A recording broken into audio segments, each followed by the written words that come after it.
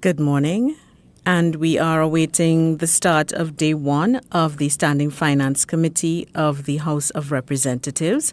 I'm Colleen Holden. I'll just be giving you some details of the upcoming day today, and we will be seeing where the members of the House of Representatives will be doing a line-by-line examination of the budget for 2024 as presented by the Minister of Finance.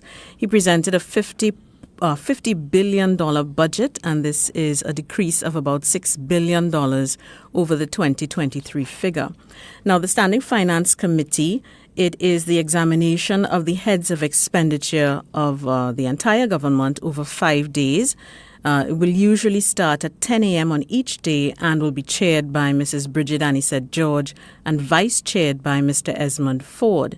Today, day one, we will be examining 9 heads of expenditure, starting with the Ministry of Finance at 10 a.m., where we will have the Ministry of Finance this year has been allocated $7.845 billion, and this is a $63 million decrease over the 2023 figure. That'll be followed by the Ministry of Health with a $6.407 billion allocation, and that's an increase of $636 million over last year's figure. Next, we will have the Ministry of Public Utilities with a $2.8 billion allocation, and that's an increase of $250 million. The Office of the Prime Minister will be up next with $662 million, and that's an increase of $130 million. Pensions and gratuities, and that's under the Ministry of Finance, that comes up next with $3 million, and that is a decrease of $2 million over last year's figure. We will then have the Auditor General's Department with an allocation of $33 million, and that is almost $500,000 increase over last year's figure. The Public Service Appeal Board will be up next with $3.2 million, and that is the exact same figure as last year. We also have the Statutory Authorities Service Commission with $5.1 million, with just about $300,000 decrease from last year's figure. And finally, this evening, late into the evening probably, will be the Tax Appeal Board with $5.8 million, and this is just about $2.7 million less than the figure that was allocated last year. Now, just to let you know that there may be some changes in the order of how the heads will be examined today. Sometimes there are instances where the delegates from the ministries are either not in the chamber at the time when they are called, and because sometimes some ministries are examined for a longer period than others. So we will keep you informed as to how that goes. Now, over the next 5 days, so this will be day one. Day two, coming up on Monday, we will be going to the Ministry of National Security, the Trinidad and Tobago Police Service, the Ministry of Rural Development and Local Government, the Ministry of Energy and Energy Industries, the Ministry of Youth Development and National Service, the Personnel Department, Service Commissions, the Environmental Commission, and the Judiciary. On day 3, which will be on Tuesday, we will have the Ministry of Education, the Ministry of Works and Transport, the Ministry of Planning and Development, the Ministry of Sport and Community Development, the Ministry of Foreign and CARICOM Affairs, the Elections and Boundaries Commission, the Ministry of Tourism, Culture and the Arts, and the Integrity Commission.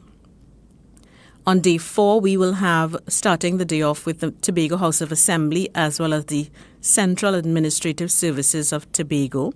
Then we'll have the Ministry of Social Development and Family Services, the Ministry of Labour, the Registration, Recognition and Certification Board, the Ministry of Public Administration, the Ministry of Digital Transformation, and the Office of the President. And finally, on day 5, we will have, that's Thursday, October 19th, we'll have the Ministry of Agriculture, Land and Fisheries, the Ministry of Trade and Industry, the Ministry of Housing and Urban Development, the Office of the Attorney General and Legal Affairs, the Industrial Court, the Equal Opportunity Tribunal, and the Office of the Parliament. We are usually last.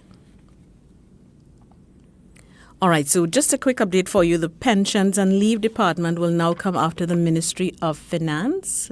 pensions and gratuities will now be after the Ministry of Finance. So they will come just before the Ministry of Health today.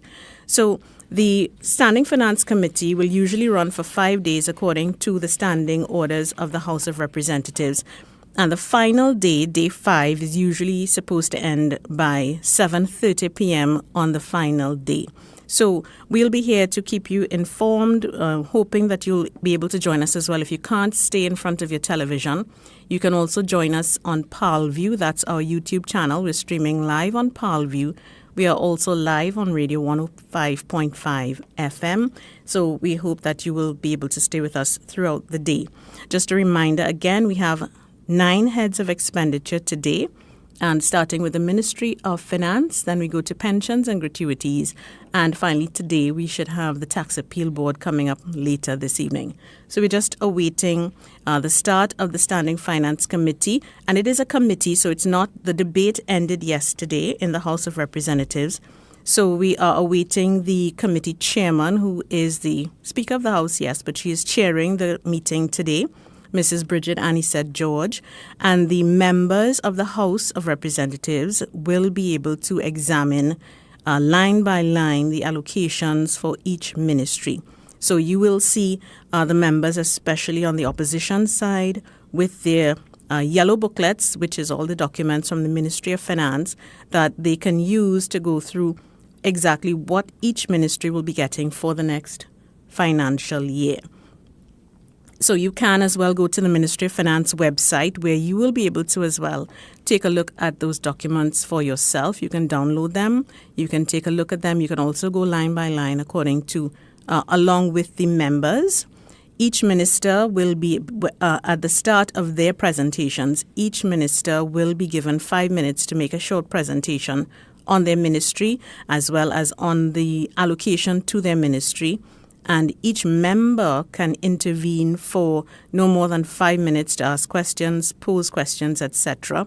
And the chairman, of course, will give deliberations throughout the day for each ministry, for each department, and for each head of expenditure. So we are awaiting the start of today's meeting. In our live chat on ParlView, you are free to send us questions and so on. We'll try to answer them as best we can in terms of the process for the Standing Finance Committee. Now, once the Standing Finance Committee ends on day 5, which is on Thursday, expected to be on Thursday next week, we do expect the budget debate to then move to the Senate. It may start on Friday, as well as it may start the following Monday. But of course, we will keep you up to date, and we will continue to bring you live coverage on the Parliament channel of this year's budget debate. And just once again to repeat the figures, so we are looking at a budget presentation this year of $50,745,215,991 for 2024.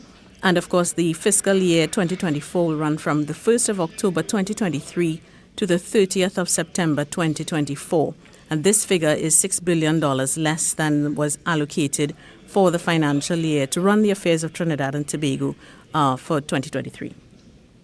So the chairman, Mrs. Bridget Anisette George, is now making her way into the House chamber for the start of today's meeting.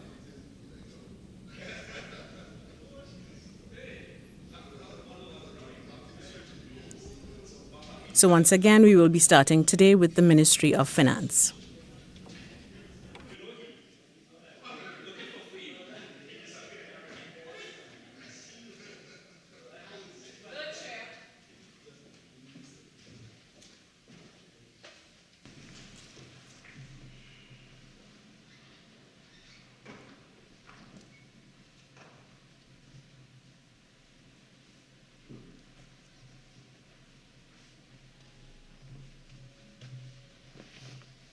Morning, everyone.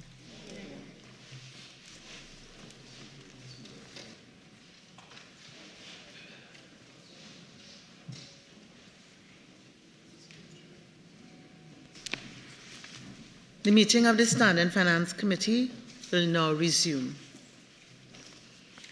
Honourable members, in accordance with Standing Orders 81.2 and 8, The estimates containing the details of the financial requirements, along with the appropriation bill, have been referred to this committee for consideration.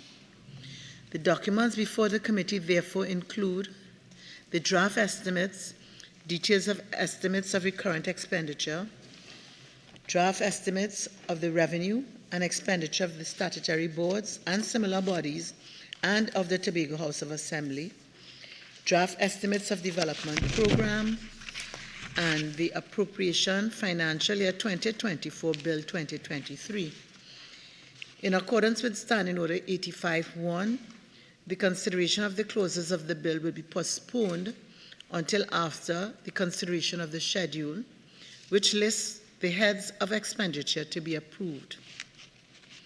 The heads will be considered in the order submitted by the Leader of the Opposition. Proposed work schedule. Honourable members, you are reminded that the committee agreed to meet as follows: Friday, October 13, 2023, today at 10 a.m., Monday, October 16, 2023 at 10 a.m., Tuesday, October 17, 2023 at 10 a.m., Wednesday, October 18, 2023 at 10 a.m., and Thursday, October 19, 2023 at 10 a.m. Honourable members are also reminded that the committee must consider a minimum of 8 heads of expenditure today in order to complete its work program in the 5 days allotted. Procedure for each head. Honourable members, you are reminded that the procedure for each head shall be as follows. 1. The head and the amount to be appropriated will be announced by me as the chair. The minister will then be given the option to make a brief opening statement. I will then propose the question that the sum proposed stand part of the schedule. For each head of expenditure, the chair will call the subhead followed by the item. I will not call the sub-items. Discussion can ensue on the item called or the relevant sub-item and clarification sought. Once the committee moves to another subhead, questions from a previous subhead will not be entertained. The chairman will then repeat the procedure for the development program. Once this is concluded, the chairman will then put the question that the sum stand part of the schedule. The procedure will be repeated for each head of expenditure. Speaking time. Honourable members, in accordance with Standing Order 45-1, the speaking time in Standing Finance Committee shall not exceed 5 minutes on each intervention. We have invited accounting officers and technocrats who will arrive at specific times during the day. Therefore, we must adhere to the agreed schedule. Head 18, Ministry of Finance. Head 18, Ministry of Finance, the sum of $7,845,414,830. I now invite the Minister of Finance to make a brief opening statement, not exceeding 5 minutes. Minister of Finance. Thank you, Madam Chairman. The Ministry of Finance is responsible for central government finances, including the preparation and implementation of the central government budget. The Ministry is also responsible for forecasts and analyses, tax issues, management and administration of central government activities, and is responsible for revenue collection in particular and expenditure across the board. The Ministry has a number of state enterprises which report to it, such as the Caribbean Airlines, National Lotteries Control Board, and so on.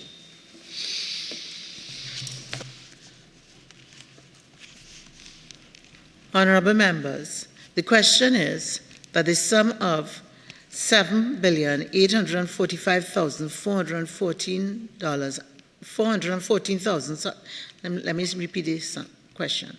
Honourable members, the question is that the sum of $7,845,414,830 for Head 18, Ministry of Finance, stand part of the schedule.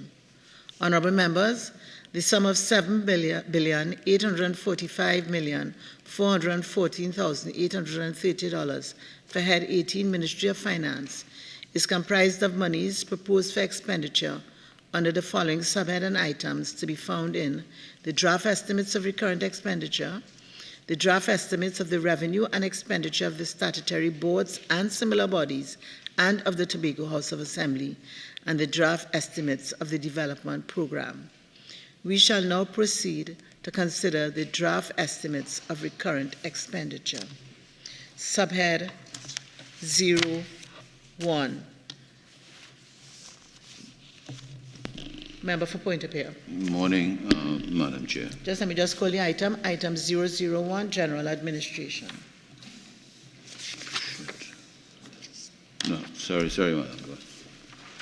Item 002. Member for Opuch West. Thank you, ma'am. Sub-item 05, Government's contribution to NIS. I note that the contribution was revised from an estimate of 1.6 to a revised estimate to 1.1. Can the Minister indicate whether this is sufficient to meet all the expectations of the government's contribution to NIS under this head? Respectfully, that question makes no sense, because that is the 2023 estimate. We are now dealing with fiscal 2024, where the provision is 1.6 million and not 1.1.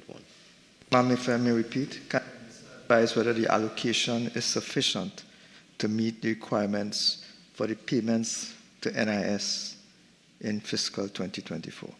Of 1.6 million, not the 1.1 million referred to, is adequate. Item 002, Budget Division. Member for Opuch West. Thank you, ma'am. Sub-item 04, Allowances, Monthly Paid Officers. I note that in 2023, the estimate was 540,000. There was an increase to 890,000 in the revised estimate for 2023. I now note that we are going back down to 542,000. Can the Minister indicate what would have caused the increase in 2023 and the subsequent reduction in 2024?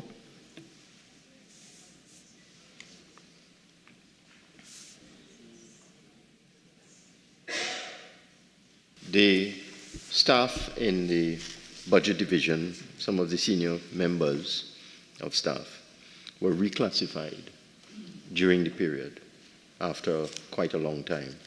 And as a result, they were entitled to arrears based on their new positions and their new salaries that would have been associated with those new positions.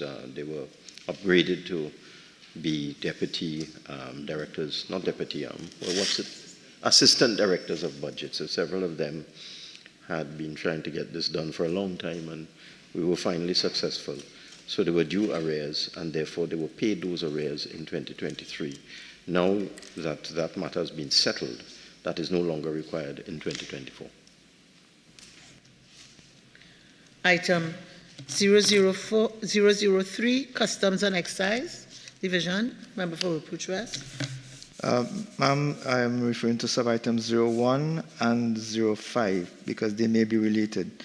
I note that there was a decrease in the allocation, in the revised allocation for 2023, under both heads, and a subsequent increase, a substantial increase on both heads for 2024. I am not aware of whether this would include now the consideration for increased staffing, but maybe the Minister could provide some clarification as to why we have both of those items increasing. Provision has been made for promotion of 57 customs officers. Thank you. Item 004, Inland Revenue Division. Member for Opuch West. Thank you, ma'am. Ma'am, I'm looking at vacant post salaries and COLA. Estimate for 2023 was 13 million. We have had no estimate, the revised estimate is in fact zero, but we have a $500,000 estimate for 2024. Can the Minister explain why in 2023 we had no vacant posts filled, no use of the funds for those purposes, but the reduction now is substantial to $500,000? Madam Chairman, the members managed to confuse me and my staff. Are you referring to 00402? No, I'm referring to 00408. Okay. In 2023, you clearly had a plan to hire a substantial number of persons, so you had 13,000. We didn't realize you were talking about Sure. 02.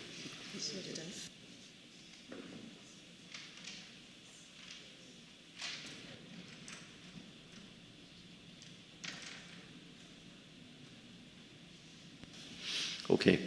As you know, the filling of posts in the Inland Revenue Division, because it's part of the civil service, is the purview of the Public Service Commission. And even though every administration, including UNC administrations, have attempted to get the Public Service Commission to speed up to fill posts are still not being filled as quickly as they should be. So no posts were filled in 2023, and we're hopeful that we can get the Public Service Commission to fill these posts in 2024. Minister, in 2023, you estimated a filling of these vacancies to the tune of $13 million. None was used, but you are now suggesting that a mere $500,000 would be sufficient to fill the vacant posts for 2024?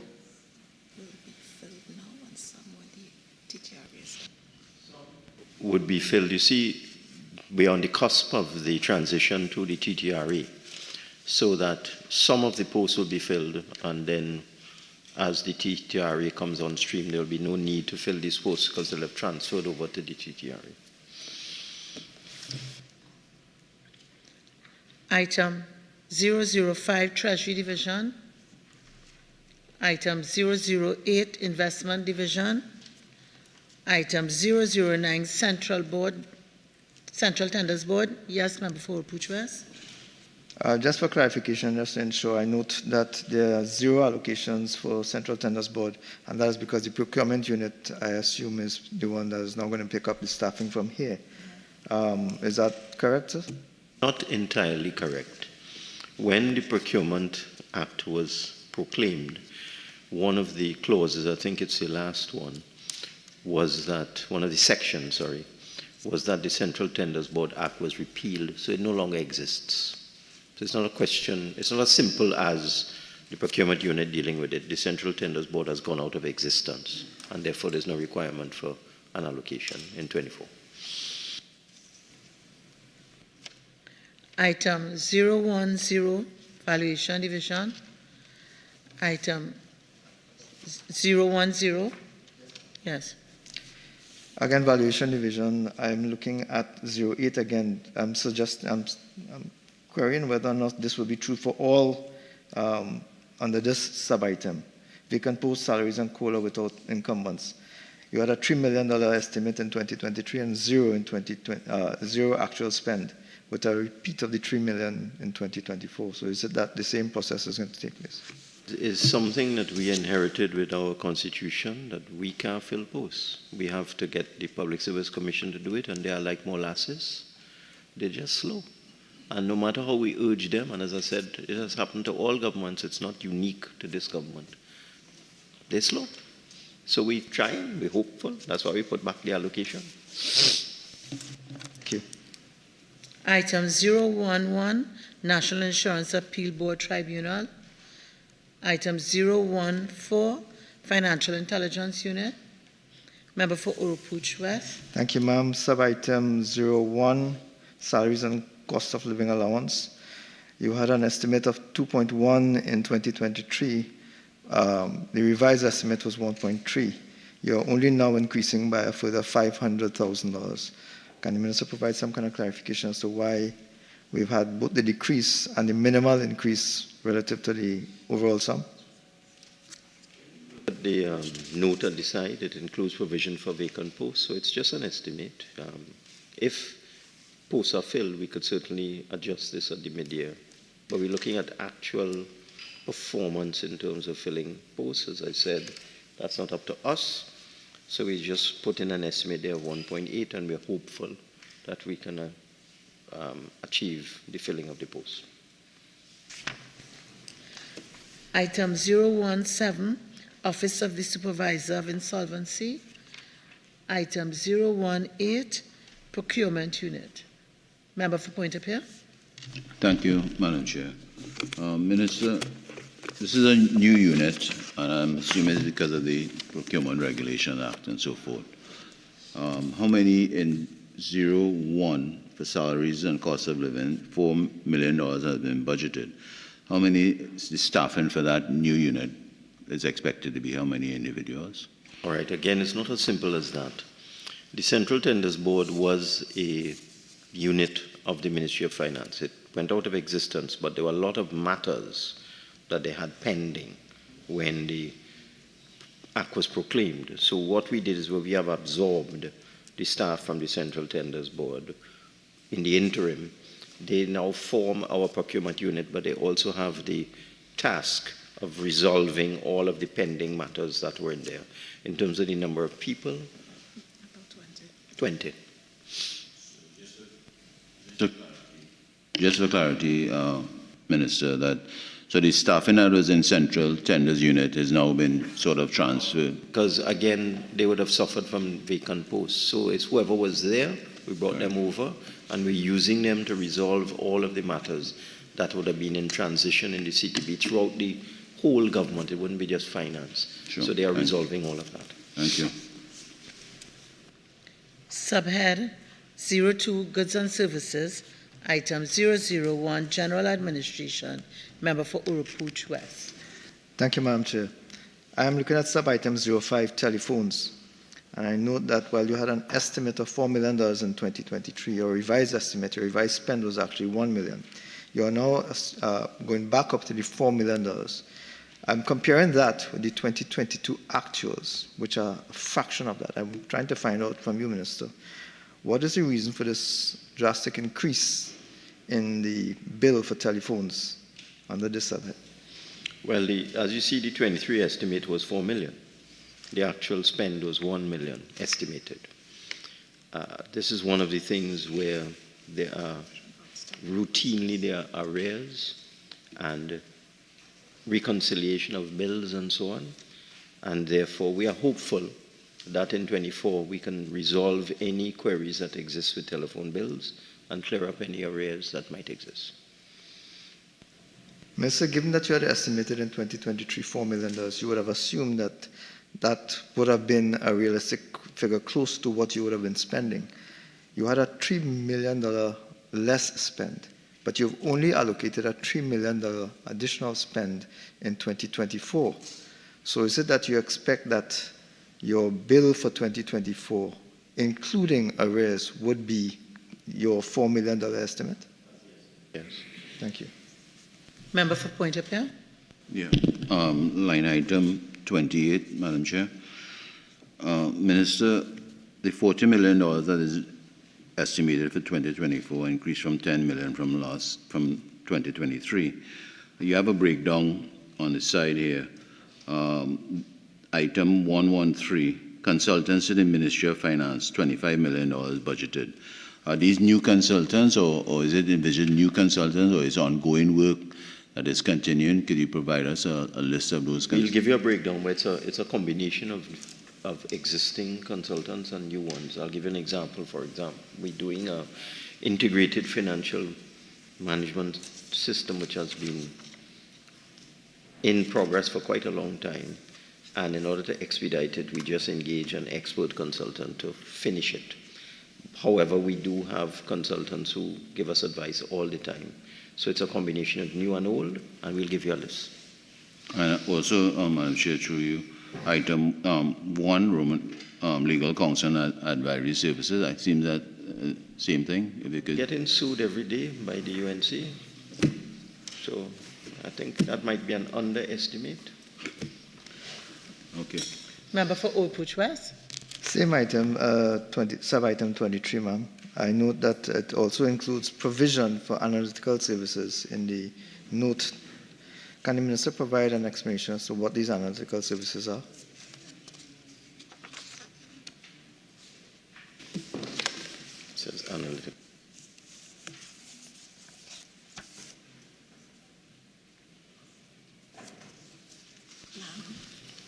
That would be the rating agencies like Standard & Poor's and Moody's. You have to pay them. They don't come for free. And then we have a strategic plan and so on. So the analytical services fall into that category. The rating agencies are there as well. You could see 1.6, but it's a combination of the two. Okay? We'll give you a breakdown. Thank you, Minister. Item 002, Budget Division. Member for Oropouche West. Sub-item 16. Again, we have under contract employment, a figure estimated at 3.2 million, revised to 1.8, but back up to 3.2. Can the Minister indicate what is the nature of the contract employment, how many people they expected to employ using these funds? Item 16, sub-item 16, sorry. I'm trying to get the head.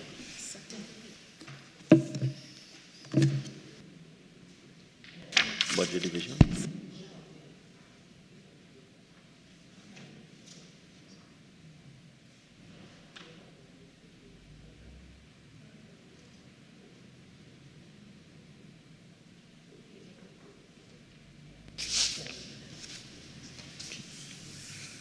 That's this item, right? Budget division always caters for their full complement of authorized contract officers, which is 15, but it proves difficult to actually find these people. Does that answer your question? That's why, as you would see, 3225 would have been the original estimate, and the revised is 1.8, because it's not so easy to find budget analysts. That's a rare breed. So we'll just continue and hope that we could fill all the positions, because budget analysts are critical to the functioning of the government. What they do is that they assess requests for releases from ministries and agencies, and if they are not there, it slows everything down. So we're always pushing to try and fill all the 15 positions, but it's difficult. Minister, I note that the actual in 2022 was $500,000. You are now asking for $3.2 million, which is similar, like you said, that you asked for in 2023. Is it that the ministry is now looking at focusing more on a substantial increase in employment in that field? The approved number is 15, but it's very difficult. People retire, and it's not a position that is, the skill set is not very prevalent in the public service. It's not an easy thing to do, to find these people. So we have put the 3.2 million as the requirement for the full complement of approved positions, 15, and we hope that we can fill those 15 positions. Item 003, Customs and Excise Division. Member for Oropouche West. Thank you, Madam Chair. Minister, in 2023, you estimated at 03, sub-item 03, uniforms, you estimated to spend 8.2 million, which was a substantial figure higher than the actual spend for 2022. And then you only spent 200,000, so you estimated 8.2, and you actually only spent 200,000. You are now asking for 4.5, which is half of what your original estimate was in 2023. Can the Minister advise why the spend was not incurred in 2023 and only half is being asked for in 2024? I will get further clarification on that. The numbers do look, unusual. In that we budgeted 8 million, you only spent 200,000. Of course, it takes time to get uniforms. So you have to order them. It may cross over from September into October, and therefore the uniforms may arrive in October that were ordered maybe in July or something like that. But and then you have to fit the people and make adjustments. Maybe these are uniforms for people, but it does look a little unusual. So I'll get a clarification on that. Thank you, Minister. Moving on to sub-item 04, electricity. Your actual spend in 2022 was 1.2 million. Your estimate for 2023 was 2.96. you've only spent 1.4, which is similar to the 2022 actual. You're now asking for 2.9 again. Is it that we have substantial arrears to TNTech for electricity, or is it that this is the true estimated figure for your spend on electricity?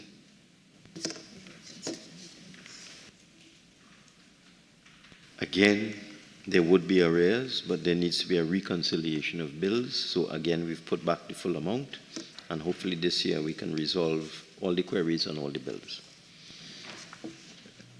A similar question for 05, with regards to telephones as existed before. We have a variation, and I'm suspecting that, not suspecting, I'm realizing that this is running current right through to the Ministry of Finance, where we have substantial telephone bills and electricity bills this year relative to the revised estimate last year.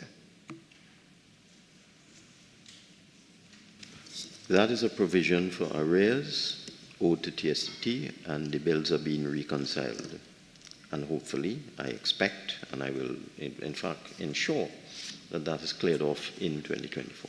Minister, would it be possible for you to advise, if not now, subsequently, what the value of the arrears are for all the subheads under all the sub... Electricity and telephone? No problem. Thank you very much. Point of order. Thank you, Madam Chair. Minister, line item 28, other contracted services. 2024 estimate of $45 million, an increase of $30 million. And on the explanation, item 28.1, there's a $20.9 million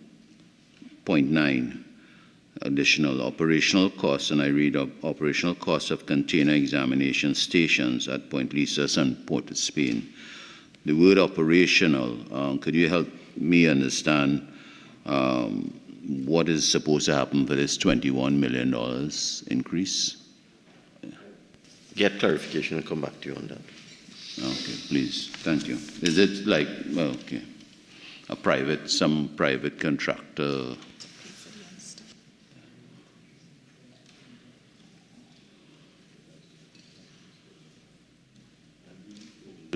That we have to pay for the unstuffing to outsourcing to a private contractor, but I will get clarification for you.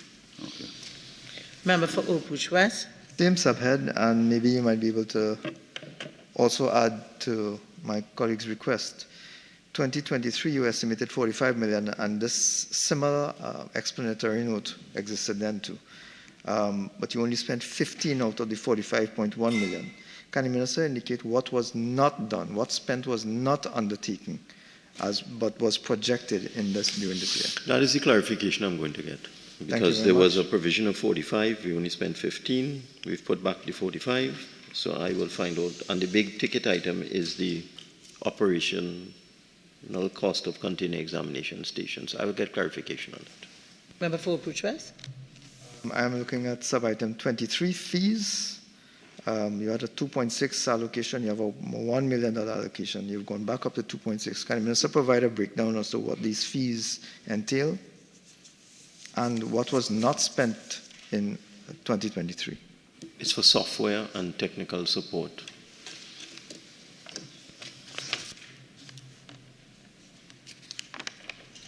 Yes, one more, if I may. Sub-item 15, repairs and maintenance of equipment. You had a $5.3 million proposed spend in 2023, but you only spent $400,000. Can the Minister, and you're back up to 5.3 again. Can the Minister indicate what was not done in 2023 so that you only would have spent $400,000 out of a 5.3 allocation?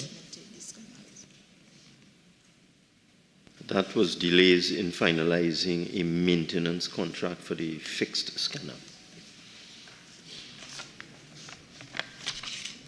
Can we move on? Item 004, Inland Revenue Division. Member for... I have one more bit just before we turn, Madam. Okay, so... Thank you. Under insurance, sub-item 61, we've moved from a 2.4 proposed spend, sub-item 61, 2.4 million proposed spend to a revised estimate of $400,000, and we are back up to 2.4 again.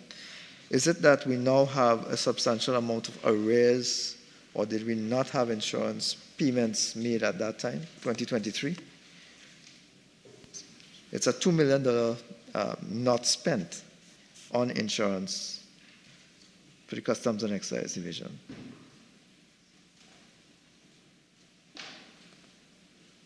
Yes.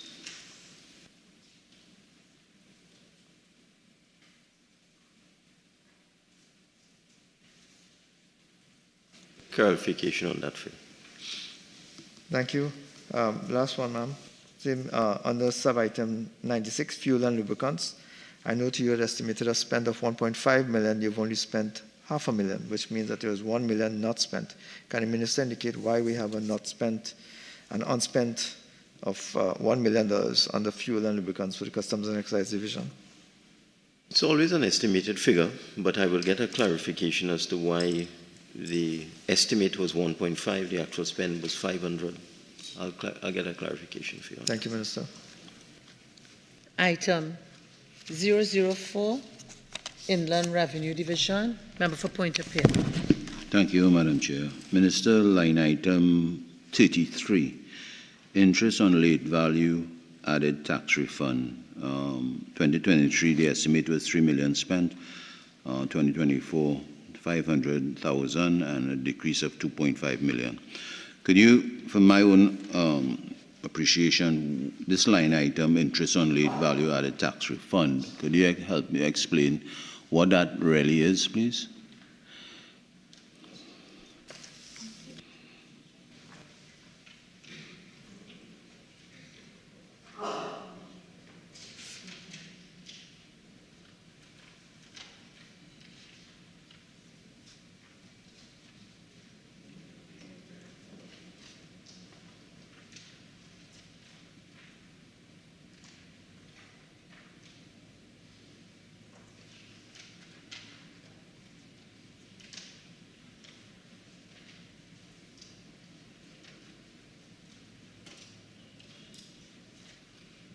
Item.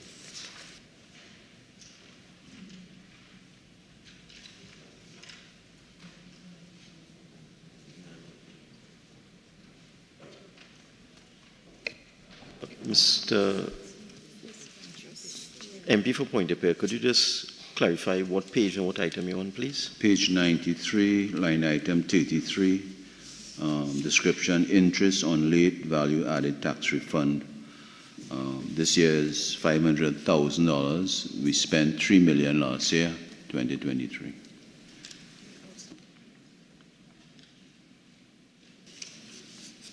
Some arrears were cleared up in 2023. When you say arrears, Minister, if you could, is it we pay taxes for to the VAT refunds on behalf of the VAT refunds that we paid $3 million? No, there was interest owed in 23. It was cleared up. Interest owed by Ministry of Finance? Yes, it is hoped that going forward, this would not recur. Is that clear? Not really. If you look at the item, look, it's in English. Mm-hmm. Interest on late value-added tax refund. So the refunds were late. Interest was requested. Interest was paid in 2023. And one hopes going forward that this situation would not recur. And that is why the allocation is less in 2024. In other words, one hopes that the refunds will not be late and interest will not be applied. Is that clear? Yes. So I thought it was clear. Member for Old West. Thank you, ma'am. Sub-item 06, water and sewage rates. I noticed that you had no allocation for 2023. You had an actual spend of $19,800 in 2022, but no allocation, no revised allocation for 2023. And you only had a $26,000 estimate for 2024. Is it that we have arrears at WASA, or is it that no water rates were paid to WASA during the 2023 fiscal year? On the face of it, since there's no revised figure, that the answer would be yes. So, Minister, would that, I'm assuming then that we will have arrears. Can the Minister advise whether we have arrears of rates due I will to get WASA? clarification on that for you. Thank you, ma'am. If I may continue, sub-item 23. I note that what I suspect to be a typo in the document, 2022 actual spend under sub-item 23, which is fees, was $653, with an estimate of $2 million, a revised estimate of $400, and an estimate of 2024 of $2 million again.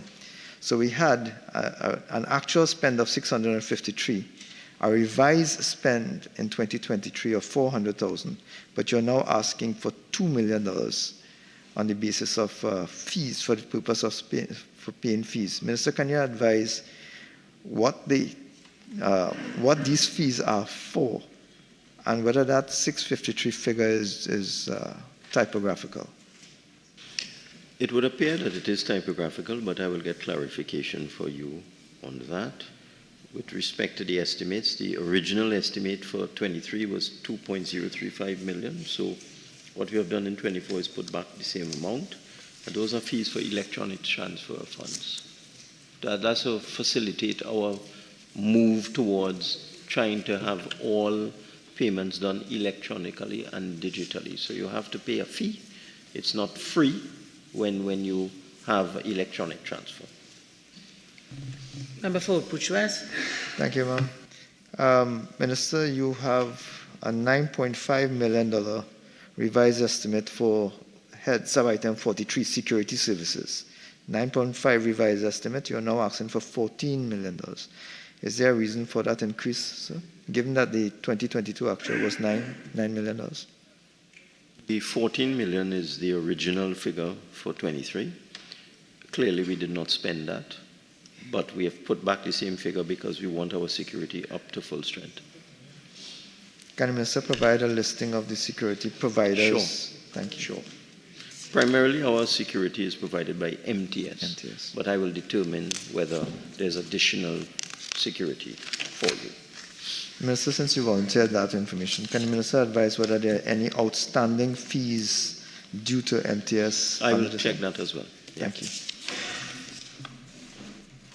Item 005, Treasury Division. Member for Puch West. Sub-item 15. Minister, you had estimated important repairs and maintenance under sub-item 15 to be undertaken in 2023 to the tune of $16.5 million, but you only spent $3 million. I note that you've gone back to the $16.5 estimate, Minister. Can the Minister advise what repairs were deemed as critical during 2023 but not undertaken, and will hopefully then be undertaken in 2024?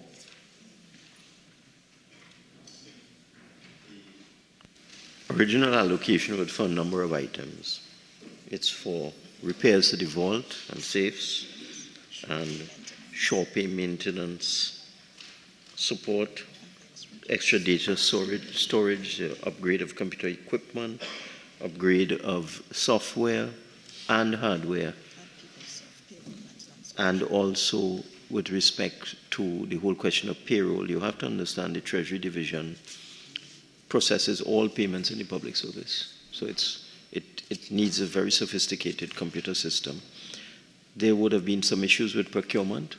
It would have been delayed, but this is very important expenditure. So we've put back the $16.5 million. Thank you again, ma'am. Sub-item 43, security services. Minister, you spent $2 million in 2022. You estimated, and your revised estimate is the same at $2.7 million. You're now asking for $5 million more for the provision of security services at the Treasury Division. Is there a specific?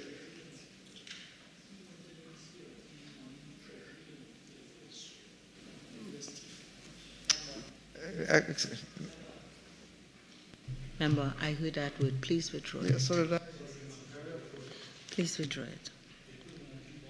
Withdraw the word. I withdraw the word, Madam. Thank you very much. Madam Chair. We need no comment. The person who has the floor right now is the Minister of Finance. Thank you. We are beefing up security at the Treasury for very good reason, and a contract was recently awarded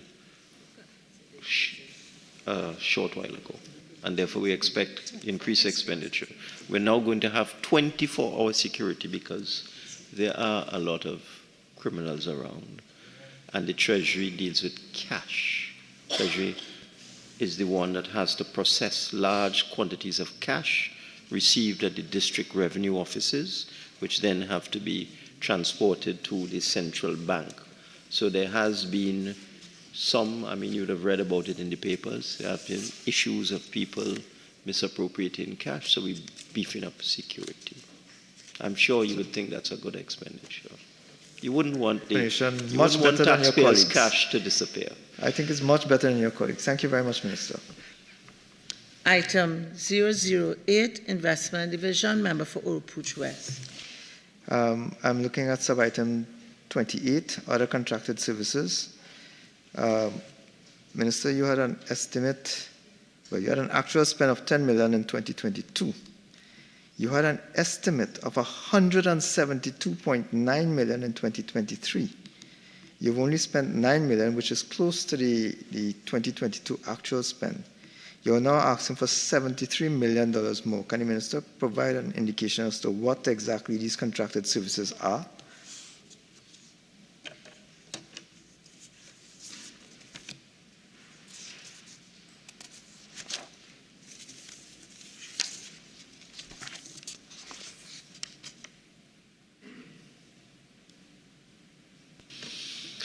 This is a provision for the EFCL matter.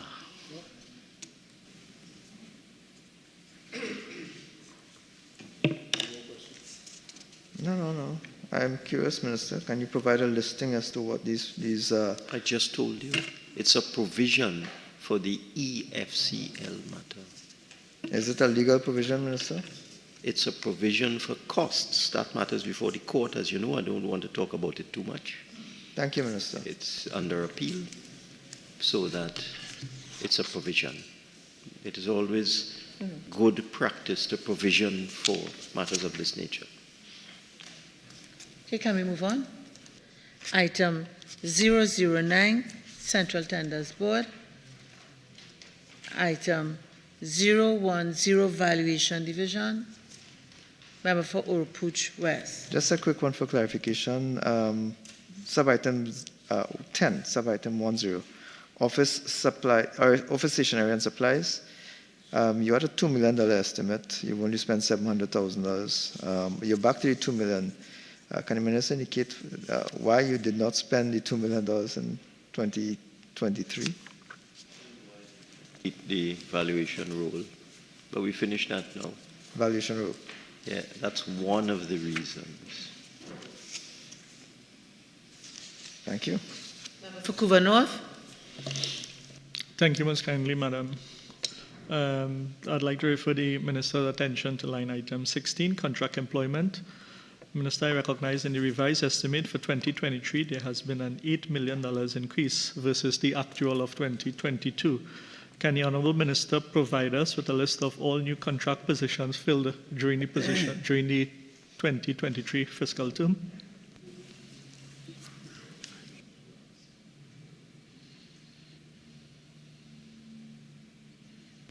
As you would realize, this is a very important division because it is a prerequisite. The work done by the Valuation Division is a prerequisite for the collection of tax.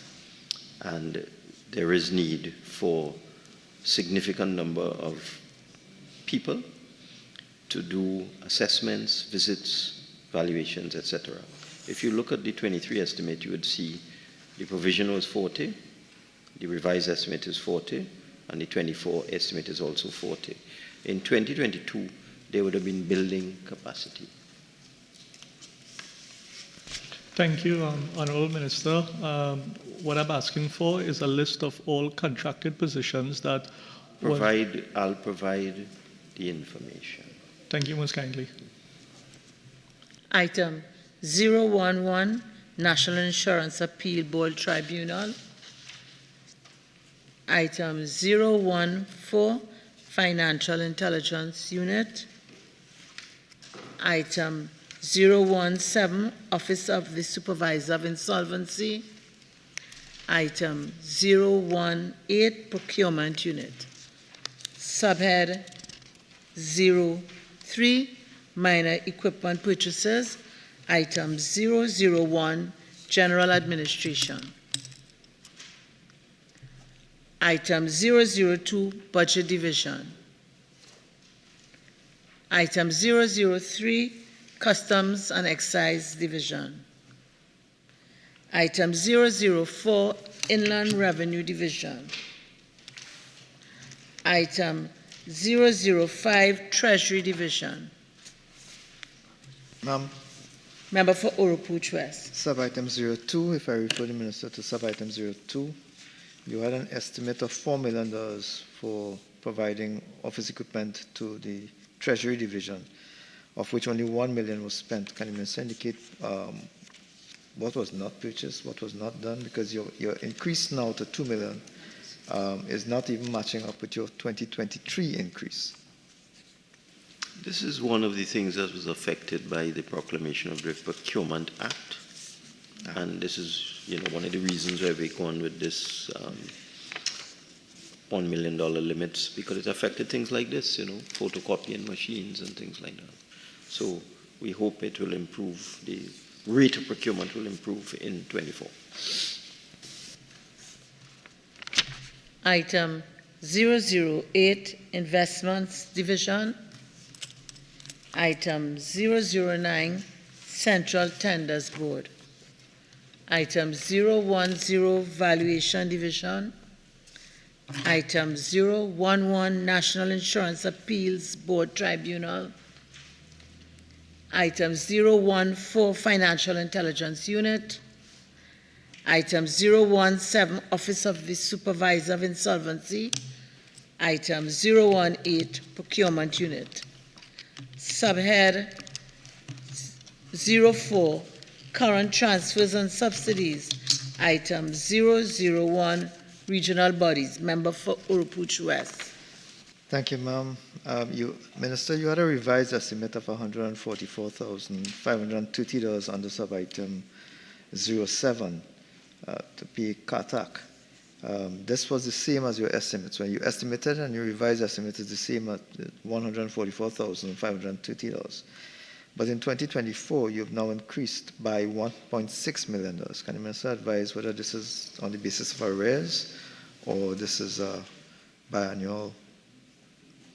Them to take another look at the Inland Revenue Division. CARTAC did an assessment. I think it's TADAC is the name of it, TADAC, Tax Assessment Diagnostic.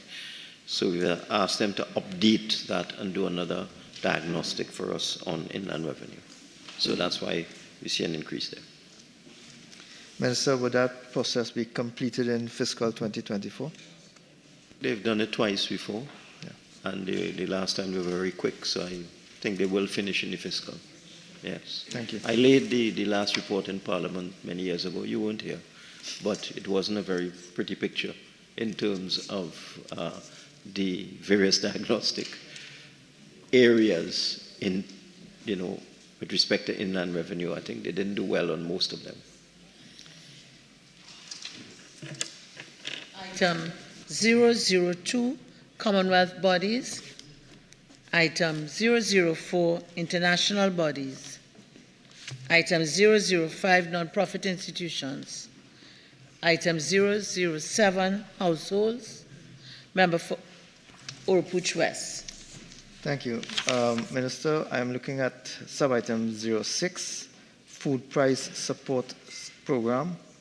You had estimated $169 million in 2023, of which you spent only you spent $150 million. You're now estimating again $169 million. Can the Minister advise why this full allocation was not taken advantage of in fiscal 2023? Certainly. This is food cards, and it's an estimate. You never know how many people will be on the food card program at any given time. There's always effort on the part of the Ministry of Social Development, because we simply pay to weed out people who may not be on the program, and also to bring new people in who are needy. So it's always a kind of a moving target. So we've put back 169, and we'll see how it goes in 2024. Thank you, Minister. Your estimate for VSEP, sub-item 17, for the Central Tenders Board was $12 million, none of which was taken up in your revised estimate. You're back to the $12 million. Is it that no one accessed VSEP during fiscal 2023? As you may have figured out, we absorbed everybody from the Central Tenders Board unit into the Ministry of Finance, so VSEP did not become an issue. It may become an issue in the future, but it was no longer an issue since we absorbed all of the staff. The original thought when the Procurement Act was conceptualized and passed way back in 2015 was that they would just go out of office, but we decided to bring them, absorb it into finance, so VSEP was not required in 2023. Highly commendable, Minister. However, your estimate for 2024 under the same head for VSEP for Central Tenders Board is still $12 million. So although you've absorbed them, you're still offering them VSEP. It may occur in 2024. Remember, I said they are dealing with a lot of matters that were in transition. We don't expect that work to go on forever. So it may be that in 2024, there will be no longer any requirement for those positions, but we will also incorporate them into our procurement unit. So they would be entitled to VSEP because they have come out of the public service and may now be on contract. Okay? Yep. For North. Thank you, Madam Chair. Madam Chair, I'd like to refer the Minister's attention to line item 21, COVID-19 support. Honourable Minister, in 2023, 100 million was allocated for this line item. However, in the revised estimates only shows 6,100,000 was utilized. Can you explain the disparity with this? Just give me 1 second, please. Line item 21.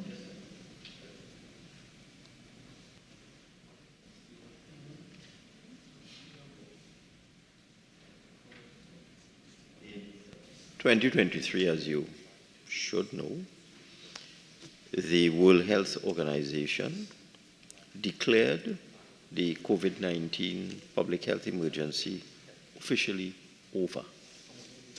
And therefore, there's no longer a pandemic, and that occurred during 2023, and that is why the expenditure in 2023 was so much less than in what was originally intended. We had no idea whether the pandemic could be over in 23. We don't have a crystal ball, but it happened. So therefore, there was no need to continue the level of support that had been there in previous years. Thank you very much, Madam Chair. Minister, line item number 40, gratuities to contract officers. Can you explain the increase by the sum of $5 million for this line item? Well, it's the same amount as the original estimates. The thing with gratuities, it's always a little complex because you have to make sure the pension and leave records and all the other records of the individuals are in order, that all of the vacation leave that they have taken and all the other things that would affect their gratuity are resolved, and therefore, again, it's simply an estimate so that we estimate that there will be a requirement for 21 million in gratuities. We'll see how it goes in 2024. Minister, can you give an idea of the amount of contract officers that this allocation would cater for? No. Let me check the division.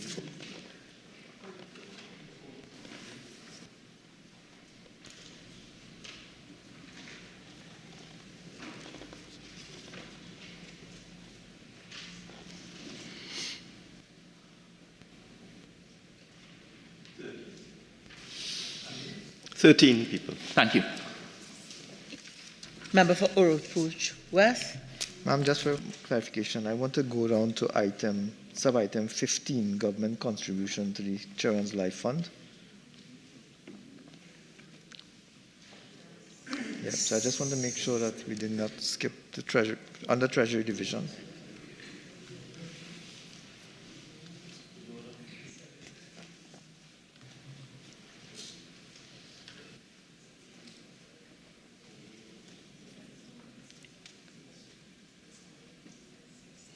Oh, sorry, ma'am.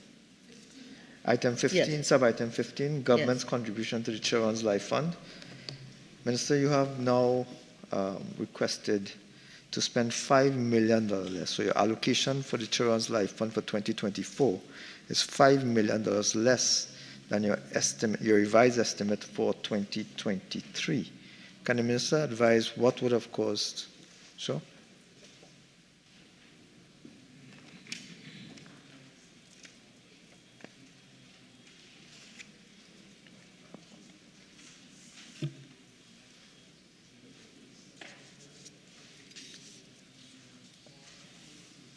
I will get clarification from the Ministry of Health because this money is requested by Health. We simply send the money. So I'll find out why there's a little difference. If you look at 22, the actual is 10.6. So it could be, it's based on actuals rather than a projection. But I will get the information from Health. Thank you, Minister. But just for the noting, the revised estimate for 2023 is actually 20 million, which is why we were concerned. Well, you see, there are three types of estimates in all these books all the time.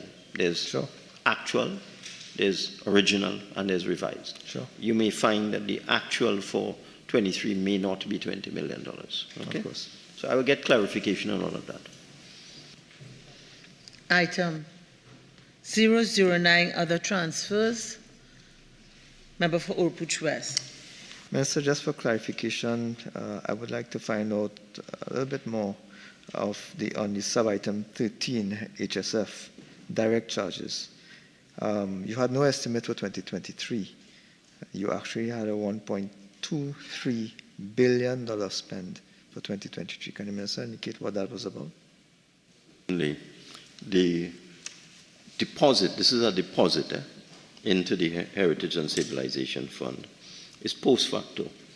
So you have to look at the estimated revenue from petroleum for each quarter, apply the formula, and determine whether a deposit is due. What happened here is that this is really a deposit that was due for 22 September, and it just crossed over into October. Thank you. T, Private Public Housing Construction Incentive Program. Minister, you had no allocation for 2023, although you had an actual spend of $2.2 million in 2022. You're now asking for $3.2 million in 2024. I'll get clarification on that for you. Thank you. For Couva North, I'm sorry. Thank you most kindly, Madam. Minister, line item 42, Fiscal Incentive Program for Farmers. Minister, this line item was allocated $300 million in 2023. However, what we are seeing in the revised estimate is only $100 million was utilized when farmers have consistently been complaining of several of the issues that they have been affected by, not just in the last fiscal year, but for the last 8 years. Can you identify why it is this $200 million was not utilized in this program? This is like the food card and the Children's Life Fund. We simply provide the money. The operations are done by another ministry. That's a matter I suggest that you raise with the Ministry of Agriculture. We provide the allocation and we provide funds on request from them. So I suggest you, when agriculture comes up, you pose that question there. In the meantime, I will get an explanation from them. But as I said, we are simply the paymaster. We don't run this program. We simply provide funds on request from another ministry. There are a lot of items in the Ministry of Finance overall budget that are like that. The food card is one of them, for example. The Children's Life Fund is one of them. Okay, this is another one. Just for clarification, Minister, would this line item be under the Ministry of Health? Because no, fiscal incentive program for farmers. Yeah, if it's, you said I understand what you're saying, Madam Yeah. Speaker. They may have no opportunity to. Yeah. So I'll get an explanation. Okay? Thank you very much, Member Honourable for Meow. Minister. Sorry. Member for Kuvan. Thank you. Thank you most kindly, Honourable Minister. Minister, also the 100 million that was actually utilized in what we are seeing here in the revised estimate, can you also provide us in writing with a breakdown of how that 100 million was The spent? explanation will be comprehensive. Okay? Thank you most kindly, Honourable Minister. Member for Miaro. Asked and answered, Madam Chair. For Orupuchwas. I may have been a bit distracted, so I just want to verify that nobody asked a question on sub-item 41, the business stimulus program. Go ahead. Ma'am, there was an estimate of 25 million in 2023, of which only 5 million was spent and only 5 million proposed for 2024. Minister, can you advise why we have such a drastic non-spend in 2023 and such a low estimate for 2024 and something as critical as the business stimulus program? Get clarification for you. Okay, Member for Orupuchwas. Minister, sub-item 49, the agent administered loan by loan guarantee scheme. You had no estimate for 2023, but a revised estimate of 200 million, and you are now asking for $150 million in 2024. Can you provide a bit more detail as to why we had no estimate in 2023 and we went to $200 million and why it is only $150 million now? Sure. That program was finalized in 2023, so there would not have been a provision for it initially. What that is our long-term loan guarantee scheme, which replaces or is in parallel to the COVID-19 loan guarantee scheme. This one is a program where SMEs in particular are given loans guaranteed by the government. We guarantee up to 80%. They just have to put up 20%. The way it's done is that we create a fund. The $200 million is a fund. And if the companies default on the loan, then the banks can access that amount. So that's sitting in a bank account. And similarly, we expect an uptake in the program in 2024, so we would increase the amount in the fund. The total approved amount for this fund is $500 million. I announced that sometime before. So as people become more and more aware of this program, and there are also compliance issues, which we had with the COVID program as well, where people are not up to date with their income tax, with their value-added tax, with their NIS and so on. But we are urging and pushing SMEs in particular to get themselves up to date so they can comply and that they can get this loan financing. It's up to $1.5 million and it's at concessional rates and it's guaranteed 80% by the government. Okay? Member for Orupuchwas. Ma'am, again, under the Treasury Division, which is the last item on the page, Infrastructure Development Fund. Minister, you estimated a use of $2.985 billion in 2023, of which only $1.9 billion was spent on the Infrastructure Development Fund. Can the Minister indicate why $1 billion was not spent via the IDF for the benefit of Trinidad and Tobago? And so would be the learning curve that was associated with the procurement. Regulation. Yeah. Member for St. Augustine. Thank you. Madam Chair, there are several items that the Minister mentioned that the line item fall under the Ministry of Finance, but it's administrated by another ministry, such as the food cards, the Children's Life Fund, the Agriculture Incentives, the Infrastructural Development Fund. Usually the other ministers would be present to answer or explain.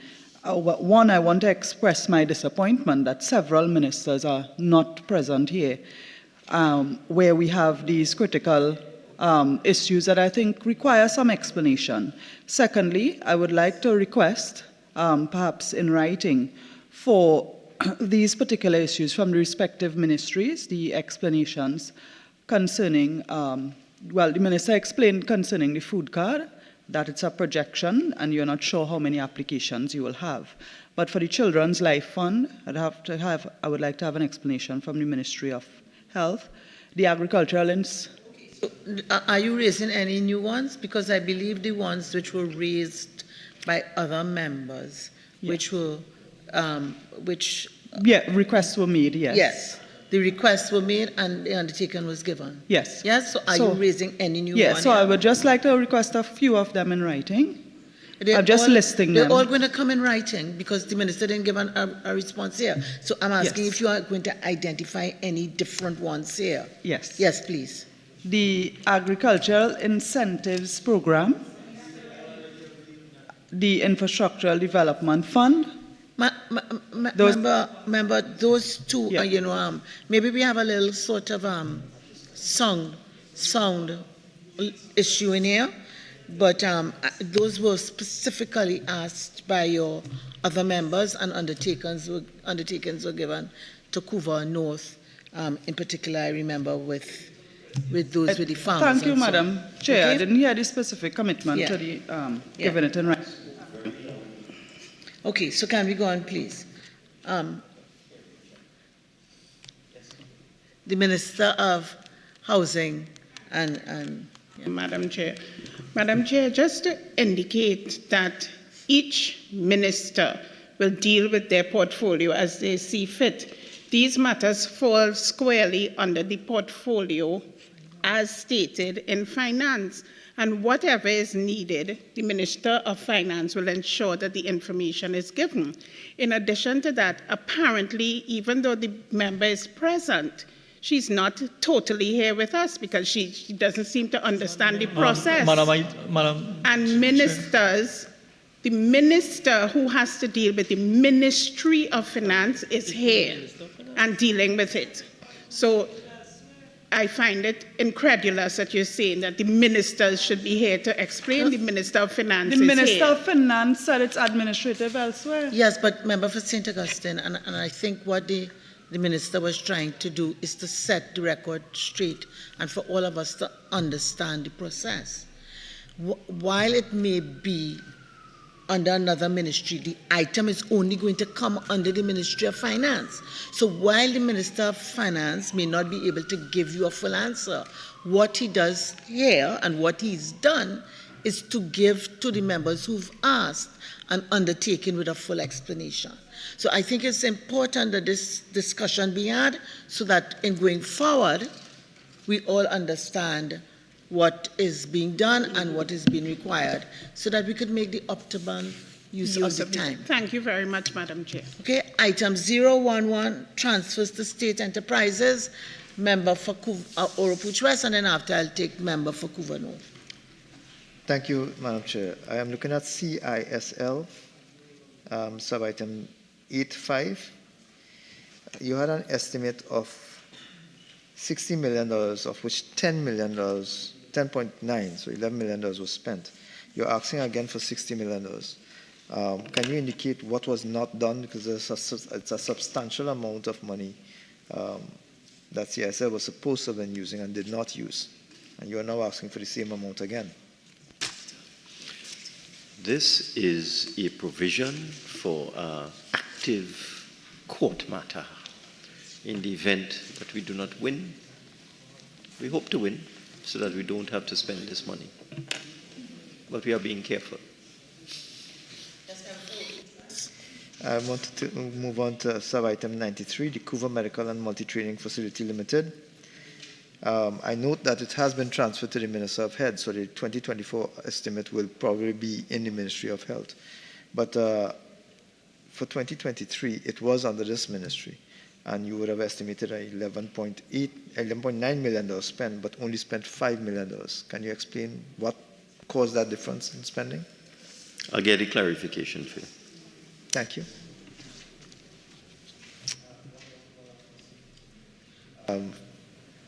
Sub-item 58, which is on page 109. Sure. I think the Minister is just seeking that.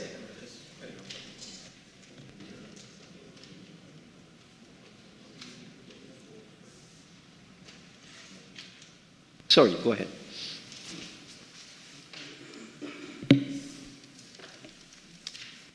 I want to turn to sub-item 42, Caroni 1975 Limited. You had an estimate to spend in 2023 of 10.7 billion, but 10.7 million, but you only spent 7 million in 2023. You're back to the 10.7 million dollars again. Can the minister indicate why that $3.7 million was not spent in 2023 fiscal? I must tell you, I am hoping we could spend the whole 10 million this year. I am quite tired of this item, and I'm hoping in 2024 we'll make a lot of progress. Remember, you're winding up that company, yeah? So there's litigation, all sorts of outstanding matters are just dragging on forever, so that what was hoped to be achieved in 23 was not achieved, so the expenditure was not as it should be. I hope to spend that whole 10 million and maybe more. In 24, I'd really like to put this matter to bed, deal with all of the outstanding issues, the grievances. I have people who message me almost every week because I have some issue that, long outstanding with the closure of Caroni. So that's the reason. What was hoped to be achieved was not achieved, so the expenditure did not occur. I am hoping that we spend this whole amount and hopefully more and put this matter to rest in 24. Minister, would that be the same explanation for 05, 66 and 67, sub-item 05, 66 and 67, all of which had allocations in 2023, none of which was spent? Well, what happens when a company is no longer active? It's transferred to the Ministry of Finance.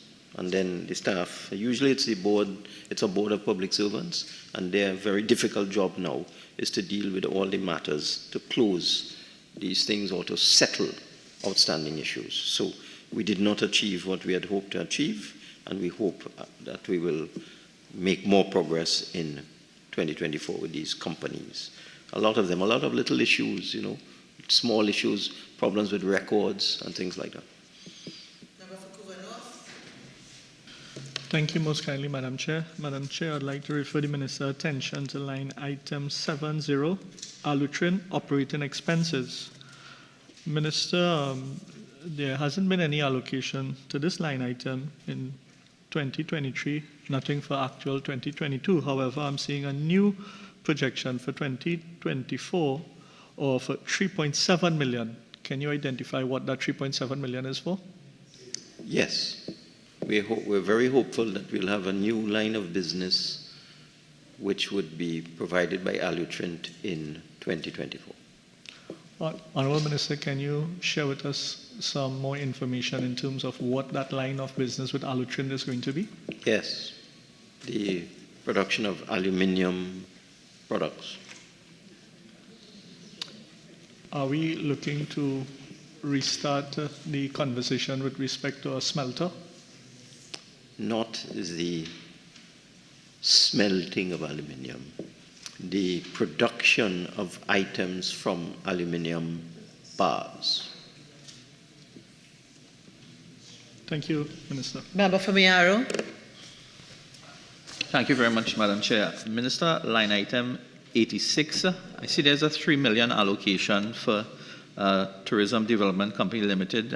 Is that for close-off costs and so on, so this company is dissolved? Yeah, who's asking that? Well, you weren't around. I remember when I came into government, this thing was created, TIDCO, tourism, and there was some idea at the time that you should merge industry and tourism, and they created TIDCO. But eventually those activities were separated, and then you now have the tourism company, and you have ETEC. So yes, this is a winding up matter, and again, it's one of those things that just dragging on too long. Thank you. Okay, subhead 07, debt servicing, item 001, interest local loans. Member for Urupuch West. I think we missed subhead 06. No, I'm not seeing any. Who's called? Oh, I'm sorry. Okay. Yes, subhead 06, current transfers to statutory boards and similar bodies.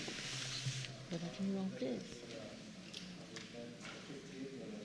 Of $25 million estimated for 2020.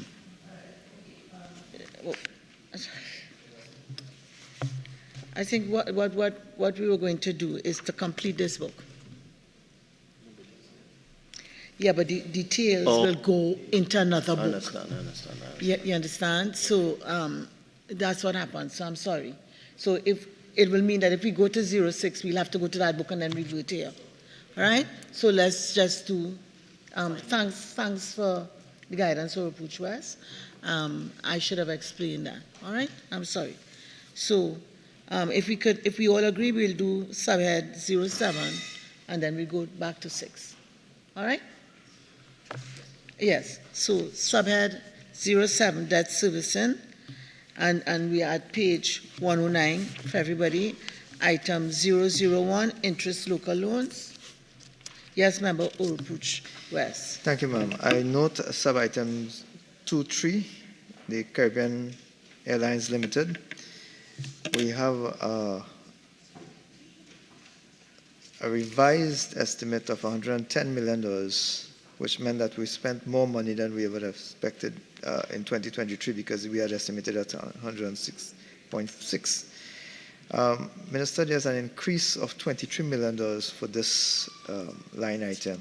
Can the Minister indicate why we would have had that substantial increase? Is this just that substantial more interest has been accrued? So you should tell the pilots about this item. I'm sorry? You should tell the pilots about this item. Minister, the question is to you, sir. I know, but I am just telling you. So that perhaps you should tell the pilots about this item because they don't seem to know that the Ministry of Finance is paying for all of the loans that Caribbean Airlines has taken out for the ATRs, for example. $133 million. This is only part of the money that we pay towards the subsidy of Caribbean Airlines. So I'm just making a comment that maybe you might know one or two pilots, maybe one of the ones who decided that they fell ill. And you might just point them to page 109. Listen, I didn't interrupt you when you were talking. I think I have a lot of minutes left to talk. Perhaps you could point them to 109 page and show them that we are going to be paying $133 million in debt servicing for Caribbean Airlines in 2024. The reason why it's different is that the loans are different. Some of them would be maturing, some of them would require principal repayments in 2024. Some of them would only have interest payments, they might be bullet payments, so that the figure will always vary. It's a type of loan. It might be an amortizing loan, it might be a bullet payment loan. So it will always be different. But again, I repeat, if you know any pilots, show them this page in the book so they could see we pay $133 million a year in debt service for Caribbean Airlines. They don't bear that cost. That's a cost that we bear in the Ministry of Finance. Member for Buttress? No? Move on to the next Okay. Item 009, interest on overdraft. Item 011, principal repayment, local loans. Yes, Member for Buttress. Sub-item 24, NIDCO. We have no actual spend in 2022, no estimate or revised estimate for 2023, but there's a $16.6 million estimate for 2024. Can the Minister indicate what specifically that would be for? Loan for the airport project, airport terminal project in Tobago. And this payment becomes due in 24. But I'd like to draw your attention to 23, which you seem not to have seen. That's another payment for Caribbean Airlines of $178 million. When you add the two together, we reach $300 million already. And that has nothing to do with the other subsidies that we give to Caribbean Airlines. Does that have anything to do with the question I asked? I know. Thank you, sir. I'm just showing you item 23, $178 million for Caribbean Airlines. Add that to the 133, you get over $300 million that we pay to keep Caribbean Airlines in the air per year.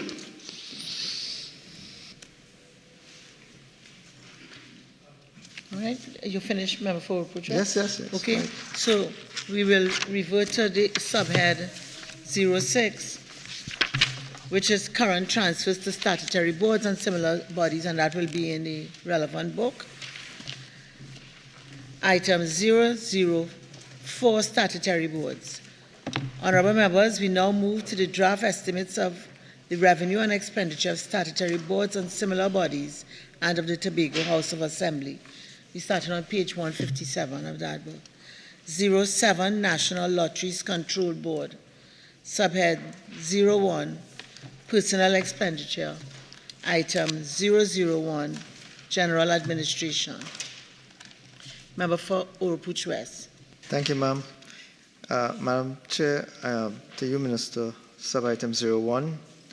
I note we have a revised estimate of $3.4 million for salaries and cost of living allowance, but you're now asking for $2.1 million more. Can the Minister indicate the reason for that requested increase?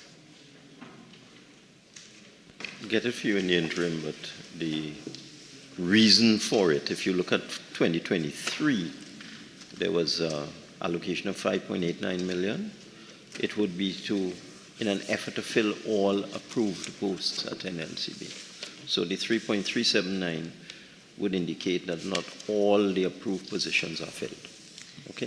Can the Minister therefore provide an indication as to what positions have not been? I'll get the details for you. I want to know too. Thank you. Okay. Okay. Subhead 02, Goods and Services. Item 001, General Administration. Member for Couva North. Thank you most kindly, Madam Chair. Madam Chair, I'd like to refer the Minister's attention to line item 16, contract employment. This line item was estimated in 2023 at $15 million. However, no person was recruited on contract. Can the Minister explain why?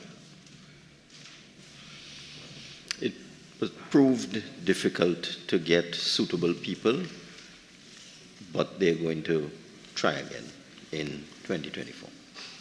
And Minister, also for this said line item, for the 2024 estimate, we see you have estimated $14.7 million.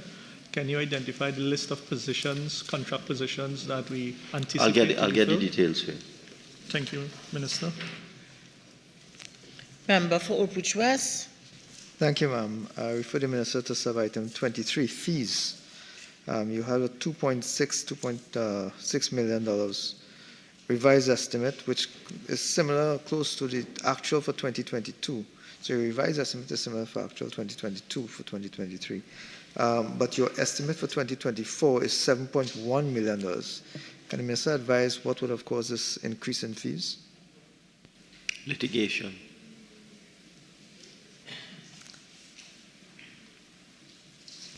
Okay, Member for Couva North. Thank you most kindly, Madam Chair. Madam Chair, I'd like to refer the Minister's attention to line item 17, training. Minister, this line item was budgeted at $1.4 million. However, only $97,000 was utilized for this line item. Can you kindly explain why it wasn't utilized?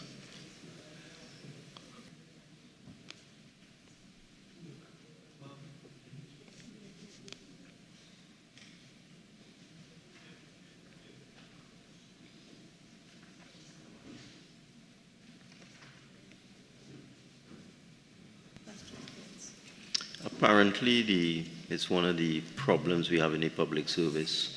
The staff who are identified for training, quite a few of them moved to other statutory boards within the civil service, within the public service. So again, they have come up with a training program for 24, and hopefully it will go according to plan.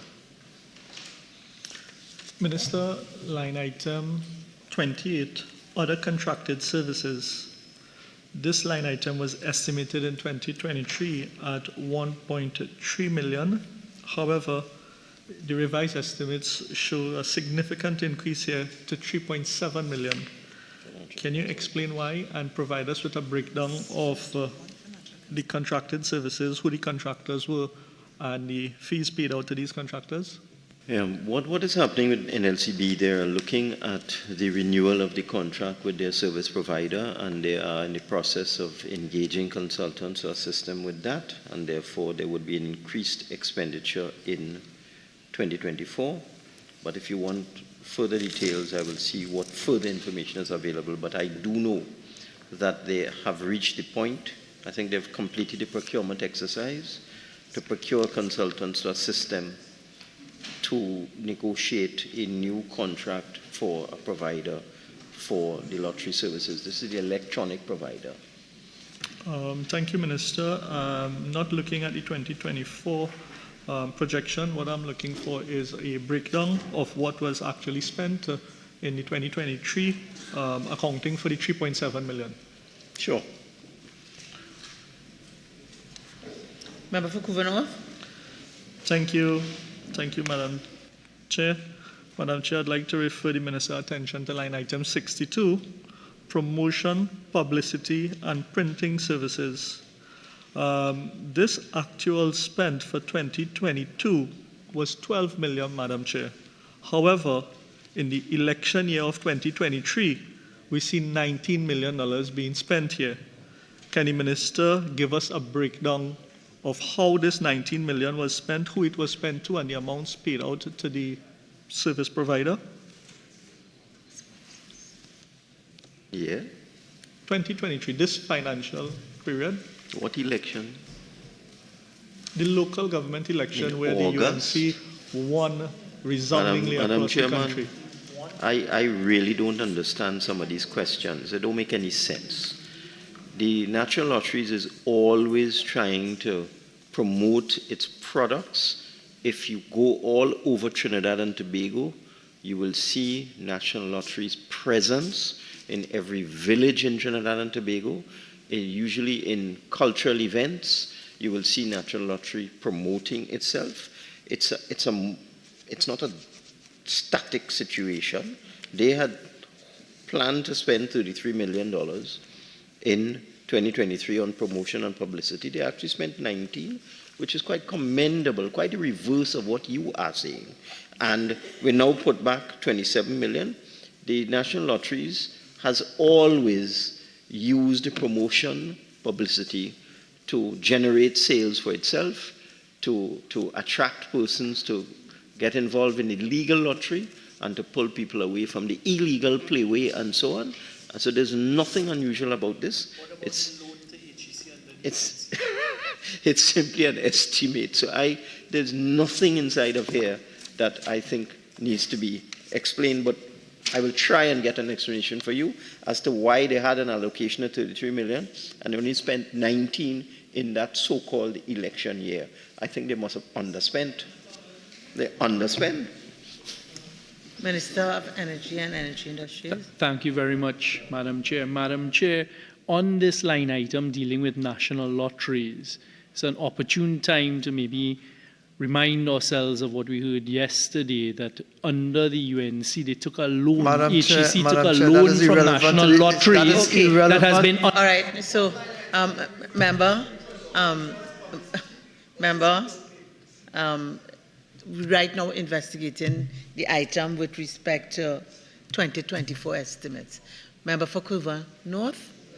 Thank you, Madam Chair. Madam Chair, and on this said line item, I just wanted to confirm with the Honourable Minister that he will provide us with a detail of what 2023 was, this 19 million was spent behind, and also if he can explain the reason for this $8 million increase in 2024. Are we to anticipate an election coming soon? Madam Chairman, this question is ridiculous. I said it has nothing to do with any so-called election. There was an election in August, and there was an allocation of 33 million, and they underspent by $14 million. They're going forward with their usual estimate of 27 million in 2024, and promotion and publicity is very important for our legal lottery, because there are a lot of illegal games outside there, and therefore this is lawful, this is professional, and it is required. But I will get from lotteries what their strategic plan is in terms of why they have estimated 27 million to be spent in 2024. Which West? Thank you, Madam Chair. Minister, I refer you to line item 61, insurance. You had estimated $213,000 to spend on insurance, but you only spent $125,000. You are now asking for $275,000. The question is, Minister, whether or not this means that there are consideration for arrears. I'm sorry? Verification. I can't tell you now why they've asked for 273 as opposed to 125. I'll find out. Thank you. Okay, so we go on to, yes, Member for Kuvanur. Thank you most kindly, Madam Chair. Madam Chair, I'd like to refer the Minister's attention to line item 66, hosting of conference, seminars, and other function. Honorable Minister, in 2022, the actual spend for this line item was $830,000. The revised estimate for 2023 was $532,000. However, we are seeing a significant increase here of $1.4 million for 2024 estimate. Can you explain the reason for this increase? Madam Chairman, I think I need to object now to this misleading line of questioning. The estimate for 2024 is exactly the same as the original estimate for 2023. It is difficult to plan for every possibility, so that NLCB has planned $2 million for conferences and seminars. Not all of these conferences and seminars will come off for one reason or another, but it's important. These things are educational. So they've put back $2 million in 2024 in line with the original estimate for 2023. Thank you, Minister. Minister, with respect to your... Oh, sorry, I'm coming back again. I'll find out why they underspent on conferences in the election year. I'll find out. Thank you very much for your response, Honorable Minister, on that line item 66. However, taking into consideration what actually was spent in 2022 of $800,000, what the revised estimate of 2023 was $532,000, the increase of $1.4 million, bringing the estimate for 2024 to $2 million. Can you provide us with a list of the proposed conferences, seminars, and functions that they plan to execute for this fiscal term? Yes, I just said that. Thank you. I was very clear, Madam Speaker. Yeah. I was very clear. I said I will find out from NLCB what is their plan. How does their strategic plan dovetail into these items and how they come up with this estimate. I was very crystal clear on that. And these things are not static. The only thing that doesn't change is a dead man. As we go forward, new technology, new approaches to the lottery, new educational things, new learnings, new techniques, and therefore you have to continue with continual education, and that's why they have an allocation for conferences and seminars. And it will never be the same every year. Never. It will always be different. Subhead 03, Minor Equipment Purchases, Item 001, General Administration. Item 007, Households. Item 009, Transfers, Other Transfers. Member for Oropouche West. Sub-item 02, Transfers for Purchase of Property. You had a $737,000 actual spend in 2022. No estimate for 2023, but you spent $120,000. However, in 2024, you are now asking for $41 million on an item when you had a revised estimate of $120,000. You're now asking for $41 million. Can the Minister indicate what would have caused this drastic increase in the allocation required for transfers for purchase of property?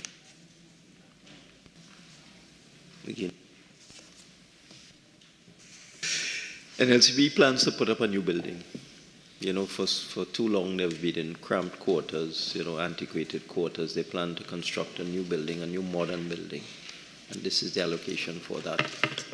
This may not end up this way. We may take loan financing to deal with it. Okay? So that's what that's for. Thank you, Minister. Okay, 58, the Gambling, Gaming and Betting Control Commission. Subhead 01, Personnel Expenditure. Item 001, General Administration. Subhead 02, Goods and Services. Item 001, General Administration. Member for Urupuch West. Thank you, Madam Chair. I refer the Minister to both items 16 and 22. Contract employment 16, we have an increase from 9 million. We had an estimate of $9 million in 2023, but none was spent. You are now asking for $16.7 million. Can the Minister provide a breakdown as to specifically what is envisaged to be, who is envisaged to be hired, for what purposes, etc.? The Gambling Commission has taken the 2023 fiscal to do all of their planning, to prepare all of their regulations. This is an area where regulations are critical to the functioning of the industry. They've also prepared a strategic plan and their action plan, and they intend to go live in 2024, and they'll be hiring about 200 people to do the operations of the Gambling Commission. So we expect in 2024 this commission will be fully operational. I did mention in my budget statement that we do intend to operationalize the Gambling Commission in 2024. So, Minister, is it then that none of those functions that you just described, the creation of the strat plan, etc., was done by contract employment in fiscal 2020? People were on short-term, and they're moving now into long-term contracts.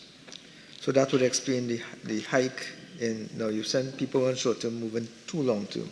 So that would explain the increase. There are two reasons. One, people who are on short-term contracts are now going to move into long-term, but of course we're hiring many more people. Right now we just had a small skeleton staff doing planning, and they've finished the planning, and they're ready to go live with operations. So it's going to be much more now.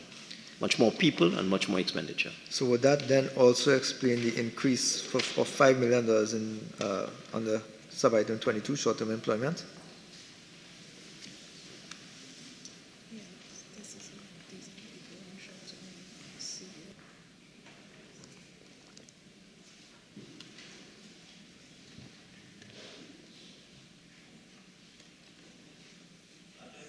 For you on that. Thank you, Minister.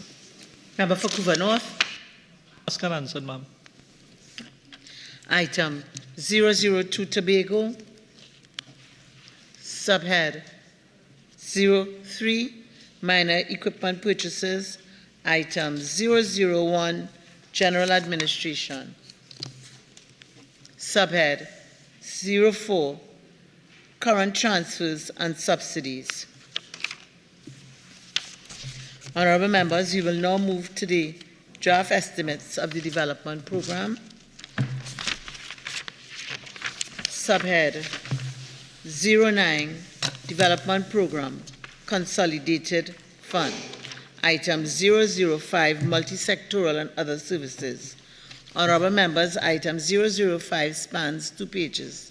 Therefore, I will announce the project groups. A, Administrative Services.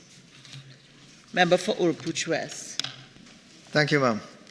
Sub-item 014, upgrading of information technology, Inland Revenue Division. You had an estimate of $6.5 million, but you only spent $3 million, and now you're asking for $10 million. In light of the Minister's migration to the TTRA that he has proposed and indicated his intention to so do, can the Minister indicate why we have the substantial reduction in 2023 and now a massive increase in 2024? Just 1 second, please.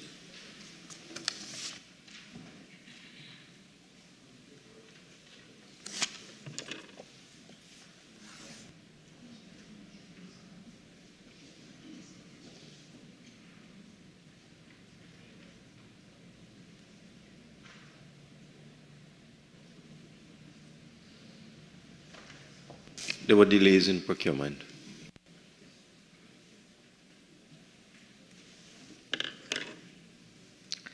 Thank you, Minister. Minister, can you then I'll move on, ma'am. Item 027, development of a document system for pensions and central registry. You had $1 million budgeted, but you only spent $200,000. Minister, can you clarify why? I will get the information for you, but we believe it's the same problem. We had a lot of issues with people that were worried about what they should do. I mean, the new Procurement Act imposes penalties for people, who transgress, and a lot of public servants and others were concerned about making sure that they got everything right. So there was a delay when the Procurement Act was proclaimed. Minister, but I'll get more details for you, though. Thank you, Minister. I want to ask a similar question with regards to a line item 050, 053, and 056, especially since these are all IT related. And I'll find out what's going on. One of the problems that a lot of people had was the requirement for persons to register with the procurement depository and then become pre-qualified as well. And whereas in the past persons would give people a bly, let's use the local parlance, in terms of being up to date with their tax compliance and all that sort of thing, that is no longer permitted under the law. It's an offense if you allow somebody to proceed without being fully compliant with their statutory obligations. Okay? So I will find out, and I suspect that is what happened in all of these, but I'll get details for you. Minister, if I may go on to line item 058, upgrade of the integrated global payroll system and integrated human resource information system. To another ministry, it's gone to public admin.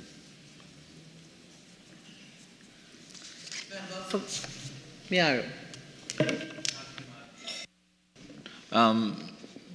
Minister, line item 066, purchase of security cameras for customs and excise.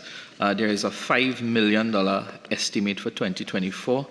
Can you say whether this allocation is for the purchase of the cameras alone, or does it include installation and maintenance of the same cameras? It's for everything. It is for all?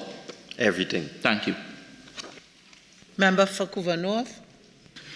Thank you most kindly, Madam Chair. Madam Chair, I'd like to refer the Minister's attention to line item 067, Inspection, Scanners, Customs and Excise Division. Honourable Minister, for 2023 estimate, 90 million was allocated to this line item, and it was prosecuted by my colleague, the MP from Mayaro, where he asked several questions to ensure that this critical project would have been executed in the 2023 fiscal term. However, what we are seeing here in 2023 revised estimates is nil. Can the Minister advise what is the delay and why this project was not executed, the inspection scanners for Customs and Excise Division? Madam Chairman, it's difficult. I see even members of the other side shaking their heads in disbelief. It's difficult to deal with questions like this, which make no sense. It has been reported in this place and outside of this place that a contract has been awarded for the procurement of 4 scanners. In fact, I said so in the budget statement. I also said that the items are not shelf items and they have to be manufactured. It was hoped that in 2023, the procurement will be completed, but again, because of the new procurement regulations, it took a little longer than anticipated. This is well known to everybody. A contract has been awarded, the scanners are being manufactured, and they will be installed in 2024. That's a line in my budget statement. Member for Oakbridge West. No, ma'am, I'm asked and answered. Okay. We go on to Project Group F, Public Buildings. Member for Oakbridge West. Ma'am, I refer the Minister to sub-item 130 and 132, the infrastructure upgrade of the container examination stations, both at Point Lisas and at Point Port of Spain. Minister, you had an initial budget which was underspent. Can you indicate why it was underspent? Details for you. Thank you. No problem. Project Group L, Customs and Excise. And we therefore now go on to the Infrastructure Development Fund. This is at page 181.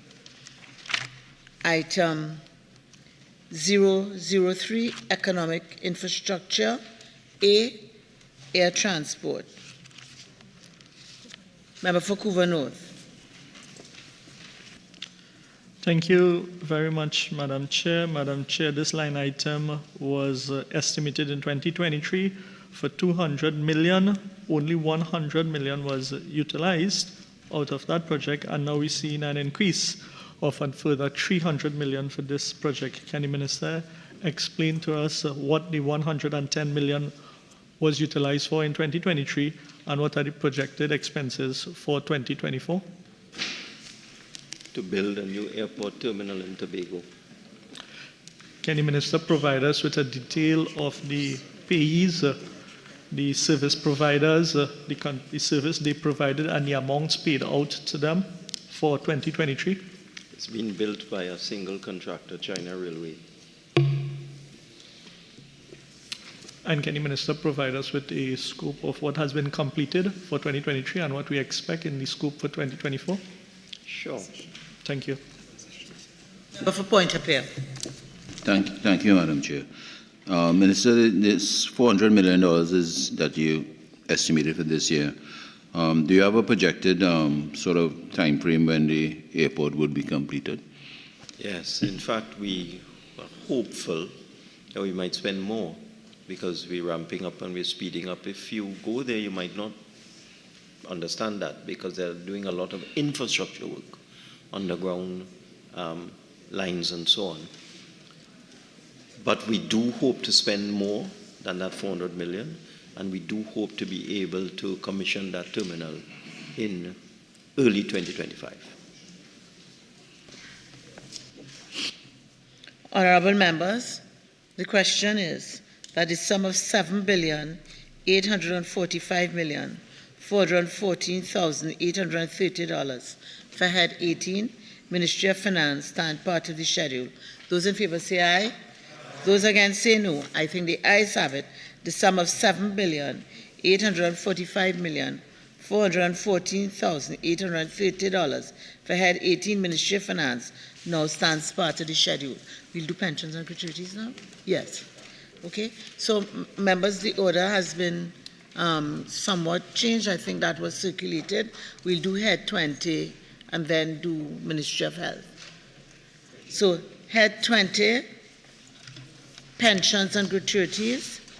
Head 20, pensions and gratuities, $3 million. I will now invite the Minister of Finance to make a brief opening statement of a maximum of 5 minutes. Thank you, Madam Speaker. The Ministry of Finance is responsible for the payment of all pensions and gratuities for civil servants. And that's basically it. Honorable members, the question is that the sum of $3 million for Head 20, pensions and gratuities, stand part of the schedule. Honorable members, the sum of $3 million for Head 20, pensions and gratuities, is comprised of monies proposed for expenditure under the following subhead and items to be found in the draft estimates of recurrent expenditure. Subhead 04, current transfers and subsidies.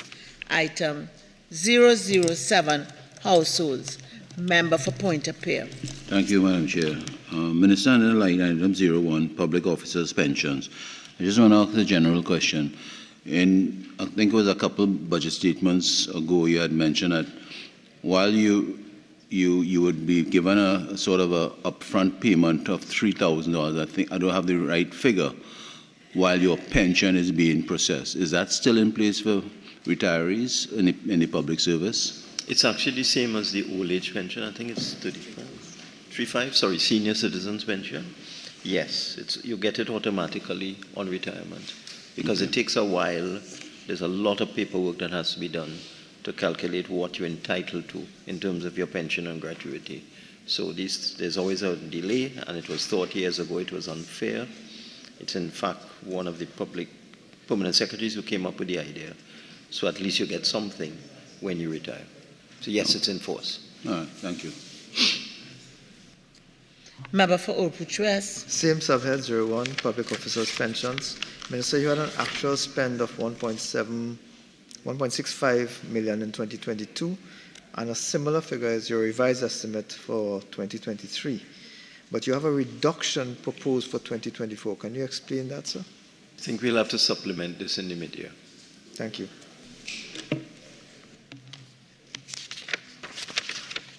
Honorable members, the question is that the sum of $3 million for Head 20, pensions and gratuities, stand part of the schedule.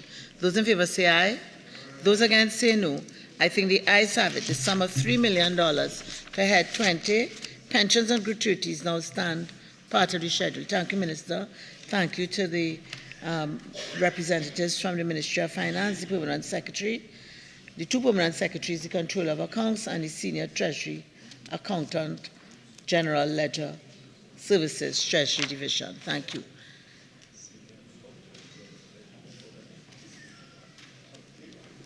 The Ministry of Health.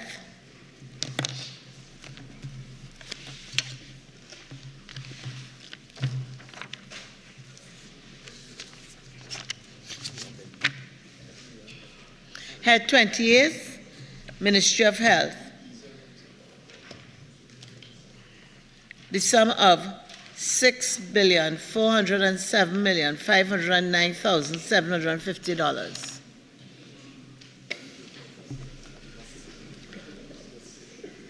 What the government?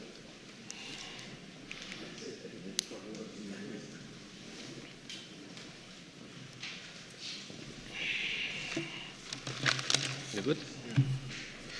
I will now invite the Minister of Health to make a brief opening statement, not exceeding 5 minutes.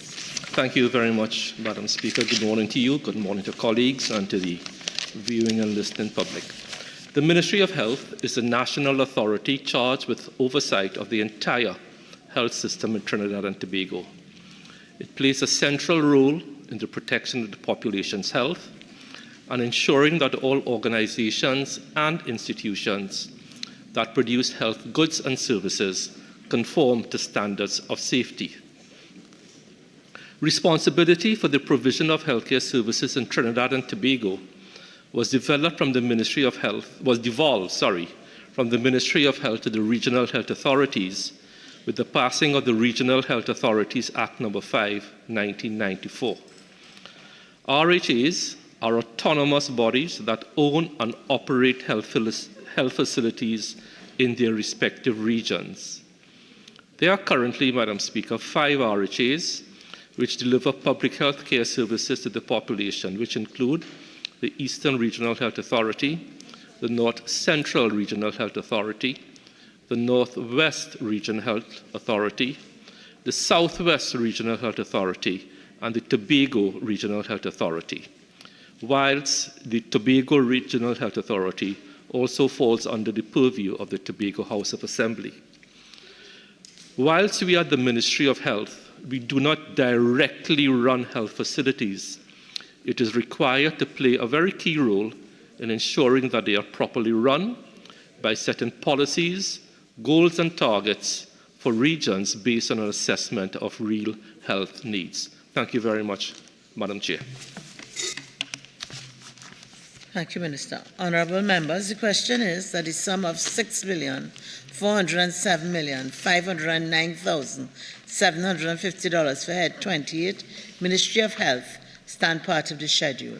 Honourable members, the sum of $6,407,509,750 for Head 28, Ministry of Health, is comprised of monies proposed for expenditure under the following subheads and items to be found in the draft estimates of recurrent expenditure, the draft estimates of revenue and expenditure of statutory boards and similar bodies and of the Tobago House of Assembly, and the draft estimates of the development program. We shall now consider the draft estimates of recurrent expenditure. Subhead 01, Personal Expenditure, Item 001, General Administration. Item 004, vertical services.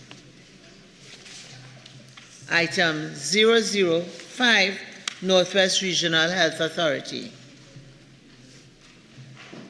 Item 006, North Central Regional Health Authority.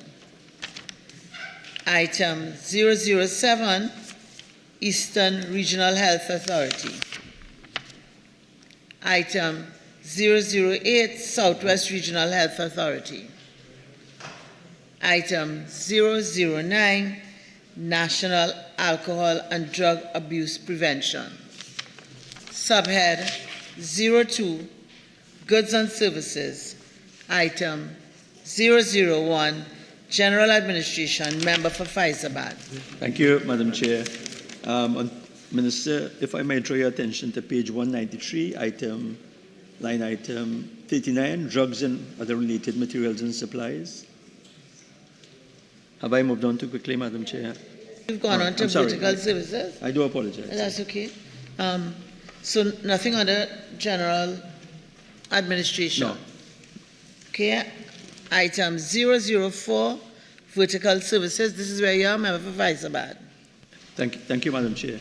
So, Minister, Page line 193. item, yes, And line item 39. 39. And item 39, drugs and other related materials and supplies. I note after an expenditure of $276,196,000 in 2023, Minister, that allocation is now increased to $574,006,100. Can you explain the reason for the increase? Yes, thank you. So in previous years, the honourable member would have known that there was a lower allocation, and which was supplemented by loan financing. So this year we got a bigger allocation, so there should hopefully be less loan financing. Okay. Yeah. Thank you, Minister. Can you just indicate what items exactly? I know you can't give general idea of what is purchased under this allocation. So this will be, Madam Chair, through you, for both pharmaceuticals and non-pharmaceuticals. For instance, the influenza vaccines that we are purchasing now, 75,000 doses at $550 US per shot, will come from this. In addition, we would provide all the CDAP medication under this, HIV test kits, all the oncology drugs, monoclonal antibodies, and a whole range of pharmaceuticals, non-pharmaceutical vaccines, and so on. Thank you, Minister. Thank you, Madam Chair. Okay. Item 005, Northwest Regional Authority. Item 006, North Central Regional Health Authority. Item 007, Eastern Regional Health Authority. Item 008, Southwest Regional Health Authority. Item 009, National Alcohol and Drug Abuse Prevention. Subhead 03, Minor Equipment Purchases. Item 001, General Administration. Item 004, Vertical Services. Item 009, National Alcohol and Drug Abuse Prevention. Subhead 04, Current Transfers and Subsidies. Item 001, Regional Bodies. Item 003, United Nations Organizations. Item 005, Non-Profit Institutions, Member for Faizabad. Thank you, Madam Chair. Minister, with regards to the contribution to non-profit institutions, that's 20, with the allocation of $18,300,000. Are you in a position to break down that allocation, especially with regards to specifically to the Diabetes Association of Trinidad and Tobago, the Trinidad and Tobago Heart Foundation, and Heartbeat International of Trinidad and Tobago? Sure. So thank you very much, member. Through you to the member, let me say that, first of all 18 NGOs received their full subventions for the last fiscal. The Diabetes Association receives approximately $400,000. Trinidad and Tobago Heart Foundation, $150,000. And Heartbeat International, $865,000. Minister, if I can also ask you to provide the sum for the Trinidad and Tobago Cancer Society. Yes, I can give you that now. Trinidad and Tobago Cancer Society, $1.5 million. Thank you, Minister. You're welcome. Thank you, Madam Chair. Item 007 households. Item 009 other transfers. Member for Caroni East. Thank you, Madam Speaker. Minister, sub-item 01, Regional Health Authority. For the emergency ambulance service, we have allocated sum here for $142 million. Is this the total sum that will be allocated to this service? For this fiscal? Yes. Yes, sir. Yes. And it would include other facilities. This may include such as transfers to hospitals, as well as the transport of COVID-19 patients. So there are no more COVID-19, well, sorry, let me rephrase that. The number of COVID-19 transfers have decreased significantly. So this will apply to transfers of members of the public to their nearest A&E health facility. Thank you, Madam Chair. Minister, under that same allocation, the Regional Health Authority, there's an item, Roman numerals 4, other, $150.9 million. Can you provide some clarification as to what that allocation will be used for? Yeah. So that was actually used for mainly the ex gratia payments which we made to healthcare workers in December 2022. Yes. So that is what that was used for other. And we don't anticipate having that again for this year. So that's already spent? Yes. Okay. Member for Kumucha-Mansinela. Thank you, Madam Chair. To the Honourable Minister, line item 04.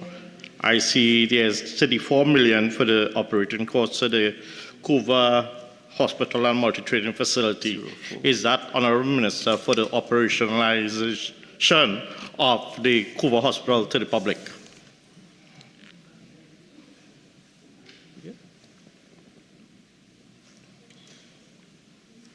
Yes, that is correct.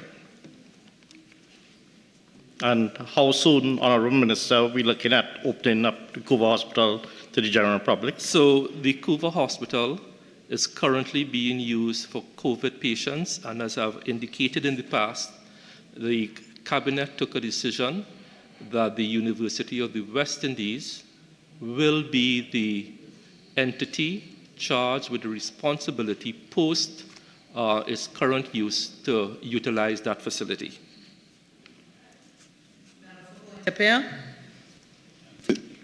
Thank you, Madam Chair. Minister, page 199, still under current transfers and subsidies, line item 09. It reads, school health program, audio test, hearing aid services, and guide glasses. Just reading that line item is a very important line item for me. You had estimated, well, budgeted in 2023, $500,000. You only utilized $20,000. 2024, $100,000.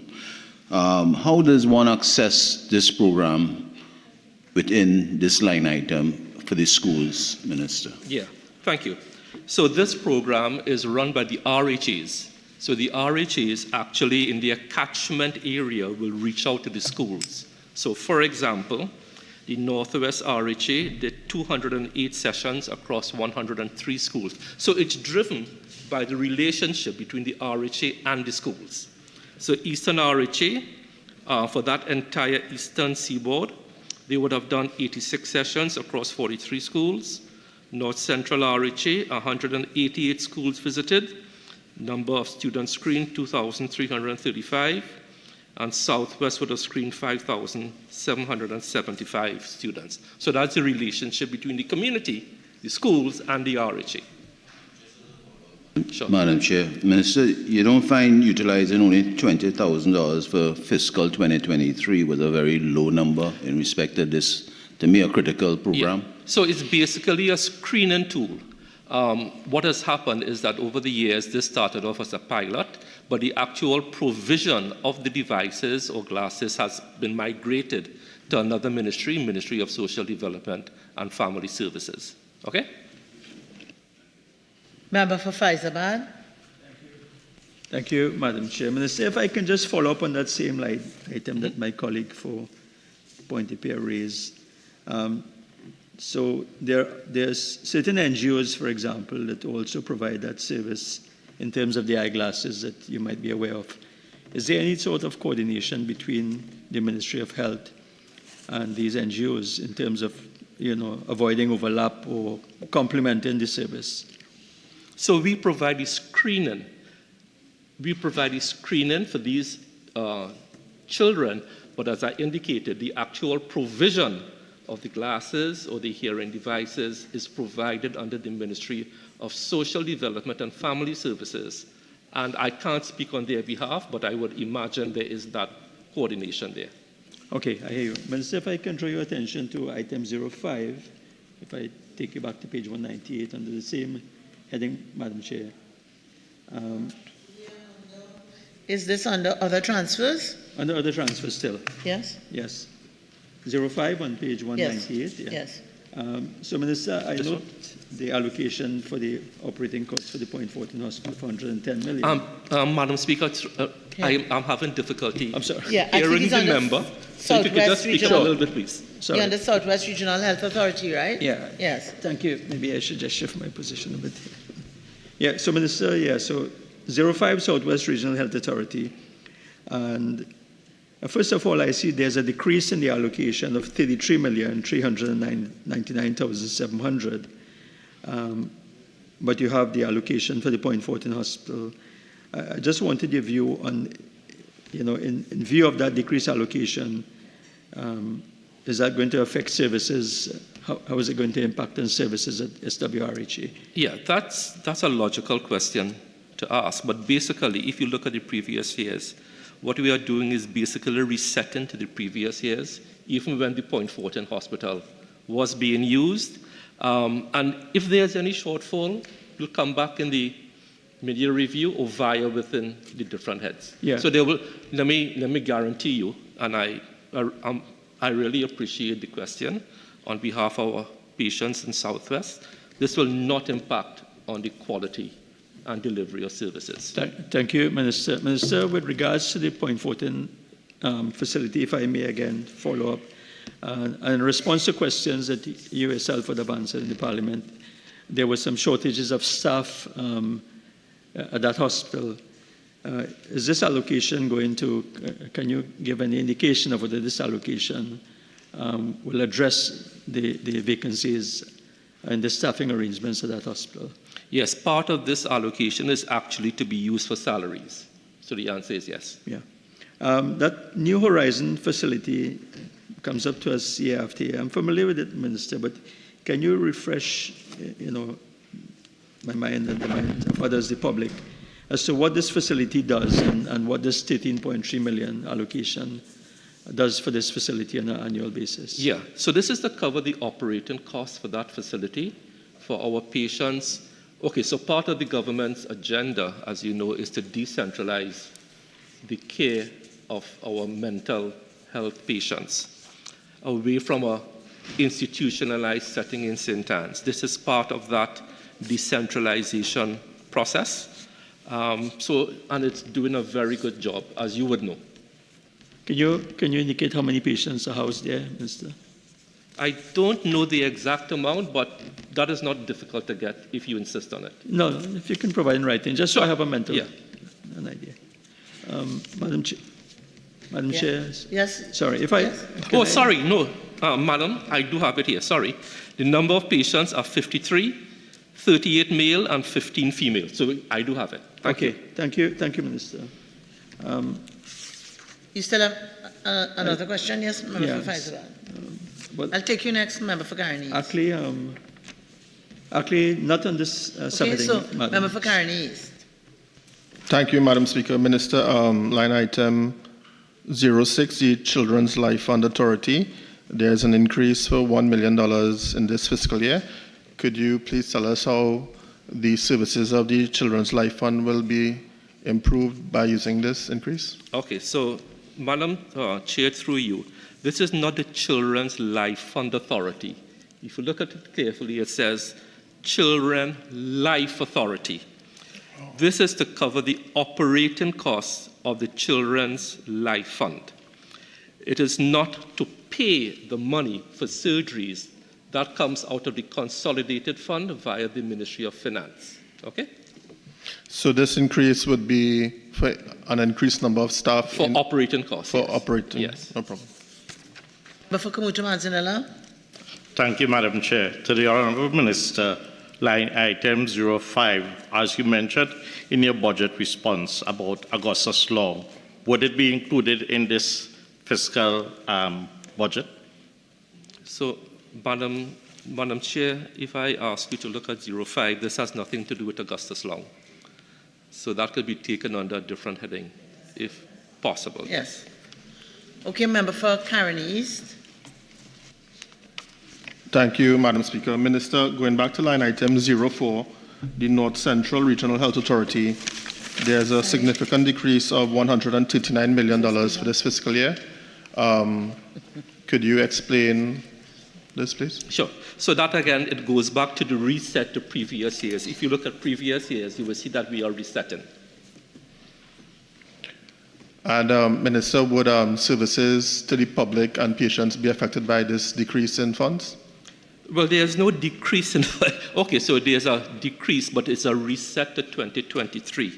And I can assure you, like everything else, there will be actually an increase in our goods and services. As I mentioned during my budget debate, we are actually ramping up for the first time in North Central adolescent diabetes wellness clinic. So we are actually ramping up our services based on efficiencies and so on. Item 010, other transfers abroad. Item 011, transfers to state enterprises. Member for Faisabad. Thank you, Madam Chair. Minister, I just wanted some clarification on some of these NIPDEC loans. And so I can take them. I can start with maybe line item 14, yes. Which is a NIPDEC loan for $272.3 million. Minister, so this is an interest payment, but there's no corresponding line item for principal payment on this loan. So two questions in regards to this.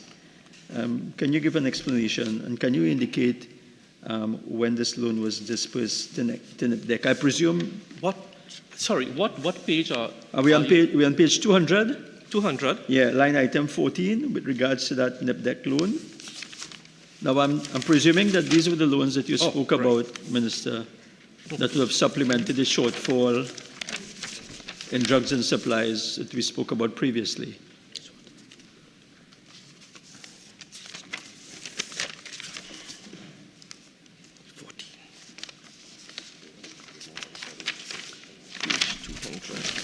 Right, yes. Are we on the same page? Yes, I'm just juggling some paper here, right? So we're looking at line item 14, NIPDEC? Yes, right, yeah. So I'm saying that this states an interest payment, but I couldn't find the corresponding principal payment on this loan. Is there an explanation for that? That's the first question. The second question is, can you indicate what year that loan was dispersed? Okay, so this particular year, this particular loan was approved by Cabinet in June 2021. It was approved to answer Merchant Bank, It was actually taken out in 2021. Does that answer your question? The time? Yeah, and would that have supplemented the drugs correct. and supplies That's for 2021? Yes. All right. With regards to line item 15, can I ask to give us a similar question through you, Madam Chair? Yes. Can you indicate what year this loan would have been taken out? So that was a 6-year loan taken in, again, yes, I have it here, 2020, 2021. So again, this would have been to supplement the... Correct. Okay. And then if we can go to line item 16, it may be the same answer, but if you can just clarify, Minister, that 284.1 million loan, 0.19? So that was for both interest and principal. Right. 8-year loan to RBC for fiscal 2023. 2023, so that would have been to supplement that allocation last year. Correct again. All right. And then, so these loans, and if I could go to 24, 25, sorry, I think I jumped the gun there. 18 and 19, Minister, the 403 million loan. Can you again indicate the year? Yeah. So 18 will be for principal repayments. We repay that semi-annually for both farm and non-farm. Again, for fiscal year 2023. And you also want it for 19? So item 19, but yes. Yeah. Yeah, so one is principal, one is interest, but the question I'm asking is what year were those taken out, and if you can verify if that was to supplement again the drugs and supplies line item. So 19 will be for fiscal 2021, 2022, mainly interest payments. Okay. All right. And line items 24, 25, and 26 are new items through you, Madam Chair. Minister, can you indicate these are proposed to be taken out in this year, or they're already secured? Yeah. So let's deal with them one at a time. 24 will be to procure farm and non-farm. This is for principal repayments. These principal repayments start in February 2024. This is a new line item, as you can see, right? Yeah. 25, interest payments, farm and non-farm. Again, it's a new line item. And 26, principal payment, new line item. Okay? Yeah. You're welcome. Thank you. Thank you. You're welcome. 06, current transfers to statutory boards and similar bodies. Item 004, statutory boards. Honorable members, we now move to the draft estimates of revenue and expenditure of the statutory boards and similar bodies and of the Tobago House of Assembly. We are at page 193. 14, Princess Elizabeth Home for Handicapped Children. Subhead 01, Personal Expenditure, Item 001, General Administration. Subhead 02, Goods and Services, Item 001, General Administration. Subhead 04, Current Transfers and Subsidies, Item 007, Households. Honorable members, we now move to the draft estimates of the development program. Subhead 09, Development Program Consolidated Fund, Item 004, Social Infrastructure. Honorable members, Item 004 spans 3 pages. I will therefore announce the project groups. E, Special Education.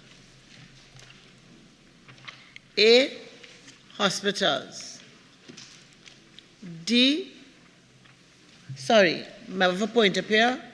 D, Other Services, member for point of peer.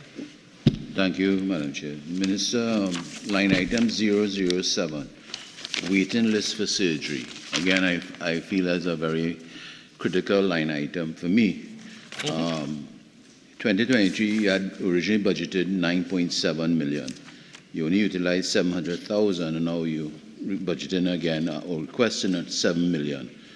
Could you help me understand when you waiting list for surgery? Is this from private facilities and so forth? And why only 700,000 was spent? Yeah, thank you. So this is for patients who require care in the private sector for procedures that cannot be done in the public sector. For example, vitreoretinal surgeries, some joint replacements. One of the reasons we did not, that we are getting efficiencies now is that we are doing less outsourcing to the private sector, especially for diagnostics, as we ramp up the availability of MRIs and CTs in the public healthcare system. So no patient is going to be disadvantaged, but it is mainly used for things like vitreoretinal surgeries, joint replacements, or other surgeries that cannot be performed in the public sector. But just to repeat, we are ramping up our capabilities, so we outsource less. Right, so just a follow-up. Sure. So, Minister, in 2023, only 700,000 was spent. To me, that's a very small amount given what you described as far as the type of procedures. And now you said you're trying to ramp up it within your capability. Now, 2024, you're estimating 7 million. So there's, to me, a disconnect between what transpired in 2023 and what you are saying should transpire in 2024. Yeah. So help me. It's a logical question to ask, but when it comes to this, it is always good to have that buffer. You never could tell what you will be faced with in your coming fiscal. So we must have that buffer. Yeah. No. Member for Faizabad. Thank you, Madam Chair. Minister, with regards to line item 003, Special Program Renal Dialysis. So I note that you have an increase, you have an estimate of 160 million thereabouts compared to the normal 70 million that is spent annually. As this increase means that more patients will come into the program, or is this to treat with arrears, Minister? No. This is mainly to deal with two things. One, the increasing number of patients with end-stage renal disease because of our NCD problem, and we have to support them.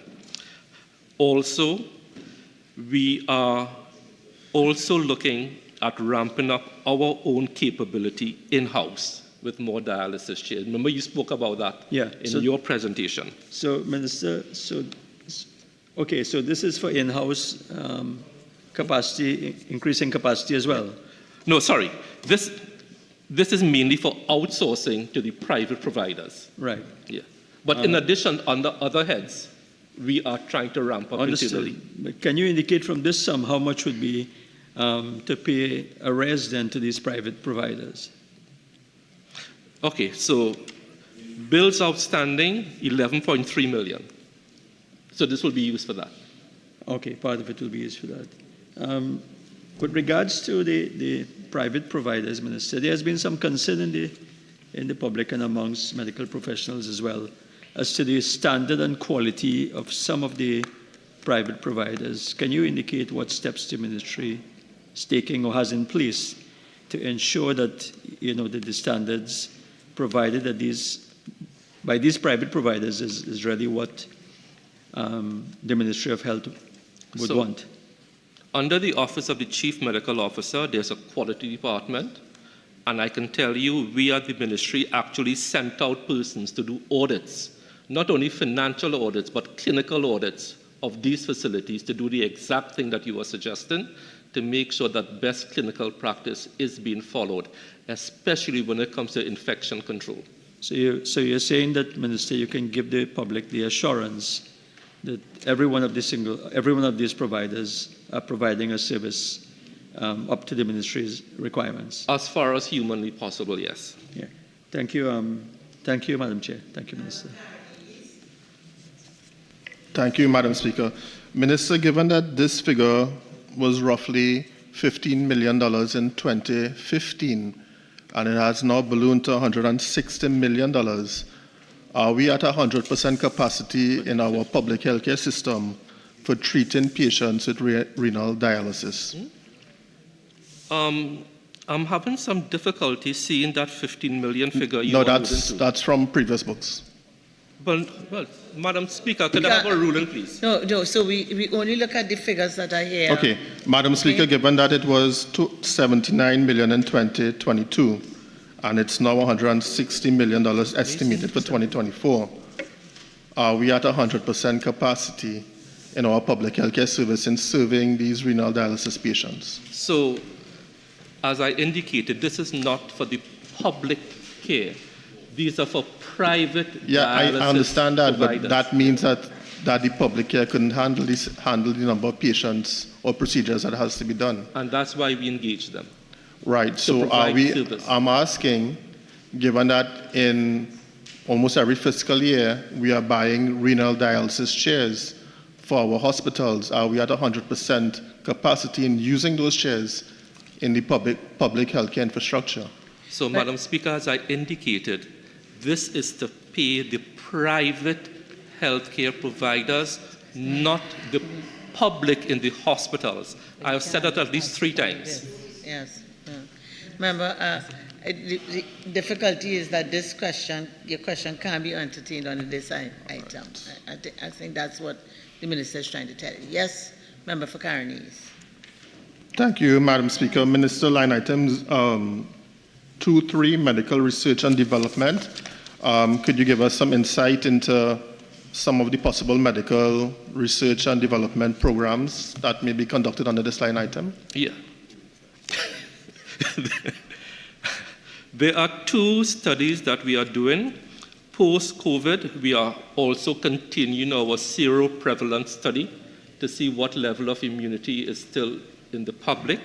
And 2, a very important study, which I spoke about in the budget, trying to decrease the number of amputations in this country by 20%. We did a diabetes foot care study, and that is ongoing. Part of this will also be used for a national NCD survey. Member for Faizabad. Thank you, Madam Chair. Minister, well, we can't leave this section without referring to 002 special program treatment of adult cardiac disease, Minister. So with regards to the allocation of 20 million this year, are you in a position to say how many patients are on the waiting list for cardiac procedures and maybe perhaps the average waiting time to get into this program? Okay, so it varies, as you know. It varies on the clinical condition of the patient. Yeah. What I could tell you is that for 2023, we would have treated 1,491 patients. Our 2024 projections, we're going to have a rollover of about 58 persons from fiscal 23 into fiscal 24. Waiting times vary because there are some investigations and examinations that have to be done, but we try to get them through as quickly as humanly possible. Yeah, let me narrow it down for you, Minister. Can you give me the waiting time for coronary angiogram and coronary artery bypass grafting? Just to take 2 out of those many procedures that are paid for under this program. I don't have an exact time frame now. We could attempt to get that for you. Could you undertake to give that in writing Sure. for those 2 specific procedures, Minister? Sure. Thank you very much. Thank you, Madam Chair. Okay, item 005, multi-sectoral and other services. Member for Caroni East. Thank you, Madam Speaker. Minister, line item 002, Disaster Preparedness Coordinating Unit. A sum of 500,000 has been budgeted for fiscal 2024. Is this sufficient for this unit? Yes, it will. Yes. Even though I didn't announce it, the administrative services, huh? Right. So, Member for Faizabad, are you under that? Okay, sure.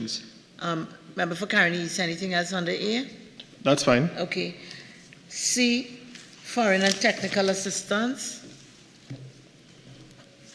F, public buildings. This is where you are member Yeah. for Faizabad, member for Faizabad. Thank you, Madam Chair. Minister, with regards to 001 and 003, the vertical divisions and the insect vector control, and in view of those allocations for 2024, the question is whether these services are moving, will they be moving to the new Ministry of Health Administration building, or will they remain as separate locations? No. Vector and Hanson's are separate at this point in time. And will remain so? Yes, for the time being. Okay, thank you. Thank you, Madam Chair. G, equipment and vehicles, member for Caroni East. Thank you, Madam Speaker. Minister 002, equipping of the Chemistry, Food and Drug Unit laboratory and work to be done to the National Public Health Laboratory. The 2022 actual is $344,000, and the 2024 estimate is $2.3 million. Could you give us some idea of how these monies will be spent? So this has to do with the reopening of Chemistry, Food and Drugs. As you know, that had to be shut down for OSHA issues. And also, we are looking for the NPHL to do some upgrade work there. So, Minister, would this amount, would it include the procurement of any additional equipment, perhaps for testing the efficacy of drugs and possibly testing of counterfeit drugs? Okay.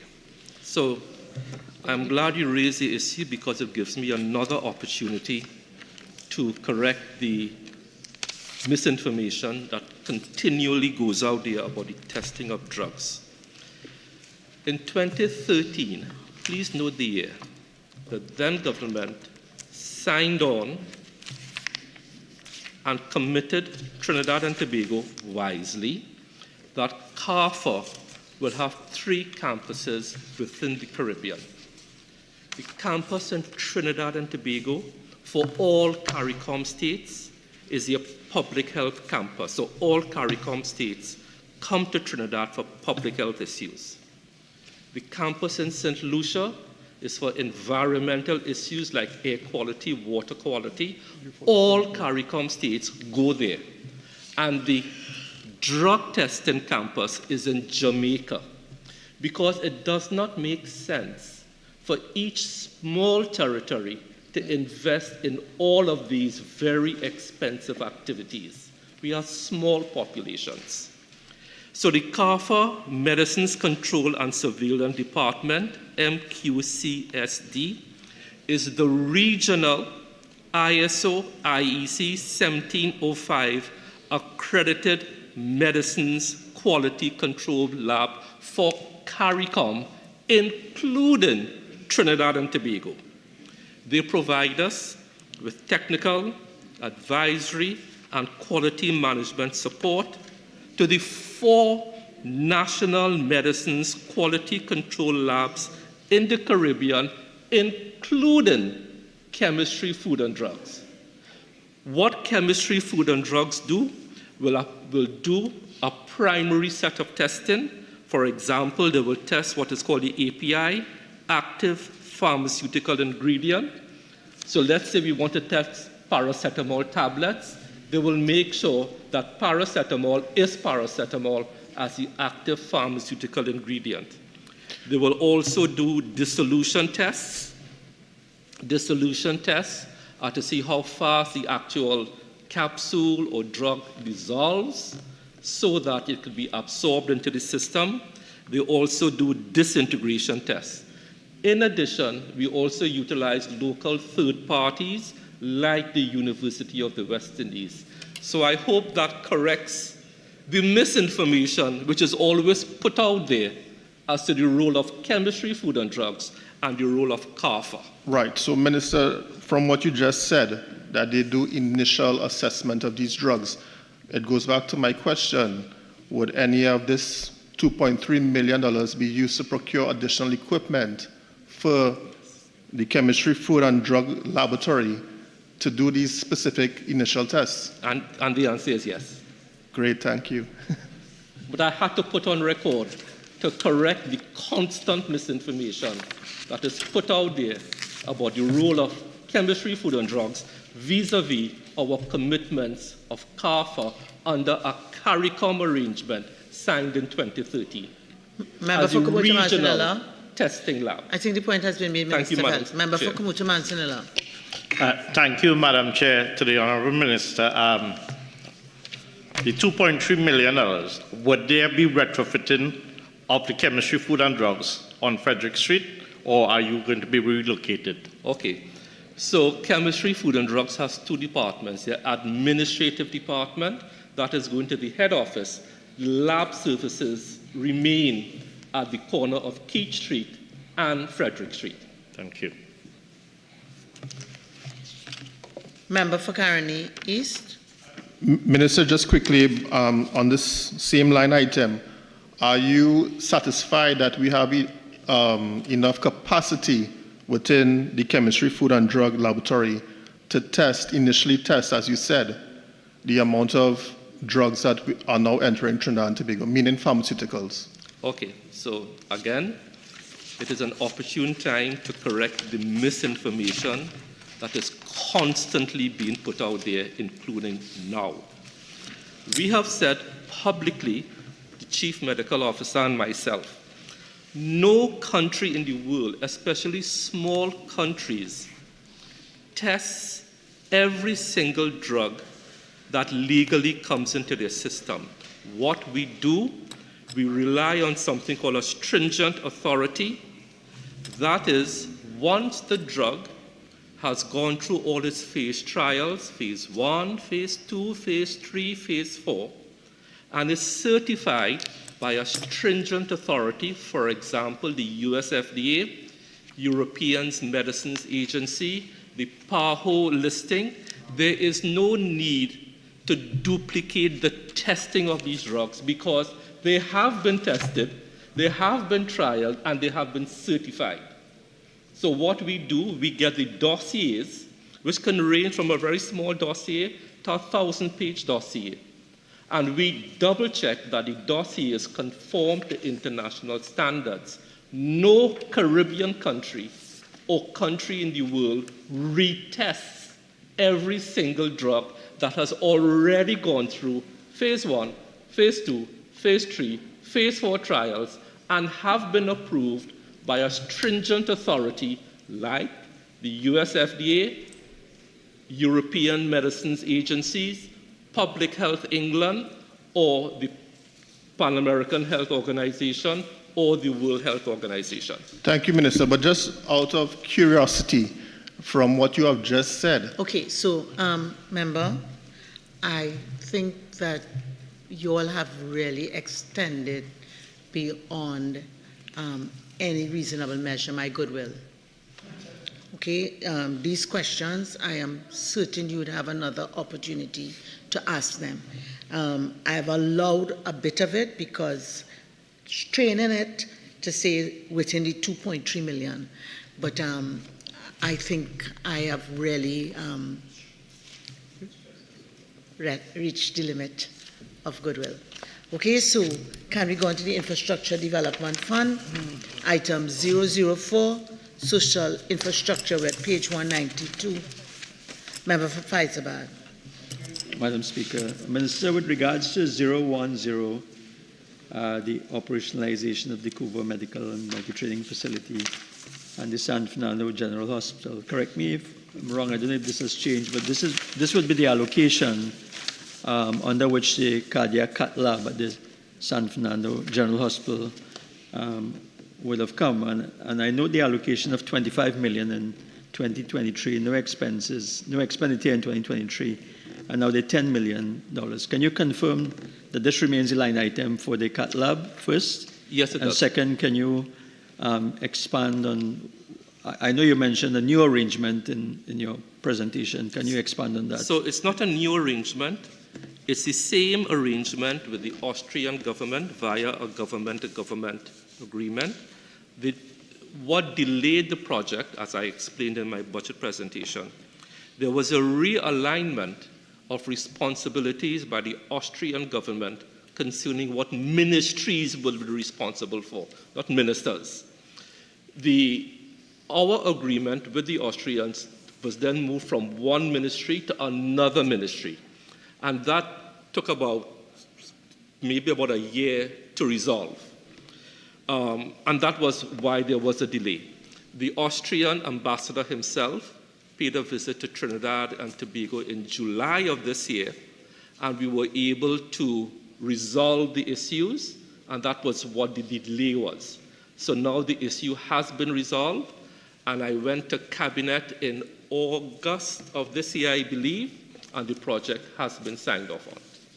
Can you, in light of that, Minister, I'm happy to hear that, can you indicate the proposed cost of this project? And we are awaiting that final detail from the Austrian government.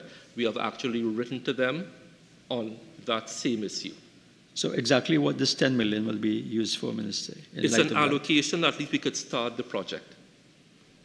All right, and can you, are you in a position, Minister, to give the public the assurance that this project will be started in this financial year? Once things move according to our time frame, we do envisage, because I am particularly wedded to this project, as you know. I am giving you my personal pledge that I will do everything possible to start, if not finish it, if possible, in fiscal 2024. Thank you, Minister, and I may very well hold you to that, Minister. Antonella. Thank you, Madam Chair. To the Honourable Minister, line item 001, physical investments. Would Chaguanas District Health Facility be included in this line item, Minister? Under 001? Yeah. So we are looking at that whole Chaguanas area to come up with a better solution, but we are constantly upgrading there. What this will be used for in 2024, we are going to expand our neonatal and intensive care unit at Mount Hope. We are also creating a new 14-bed ICU at San Fernando General Hospital, refurbishing work to the nursing hostel. We are upgrading and expanding the maternity department of Port of Spain General Hospital, upgrading the fire detection system, and so on.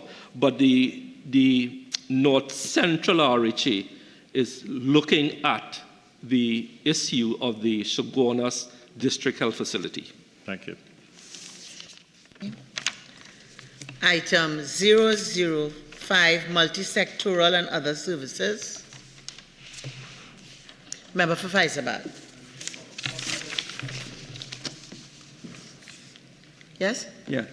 So, Minister, just some clarification on, if I can refer to 001, upgrade of C40 building at Chagaramas, and tie this into 006, which is the design and construction of a pharmaceutical and non-farm warehouse. And with regards to the allocations, can you confirm, Minister, whether it is the intention of this new warehouse to replace the storage at C40? So 001, that is to provide a wheelchair and differently abled access to the lobby areas and improve ventilation for the ground floor of the existing C40. Right. Right? The other one, we are looking at part of the decentralization of storage and distribution of pharmaceuticals away from C40. So that is what we are looking at under 006. So eventually C40 will no longer be used, or you're not in a position to say? I can't make that commitment at this point in time. All right. Thank you. Thank you, Madam Chair. Member for Karen East. Thank you, Madam Speaker. Minister, line item 003, redevelopment of the Port of Spain General Hospital. Does this line item include the redevelopment of the central block? Yes, it does. And my question to you, Minister, is what is the new projected final cost of that project? I wouldn't have that figure yet because the project is not yet completed. Okay. Thank you, Madam Chair. Minister, with regards to the 004, the Ministry of Health Administrative Building, which was publicly announced as being completed, the allocation of 20 million for 2024 would be, can you give an indication? Sure. And I am glad you asked this question because it gives me an opportunity again to correct the misinformation that was put out here by Carney East during the budget debate, when it was intimated that the project escalated to 471 million from 250. Madam Speaker, this line item, let me say it for the public again. The project cost is $471,307,920, which includes design, construction, outfitting, and loan financing. It was put out there that the Ministry of Health spent an extra 200 million. The Ministry of Health did not put out one red cent or one yellow cent on this project. Okay. It was a bold arrangement through a special purpose company. The winning bidder built it, own it, they are leasing it back to us, and it will be transferred to us after 15 years. Okay. Thank you very much, Madam Speaker. Madam Chair. Thank you, Minister. Yes. So the 20 million would be for the payments annually for that arrangement, Minister, just to confirm. No. This will be for UDICOT's project management fees, VAT, and project contingency fees. Okay, thank you. Member for Carney Central. East. Sorry. And Minister, who was the contractor? It was a special purpose company called Asclepius. And the contractor would have been NH International. Okay, thank you. Member for Hyderabad. Thank you, Madam Chair. Minister, with regards to 007, enhancement of general hospitals, I see this is a new project. Can you briefly shed some light on this? And sure. You may not be able to provide all the details if you want in writing, but who will be administering and which hospitals will benefit? So this is a new line item which we put in. As you know, we have three major legacy hospitals: San Fernando General, the old San Fernando General; Port of Spain General, the old part, which is over 100 years old, which is Victorian in architecture and age; and also the Eric Williams, which was built in the 1980s. This 34 million is to be allocated to do a general uplifting of those three legacy hospitals, which may include roofing works, repainting, grounds, and so on. Right? Because I am very concerned that those three hospitals maintain their luster and gloss, because they are very important legacy hospitals. So just for the benefit of the public and myself as a healthcare person, you're saying that the Victorian bits of, like, for example, San Fernando and Port of Spain will be retained and maintained? Yes. And I'm also working with the Ministry of Rural Development and Local Government, especially with the San Fernando Hospital, to do a complete revamp of their grounds, pull down some of the old buildings that are no longer usable, refresh and keep some of the older ones which are usable. So San Fernando General Hospital, that campus is very dear to me. Also Port of Spain General and Eric Williams. So we are working on that. Thank you, Minister. And Madam Chair, I'll just close with the suggestion that when the Minister is touring the hospital to look at buildings to be torn down, if he can invite me. I take that under advisement. Honourable members, the question is Thank you. that Thank the you, sum Madam of Chair. $6,407,509,750 for Head 28, Ministry of Health, stand part of the schedule. Those in favour say aye. Aye. Those against say no. I think the ayes have it. The sum of $6,407,509,750 for Head 28, Ministry of Health, now stands part of the schedule. I thank the Minister of Health, the Permanent Secretary, the Deputy Permanent Secretary, the Acting Deputy Permanent Secretary, the Director of Finance and Accounts, Manager Cost and Budgeting, Director Health Policy, Research and Planning. Thank you.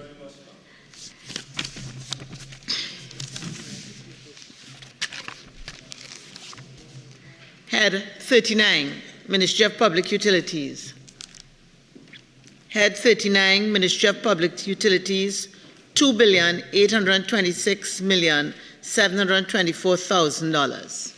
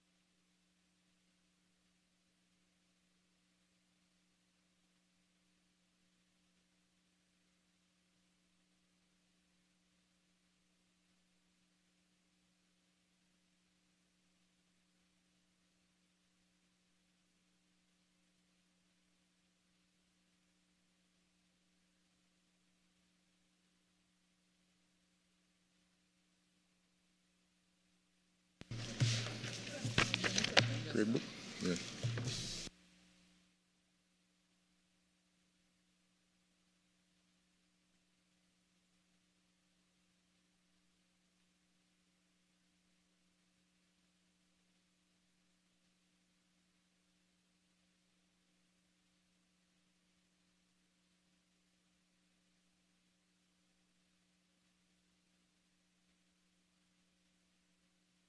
Ministry of Public Utilities. I welcome the Permanent Secretary of the Ministry and the other senior technocrats. Welcome to the Parliament. I will now invite the Minister of Public Utilities to make a brief opening statement not exceeding 5 minutes. Mr. Minister. Thank you very much, Mr. Chairman. Mr. Chairman, let me first start by thanking the Permanent Secretary as well as all of the staff, the executive management of the Ministry of Public Utilities, the Board of Directors of WASA, TNTech, Swimcall, MTS, TT Post, and all employees of the Ministry of Public Utilities for the tremendous work they have done over the last year to recognize their contribution to national Chair, I'm being development. disturbed. I can't hear the Minister. Is there other over that side? Oh, you're not hearing him clearly? Okay. He's not hearing you clearly. Could you have the mics on properly? Right.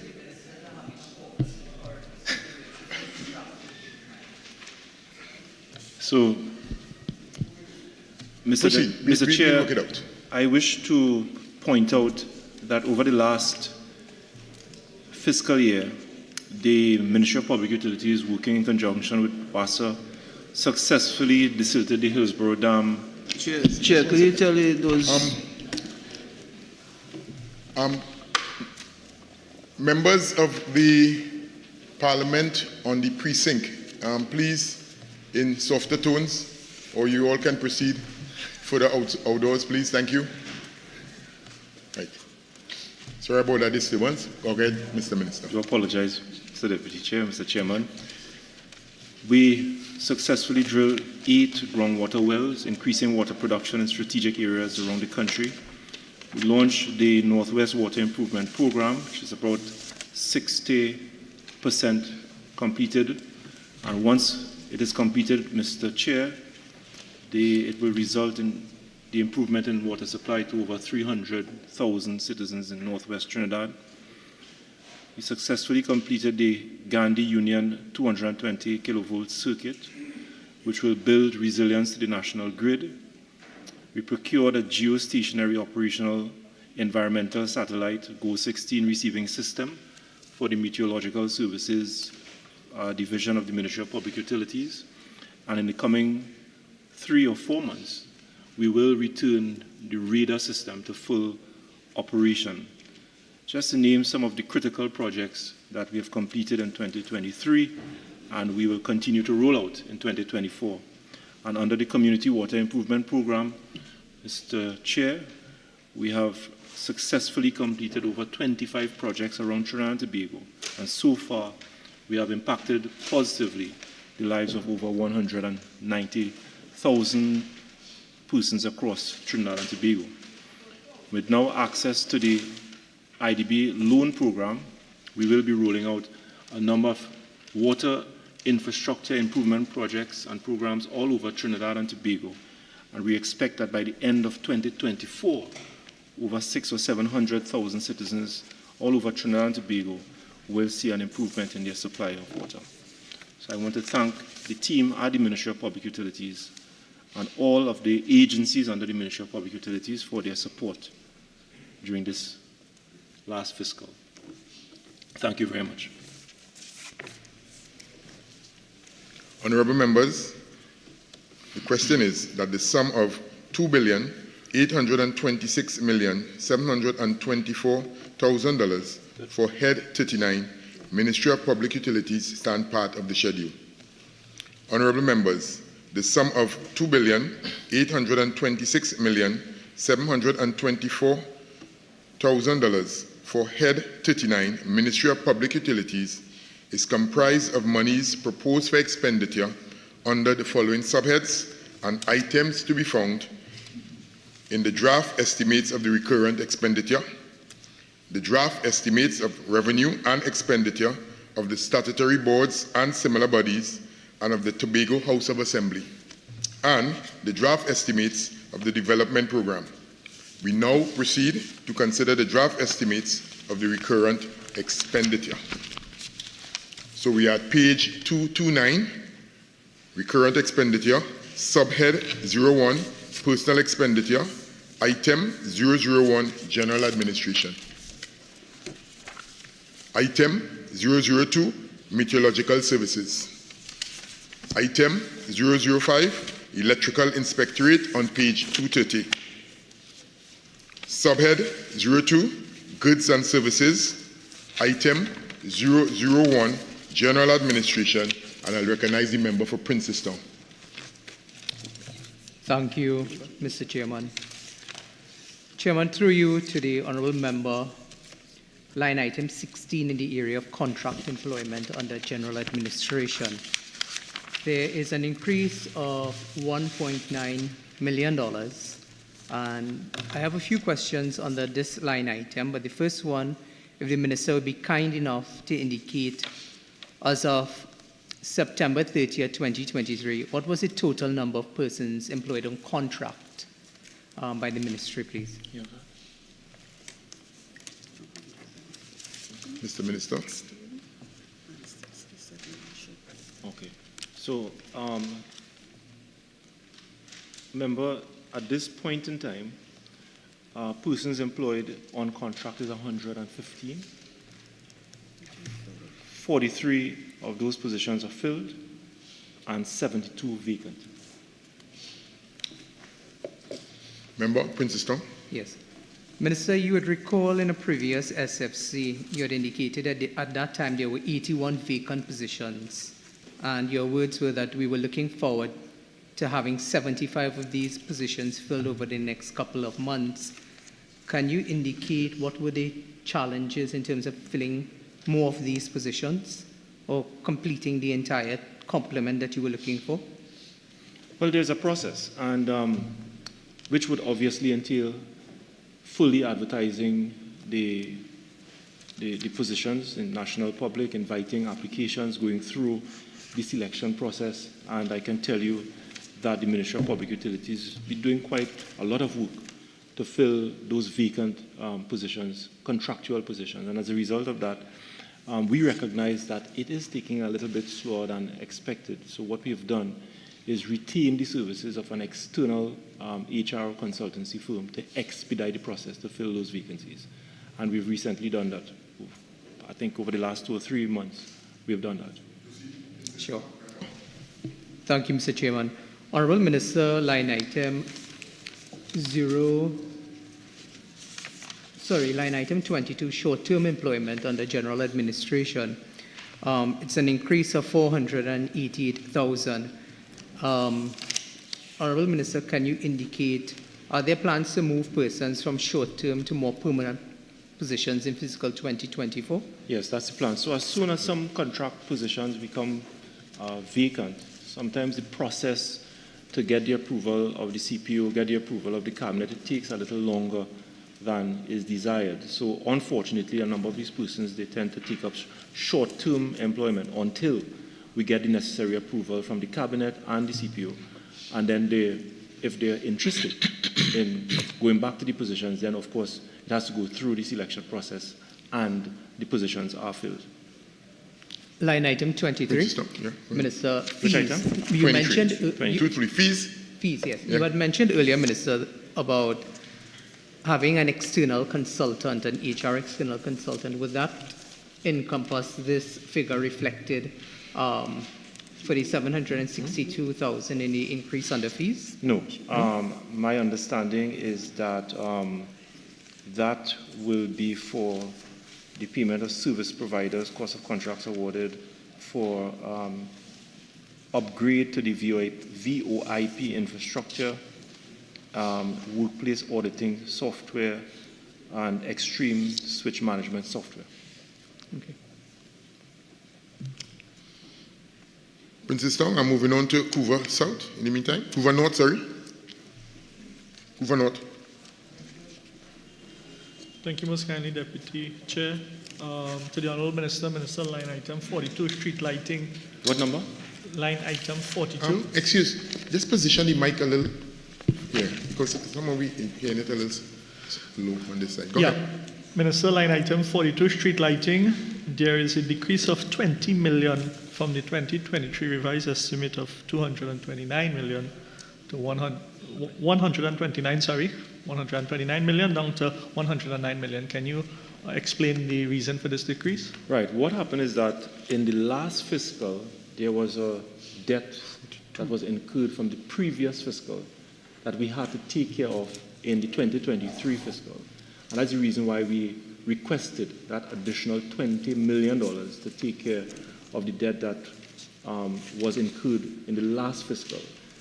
So at this point in time, we have cleared off all the debts on this particular item, and therefore there's absolutely no need for that $20 million. The allocation, as you've seen it here, $109 million is quite sufficient to take care of the cost for street lighting in 2024 fiscal.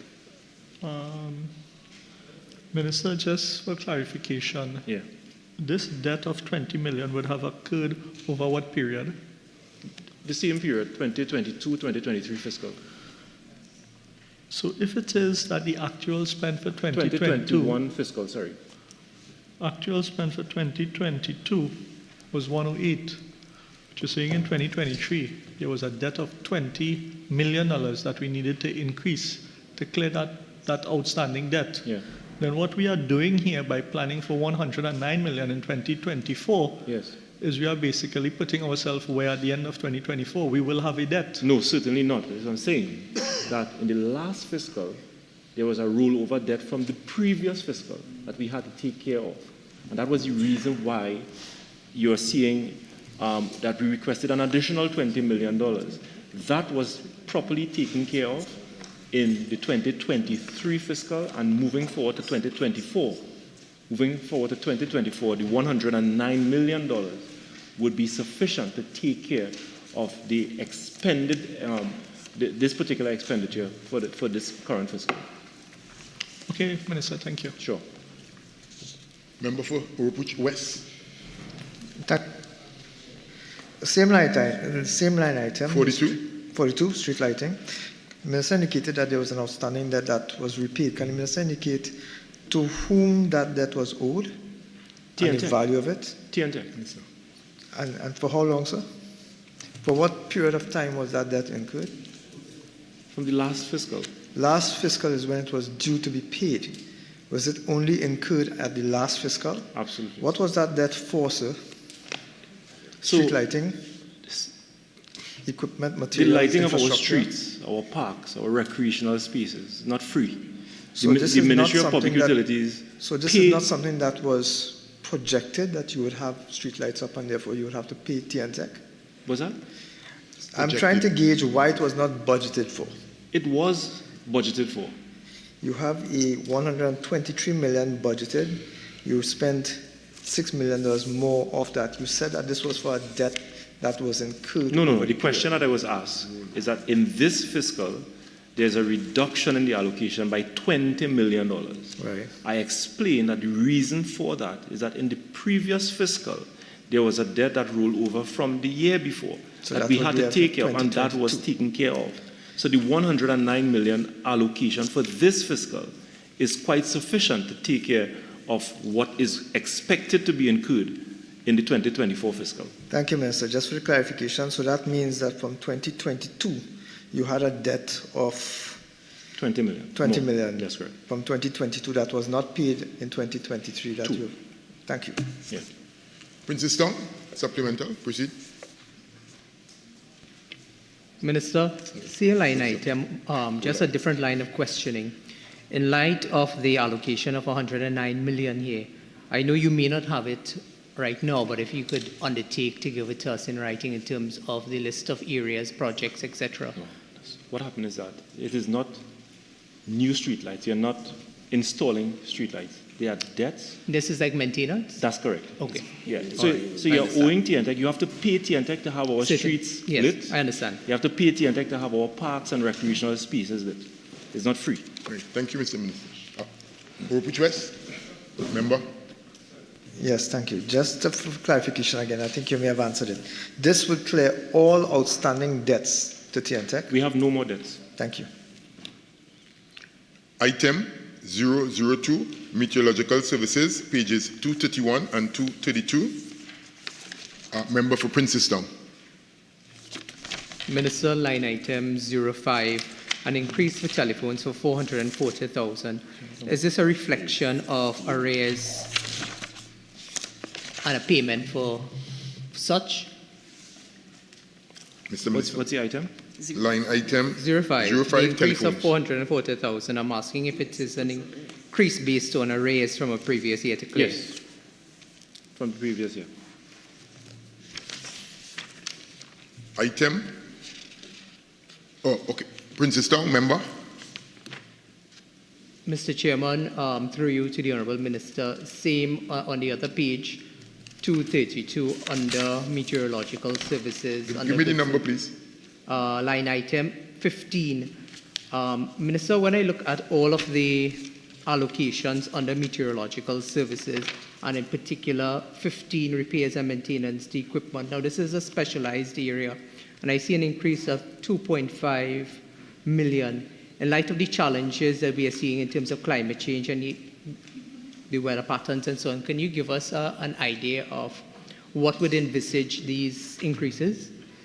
So this increase, is an amount to be met, or rather to meet payment obligations for 6 outstanding overseas service and maintenance contracts for essential meteorological equipment and software. Is this for an upgrade of some of these equipment or just servicing of them? Servicing.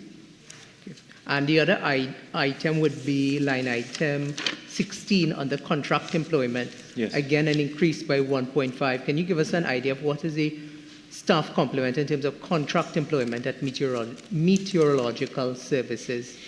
Please? Okay, just give me 1 second. But what I can tell you, the reason for the increase here under this item is because there have been a number of vacancies at the Meteorological Services Division, and they've asked the government to increase the staff complement because, of course, as you rightly said, the impact of climate change and so many of the challenges being faced by the Meteorological Services Division. So the government has taken a decision to expand and increase the staff complement, and that decision was recently taken, and a number of new contractual positions have been created, and the Ministry of Public Utilities, now working with the Meteorological Services Division, will now be going out to advertise for these positions to be filled on contracts. So that is the reason why you're seeing that increase there. Sure. Princess Tong, you okay, member? I'm fine, sir. Item 005, Electrical Inspectorate, and we're on pages 232 and 233. Subhead 03, Minor Equipment Purchases. Item 001, General Administration. Item 002, Meteorological Services, page 234. Item 005, Electrical Inspectorate.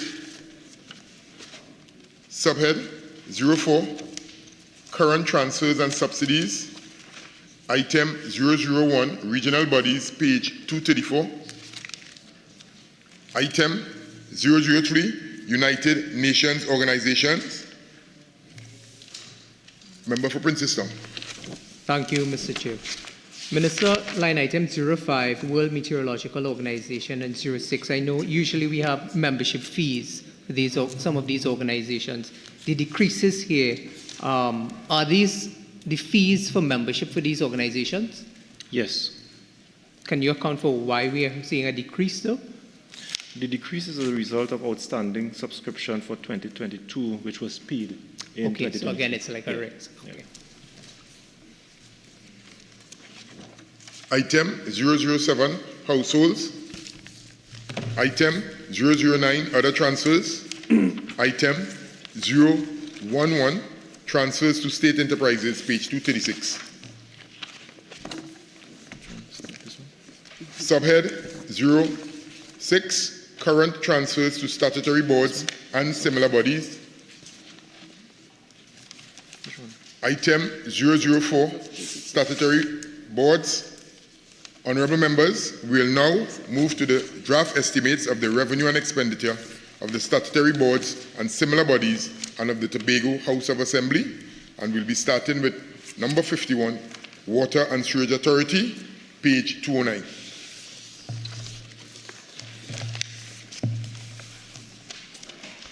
Subhead 01, Personal Expenditure. Item 001, General Administration, and Member for Princess Town. Minister, line item 05, Government Contributions to NIS. There's a decrease of 25,910,000. Can you give us an explanation for the decrease in government's contribution of 25,910,000 in this line item, please? It is believed that... Minister. Yes. Thanks, Mr. Chair.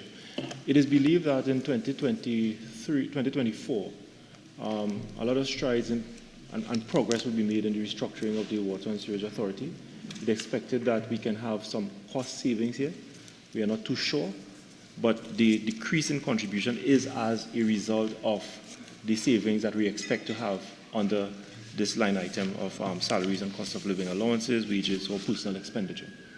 Minister, can you elucidate a bit in terms of whether or not this is actually a reflection of that there will be less personnel, meaning employees going home at WASA, seeing that there's a reduction of NIS contributions of over 25 million? No, it's not only NIS contribution. I know you're asking about this particular item, but you would notice that there's a reduction in salaries and cost of living, wages, and cost of living allowances over time, and all of the items that would normally go or be associated with personal expenditure. So as I've said, we expect to have some progress in the restructuring. I'm awaiting further update from the Board of Commissioners. And this is a budgeting exercise, and we believe that that is where we can have some cost savings. Minister, I'm having a little bit of difficulty by your terminology of progress, because if there's a reduction in NIS contributions, obviously it means that less persons will be on the payroll. Of course. And therefore, the progress that you are speaking of, it means that with a reduction of 25 million in NIS contributions, means that employees at WASA are going home in this financial year coming. This is an admission that you are sending home WASA employees? I cannot send home any WASA employee. The Board of Commissioners has a responsibility to implement restructuring of the Water and Sewerage Authority. The government, in its budgeting exercise, is anticipating that there might be cost savings under this particular item. Minister, can I ask you this then?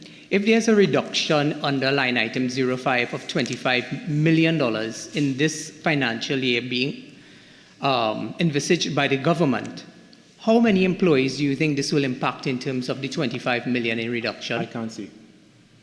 That would be quite speculative. Please, one person at a time, please.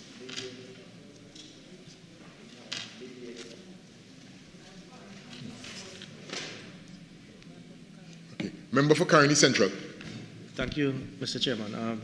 On the same line item, please, Minister, if you're unable to see the number of persons which may or may not exit the company, how then the government arrived at this number of 25 million in reduction? I mean, did they pull it off from the air? How did you arrive at it? I explained that already, Mr. Chair. I think the minister did give an answer, asked and answered. Princess Town, member for Princess Town. Oh, Princess Town member. Chairman, I don't think you've gone over to 02 as yet. Goods and services. No, but I can go there for you, not a problem. Subhead 02, goods and services, page 209, item 001, general administration, 209 and page 210. Proceed. Member for Princess Town. Thank you, Mr. Chairman. Honourable Minister, line item 04, electricity. Minister, you'd recall that in an answer to a question that I raised in the House, that you provided a detailed breakdown of the arrears that TNTech is owed by state enterprises and ministries. There's a reflection of $3.2 million in increase. However, in the answer that you provided, it showed that WASA owes TNTech $840 million in arrears as of September 30th, 2023. Yeah. What are you referring to? The arrears that WASA owes to TNTech, as indicated by the Ministry of Public Utilities to me in an answer to a question filed in the Parliament, was a figure of $840 million being owed from WASA to TNTech. However, under electricity, there's only an increase in the amount to $3.2 million. Can you give us an idea of what is the strategy in terms of dealing with that debt and the arrears of $840 million in light of only a figure of 3.2 increase under line item 04? Right. So, Minister, I just want to make it abundantly clear, member, that in addition to government subvention on an annual basis to the Water and Sewage Authority, WASA is also responsible for collecting rates from the provision of its services to the people of Trinidad and Tobago. I think WASA collects somewhere in the region of $800 million from rates.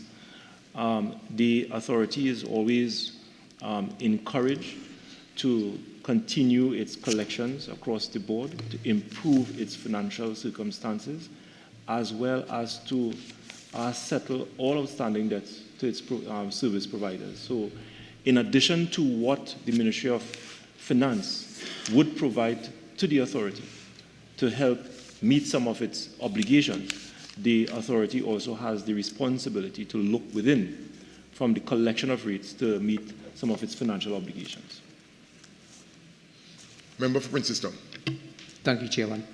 Minister, line item 43, security services. And I know that last year you announced, and it's repeated this year, the virtual system that you're looking at installing. My question under line 43, security services, whether or not this increase of 9.8, almost 9.9 million, also takes into consideration WASA's other assets as opposed to only its head office and subsidiary offices? All of WASA's infrastructure, not only its head office. Member for Couva North. Thank you, Mr. Deputy Chair. Mr. Deputy Chair, I'd like to refer the Minister's attention to line item 69 on the following page. Road rehabilitation, reinstatement, WASA. Honourable Minister, from what we saw in 2022, the actual spend for this line item was 40 million. However, in the last fiscal term, that was decreased to 19 million.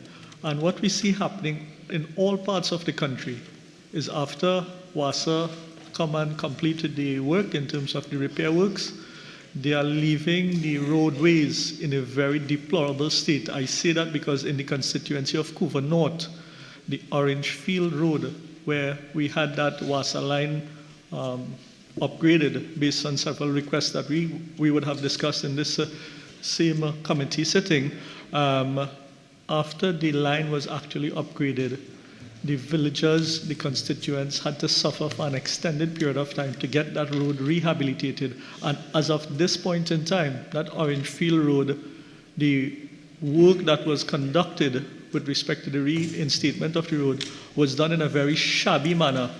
Can you advise us if it is that there is any kind of quality assurance conducted, completion certificate in place for when it is contractors repair the road before it is they actually are paid, to ensure that a proper work is being done, because citizens across the country continue to suffer from this shortfall in funding. And can you advise also if it is the shortfall in the funding, because what we are seeing here is a further decrease in 2024 of $2.9 million.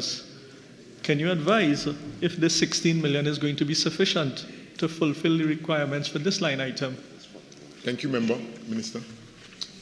Mr. Chair, what I can see is that the reduction that you are seeing here, it is because of the number of pipeline replacement works that we've been doing around the country under the various programs, the Community Water Improvement Program, our leak detection strategies that has been bearing some fruits in recent times. So the reduction that you are seeing here in road reinstatement, it is because of the success of some of the projects that we have rolled out over the country, and there's absolutely no need to continue with, budgeting at 19 or 20 or $30 million for road restoration. I hear the member. I share your concern.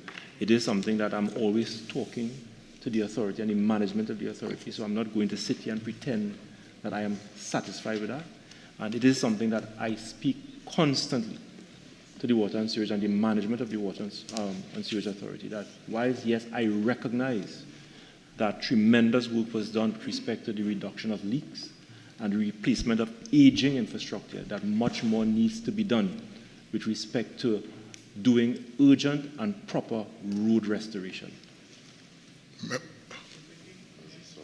Go ahead, Member. Yeah. So taking that into consideration, Honourable Minister, with that aging infrastructure and with more leaks popping up across the country, or more leaks developing across the country, I don't agree with that, Member. I'm saying that the authority has been quite successful in 2023 in reducing the number of leaks across the board because of the Community Water Improvement Program and a number of programs that have been designed to replace aging infrastructure.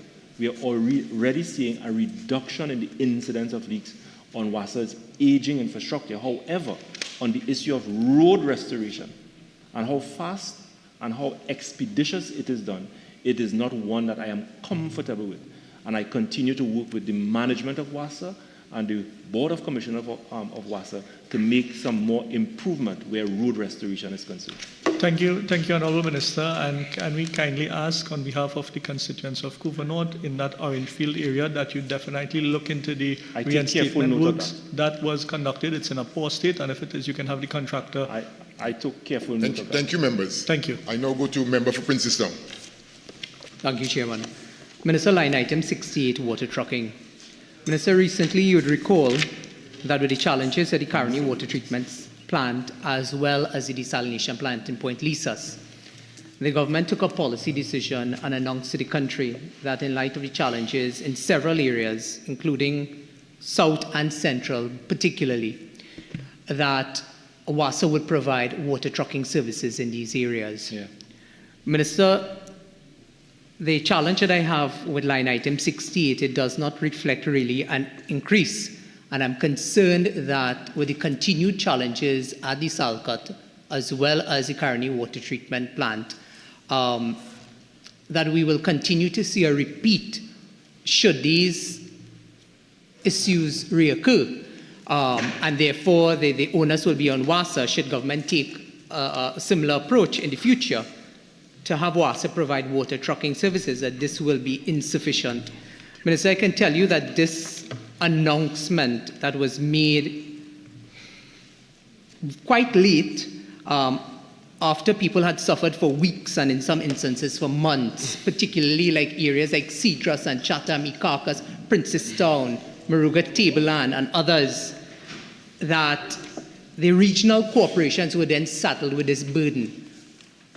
As a budgeting mechanism, you would know that water trucking under regional corporations are only for areas where there's WASA infrastructure, or where there's no WASA infrastructure, sorry, not for areas where they are just dry taps and dry lines. The question that I have is, are you satisfied with this 18 million?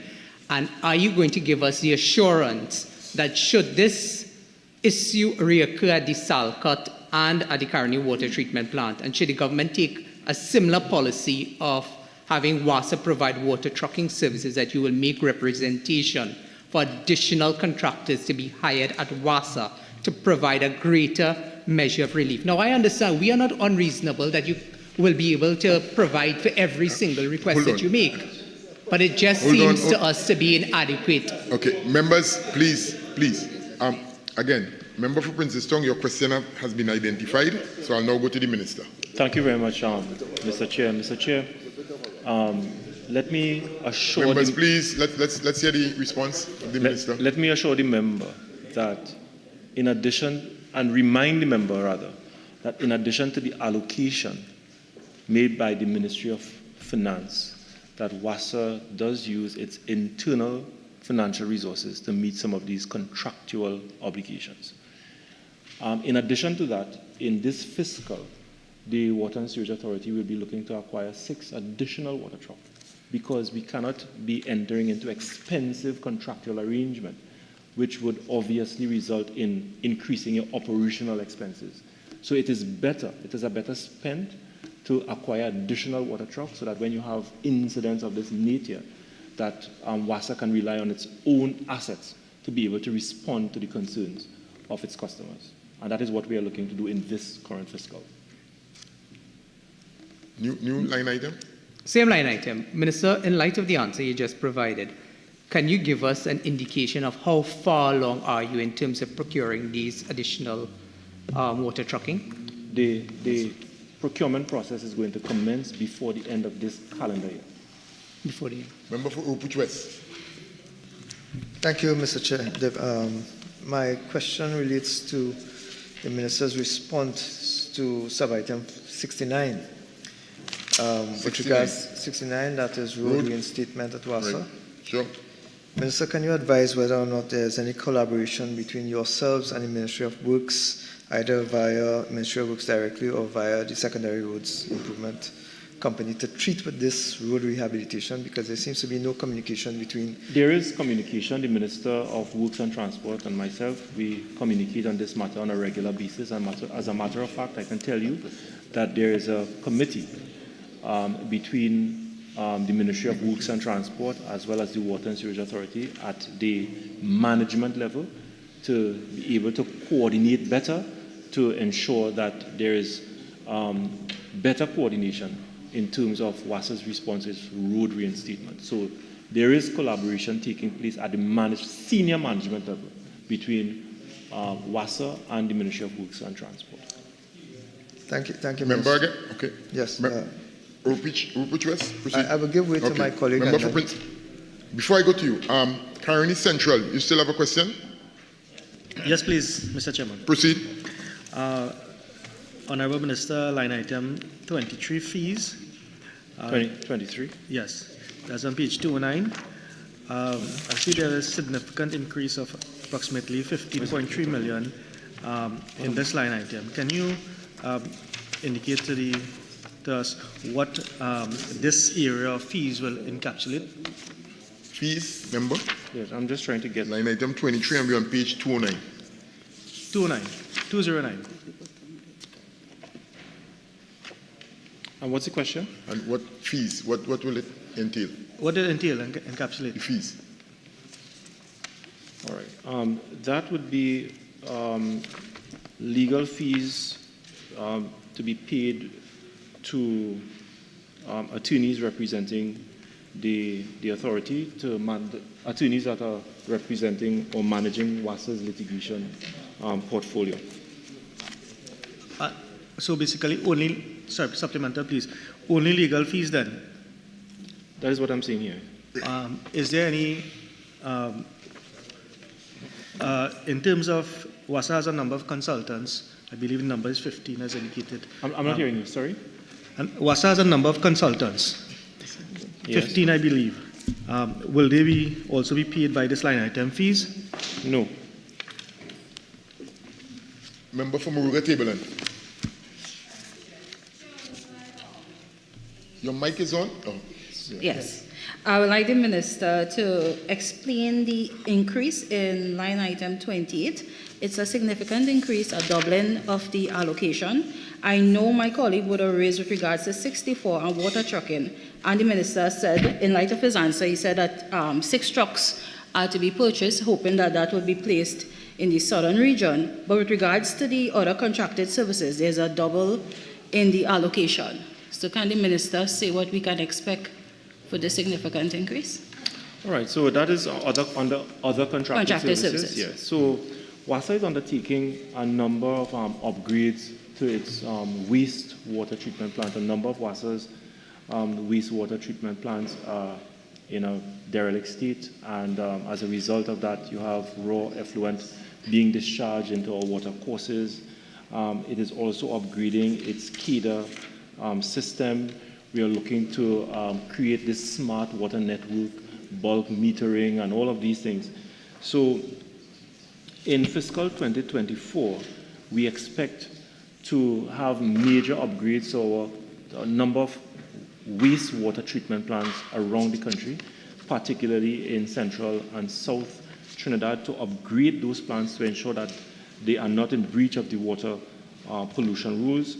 We will be rolling out a number of technology-related items to digitize and automate a number of our water treatment plants, installation of other telemetry devices, bulk metering, and all of these things. So the reason why you're seeing an increase here, it is to take care of some of the expended or the expenditure that we're expecting to have in fiscal 2024. Thanks, Minister. Member for Princess Down.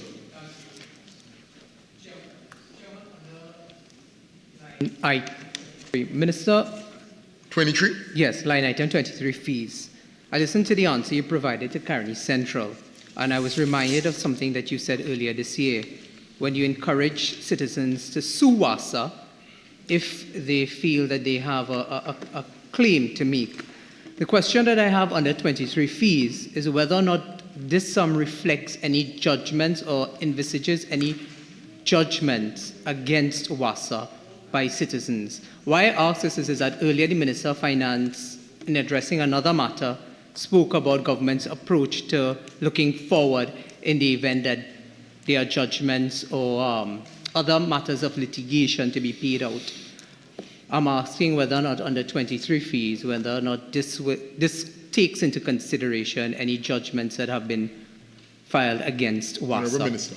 So let me explain, Mr. Chair, that I did not encourage citizens to sue WASA.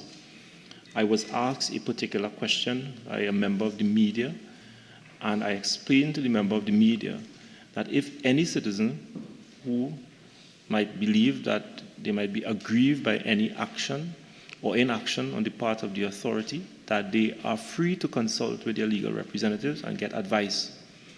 And if their advice is to take action against the authority, then so be it. But I did not encourage, in my capacity, and being a Minister of Public Utilities, encourage citizens to sue WASA. I informed the media that if citizens believe that they have a claim of right against the authority, that they are free to consult with their attorney so to do. In relation to your question, the other part of the question, no. The WASA has a very large litigation portfolio, unfortunately. And it is anticipated that this $15 million that is allocated here under this particular line item would be utilized to pay legal fees incurred by the authority in the management of its litigation portfolio. Which West. Thank you. Same line item, fees. I understand that it's in anticipation that you have this $15 million additional spend, but you would have spent $16 million on fees in fiscal 2023. Would it be possible, Minister, for you to provide a listing of the various components of those fees? Sure. Thank you. Subhead 0. Where are we? Member for St. Augustine. On that same one, fees. Yes, on the fees, legal fees. I just want to ask if the Minister will be able to provide for us a list of the legal issues that this allocation would have been used for in the last fiscal. The legal issues? Yes, so there would have been a number of legal matters that WASA would have had to deal with that would have incurred expenses under this head. If you could provide us a list of those items. In nature of the litigation matters? Yeah, I could just put the, what is the matter, what the legal matter is, and the cost associated with each matter. The claim, the cost of the claim. Yeah, So well, that's if in it is a addition claim to or whatever providing it is, further yes. information. Yeah? Fair enough. Thanks. Subhead 03, minor equipment purchases, item 001, administration. Subhead 04, current transfers and subsidies, item 007, households.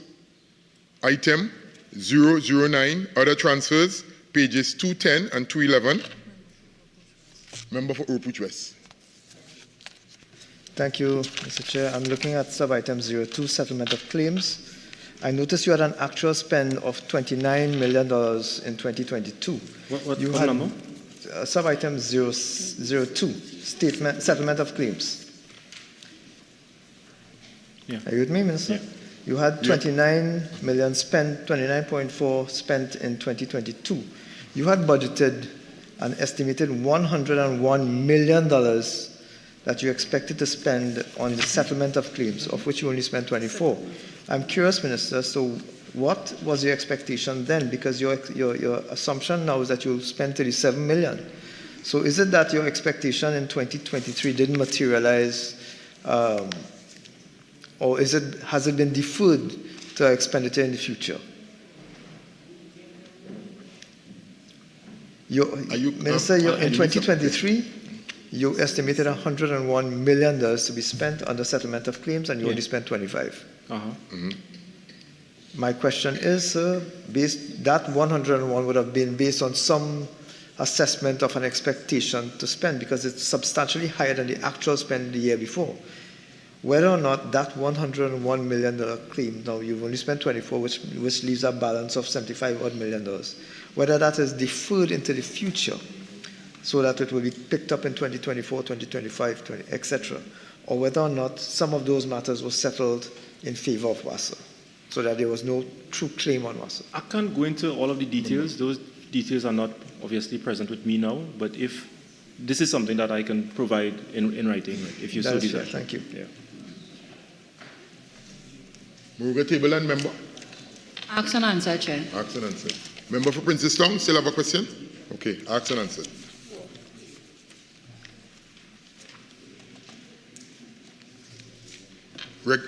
Number 55, Regulated Industries Commission, subhead 01, item 001, General Administration, and we're on page 229, subhead 02, Goods and Services, item 001, General Administration, subhead 03, Minor Equipment Purchases, page 230, item 001, General Administration, subhead 04, Current Transfers and Subsidies, item 007, Households, item 009, Other Transfers. Honorable members, we'll now move on to the draft estimates of the development program.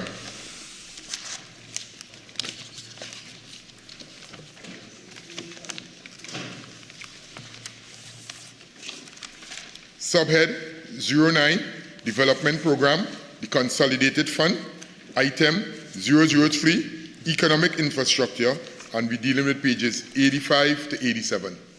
Are you all with us, with me, members? Honorable members, from item 003, economic infrastructure, spans 3 pages. Therefore, I will also announce the project groups. A, electricity, page 85. Member for Princestown. Thank you, Chairman. Minister, line item 581, the National Street Lighting Program. There is an estimate for 10 million in 2024. Can you tell us whether or not in determining this 10 million you have already identified, you had said earlier what was reflected in the recurrent was for maintenance, etc. Yes, the recurrent bill. Correct. Yeah. Under the development program, do you have a scope of work for additional works to be done, and in what areas? Has not been finalized as yet, member. I can tell you that so far we have about 120 requests, I'm told, by the Ministry of Public Utilities, the staff of the Ministry of Public Utilities, and this allocation will be to treat with all of those outstanding requests.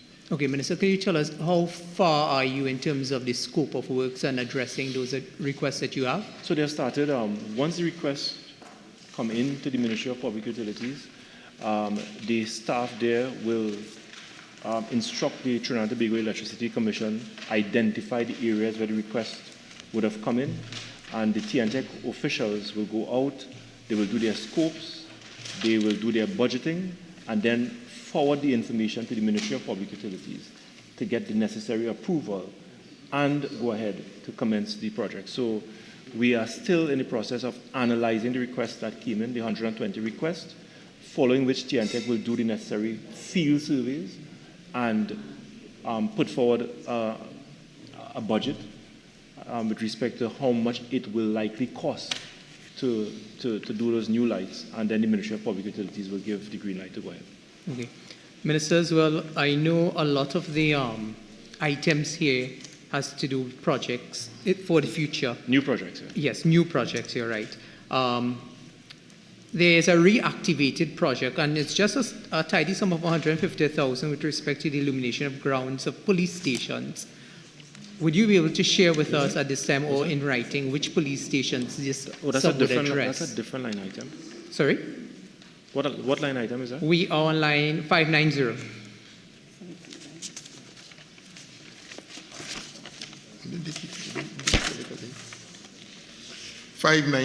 Illumination of grounds. For police stations? Yes. Of police stations, yes. What's the question? It's a sum of 150,000. Yes. It's listed as a reactivated project. We wanted to have an idea of which police stations this would address. We got 2 requests from the Commissioner of Police, one pertaining to the Police Academy in St. James. I cannot recall at this point in time the other police station, but this is not an item that you tend to get a lot of requests from. So that's the reason why it is at a small amount of $150,000. But we believe that coming from the 2 requests that we recently received, that it will be more than sufficient. Now, normally what happens is that if additional requests are received by the Ministry of Public Utilities, we can utilize the other line items under street lights or lighting of parks and recreational spaces to meet some of those expended or unexpected expenditure once they come in. But this particular item of lighting of police grounds, etc., is not something that we normally would normally do on a regular basis. Line item 596, Minister, replacement of aging transmission infrastructure. Minister, as you and I both know that this has been a great challenge over the past year or so. Can you give us an idea of this allocation of 4 million with respect to replacement of aging transmission infrastructure, the areas that this will affect? Yes. Minister? So we are looking at the refurbishment of the St. Mary's Galeota Phase 3 link, which is a project that is about 72.3% completed. 2 transformers already procured with respect to that same St. Mary's Galeota project. And for fiscal 2024, we are looking at continued repairs to the St. Mary's Galliota 33 kilovolt circuit phase 3 to complete and assemble the installation of works for 2 transformers there and the replacement of underground cables at the Port of Spain Port Authority, a 33 kilovolt circuit. And Minister, if you could turn your attention to line item 602, the illumination of taxi stands is listed as a new project with a sum of 200,000. Again, is there a scope of work for this particular line item? No, not at this point in time. I don't know why it is referred to as a new project, but this has been around for some time. Member from Muruga Tableland.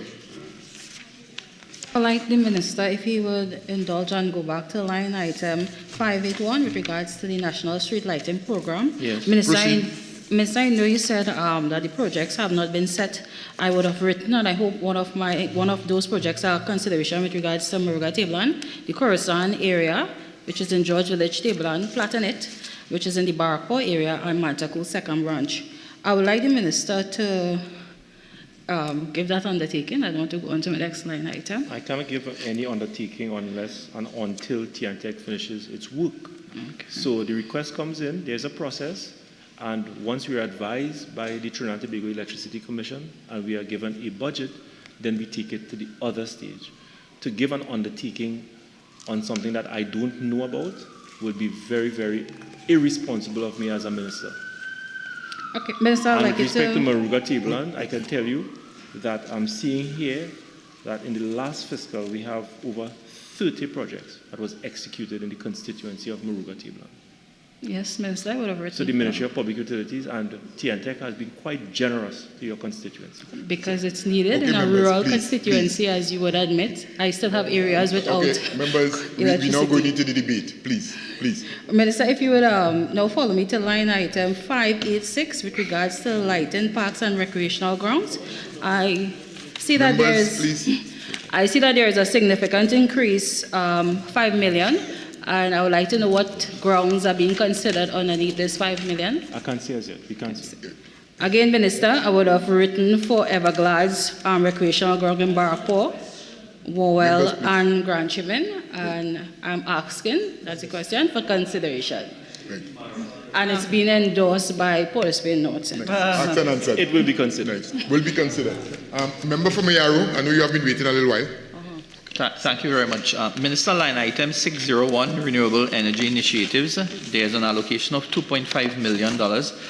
Is this allocation for research and development in that particular area, or are there actual projects on stream for that allocation? Research and development. Research and development. Yeah. Particularly in solar, I would assume. That's correct. Okay, thank you. This is for the acquisition of 2 LIDAR, and Ministry of Public Utilities, TNTEC, working and collaborating closely with the Ministry of Energy to procure certain LIDAR equipment to be deployed strategically around the country to gather the necessary data to advance this whole process of wind energy in Trinidad and Tobago. Member for Caroni Central. Thank you. Honourable Minister, 586. Member, please ensure that your mic is on and also it's properly positioned, because somehow when you're on, we are not hearing you clearly up here. Okay, thank you. You hear me better? 586, lighting of parks and recreational grounds. Honourable Minister, can you indicate or provide a listing to us which grounds will benefit from this $10 million in this financial year? You can't see I answered that question already. Again, question was already asked. I have a statement to make, please. Further, please. You have a statement. Statement? Yes, please. Okay, let's start it. Let me hear you. So we, in this house, we are being asked to allocate $10 million to the lighting of park and recreational grounds, Mr. Chairman. And we do not know where this money is going to be spent. And the Minister cannot indicate to this house where this money is going to be spent. We are simply asking for the identification of the projects, where these projects are going to take place. Okay, and it is really, foolhardy to have an allocation without having a location. And I want to ask the Minister whether that is prudent financial planning. Okay, all right. Okay, member. Again, Seeing that you ask again, I'll give the Minister the opportunity to respond. So under this line item, Mr. Chair, the Ministry of Public Utilities, working with TNTech, will collaborate with members of Parliament, with councillors who would normally write the Ministry directly or the Trinidad and Tobago Electricity Commission for the lighting of parks and recreational spaces, street lighting, etc. And based on the work that we have done over the last years, we believe that with $10 million in this fiscal year, that we will continue to roll out this particular project in constituencies, in communities all over Trinidad and Tobago. And based on what we have done over the last years, fiscal 2022, 2021, 2020, 2019, that $10 million will be more than sufficient to take care of new requests that will come in this fiscal year. For the whole country. So, Member for St. Augustine, asked and answered? You can ask your colleague from Mayaro. His constituency has benefited in two projects. Okay, one second. Hold on. Member for St. Augustine, you have a question? Yes, I put up my hand earlier. You can ask your colleague from... I had put up my hand earlier to ask a question. Okay, Mr. Minister, hold on. Concerning the electrification. The Minister busy engaging in political banter and listening to my question. You have my ear, Member. St. Augustine. Earlier, just a follow-up to a question asked earlier about the electrification of recreation grounds. As you know, that plays a role in reducing crime and getting young people engaged and positive activities and so on. Can you provide us with a list of TNTech's program in terms of where they intend, what projects they have allocated under that head, which grounds they intend to illuminate with that? Funding. And that will fall under 586, and I think you... I made the point already, I explained already. So again, the list, you can also provide the list, yeah? That's right. Right, so list will be provided. Okay, members, we go to C, Postal Services, page 86. Member for Urupuch West. Thank you, Chair. Chair, I'm looking at 016, restoration of TT Post Legacy Post Office Building.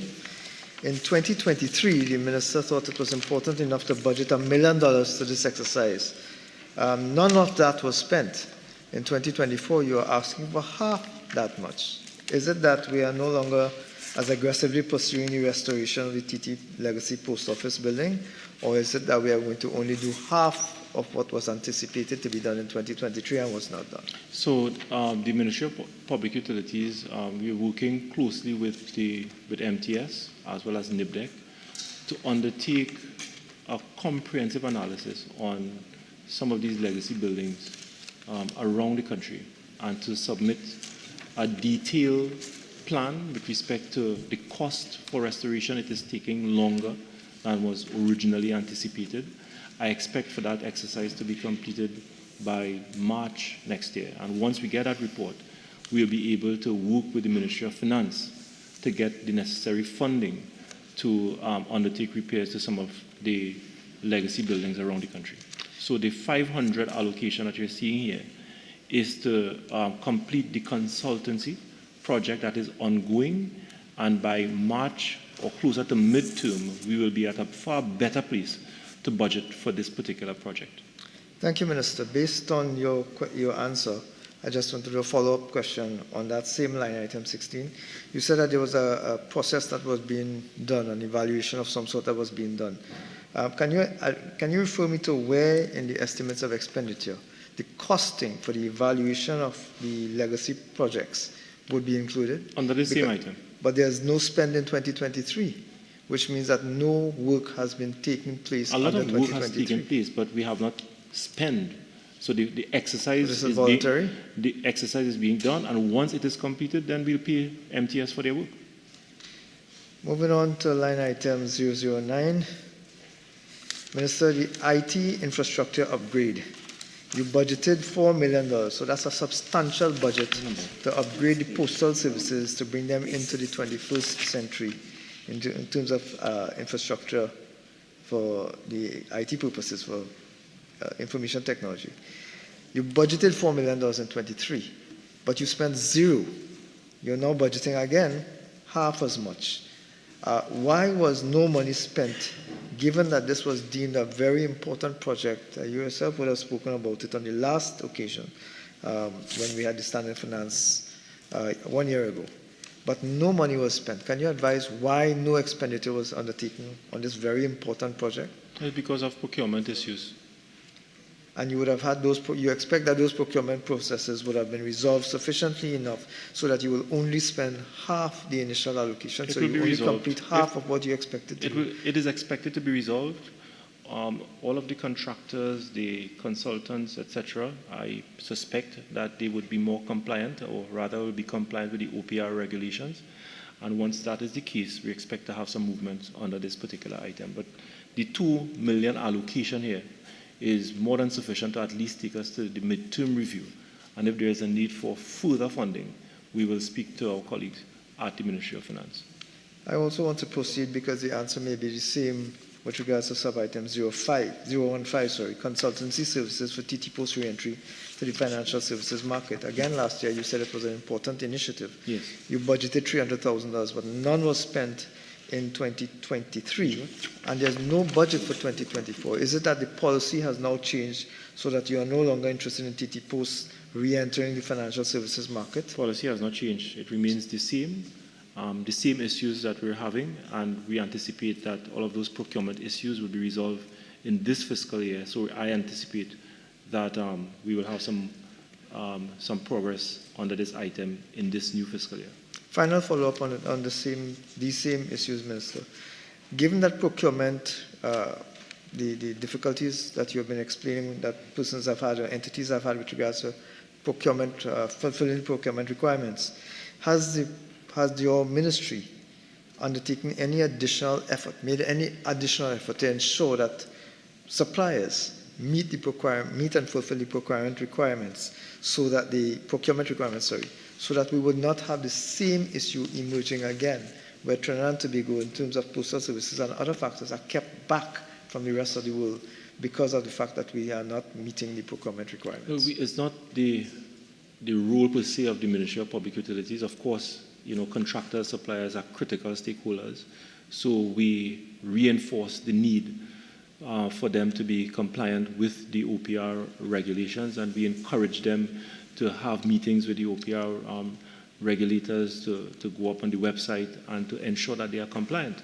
Because if they wish to continue to do work for the government of Trinidad and Tobago, they have to be compliant with the new regulations. Minister, I understand that, but given that the provision of services to the country is suffering as a result of the failure based on procurement requirements. It is not the failure of the government. Do you not think that it is? Do you not? No, it's not necessarily the failure of the government. Yeah. I'm suggesting that the provision of services, as budgeted for and as approved by the Parliament, is suffering because of the fact that we have these procurement challenges. Do you not think it incumbent upon the ministry, who's affected, that they would have made some extra effort to treat with some of the concerns and the issues being raised that you yourself admitting is affecting us? And this is exactly what we are doing. We are meeting with our critical suppliers and all of the utility agencies, and we are working with them to ensure that they become compliant so that they can continue to do business, and that the business of Ministry of Public Utilities and all other government agencies will not be negatively impacted as a result of the very, very rigid procurement system that we now have to comply with. Yet, Minister, you are budgeting for half as much as you would have budgeted. We believe that the half is more than sufficient. That will take us up to at least midterm. Thank you, Minister. Thank you very much. Minister, just quickly on 005 refurbishment and construction, and I suspect it's the TT Post offices, postal services. I know the Rio Claro old postal office was carded for some repairs. Is the ministry working with the National Archives in any joint venture with restoring these old buildings that do have some cultural and tourist potential at the end of the day? And it is actually part of the consultancy with MTS and the assessment that they are doing with some of those legacy buildings. And I think the one in Mayaro is one of them that has been identified for full restoration. Okay, thank you. A, major water services, page 87. F, other water projects, I, Water and Sewage. Member for Rupert West. On page 87, the design and implementation of an intelligent virtual guarding system at WASA installations. Minister, you had proposed an expenditure of $5 million in 2023 for this very critical issue, the design and implementation of an intelligent virtual guarding system at WASA installations. You spent zero in 2023. You are now budgeting an even smaller amount than you initially budgeted in 2023, for which year, like I said, you have spent zero. Can you, Minister, indicate why in 2023 there was no progress, and why then in 2024 the proposed progress is even less than you expected to do last year? Okay, again, Honourable Member, there are some issues with respect to procurement. The matter had progressed to the Tenders Committee of the Water and Sewage Authority as well as the Board. I am advised that there were some issues, and the Board of WASA was not happy with respect to whether or not, based on what was being recommended at that point in time, that the authority was going to get value for money. And further review was asked, and rightly so, by the board on this particular item. In addition to that, in order for this to be successfully implemented, a number of infrastructure work that had to be done on some of the facilities around the Water and Sewage Authority, around the country, before you install this intelligent virtual guard. So this particular matter is being reviewed by the authority. I'm told, I've been advised that they may re-tender and to come up with a scope that the board believes will be for the benefit of the authority. So what was recommended before the end of the last fiscal year, the board was not comfortable. The board did not believe that the authority was going to get value for money, and rightly so, they made a decision to scrap the tender process and have it reviewed moving forward in this fiscal year. Despite the fact that you are seeing a $3 million allocation in this fiscal, the board, I was advised by the board that there are some components of this item will be taken care of by the use of internal funding of the authority. Item 004, Social Infrastructure, page 88. Item 005, Multi-sectoral and Other Services, pages 89 and 90. And I recognize Member for Mayaro. Thank you very much, Mr. Chairman. Minister, I just want to draw your attention to line item 061, Community Water Improvement Program. I do know in 2021, yourself and WASA would have met with me in Mayaro to discuss the challenges we were having with the water supply in the general constituency. And there were 3 main projects that were identified. And if I were just to remind you of these 3 projects, and perhaps you can give us an update of how far along or if these projects are still on stream. One was the Guaya Petro facility in Petrotrin, that's in Guaya, that pumping station down there that was supposed to get some work done to bring water onto the Guaya Isthmus Court area. The other plan was to do or consider a water treatment facility in Mayaro itself that will service that wider region. And the third item I think we spoke about back then was to consider an additional 14-inch line that would have gone from Navet to Tablan, freeing up the San Pedro line to service Rio Claro. So if you can give us an update of how far along those projects are, or if they are still online for the mid-long-term resolution of the water issues in the Mayaro constituency. So, thank you. Minister, at least yes, briefly, please. Most of the projects, the first item, I can give you a further update on that, but I suspect that this project, we continue to make progress on that. With respect to the main transmission system that would bypass water from the San Pedro booster coming from Navet, the engineers of WASA advised me that the Navet water treatment facility is stretched. And some of the areas in the Mayaro area that are impacted by poor water supply are areas that are located on the extremity of the Navet system. And even though you may wish to put a larger transmission system, it is coming from the same source. And if the source is already stretched, then in extreme weather conditions, those same communities, despite large expenditure of the installation of transmission line, if it is coming from the same source that is already stretched, then it will not be value for money to expend over $100 million in pipelines. What we decided to do is to identify some localized sources of water in the Mayaro area. And I'm pleased to let you know that before the end of next week, there will be an award of contract for the drilling of 3 wells.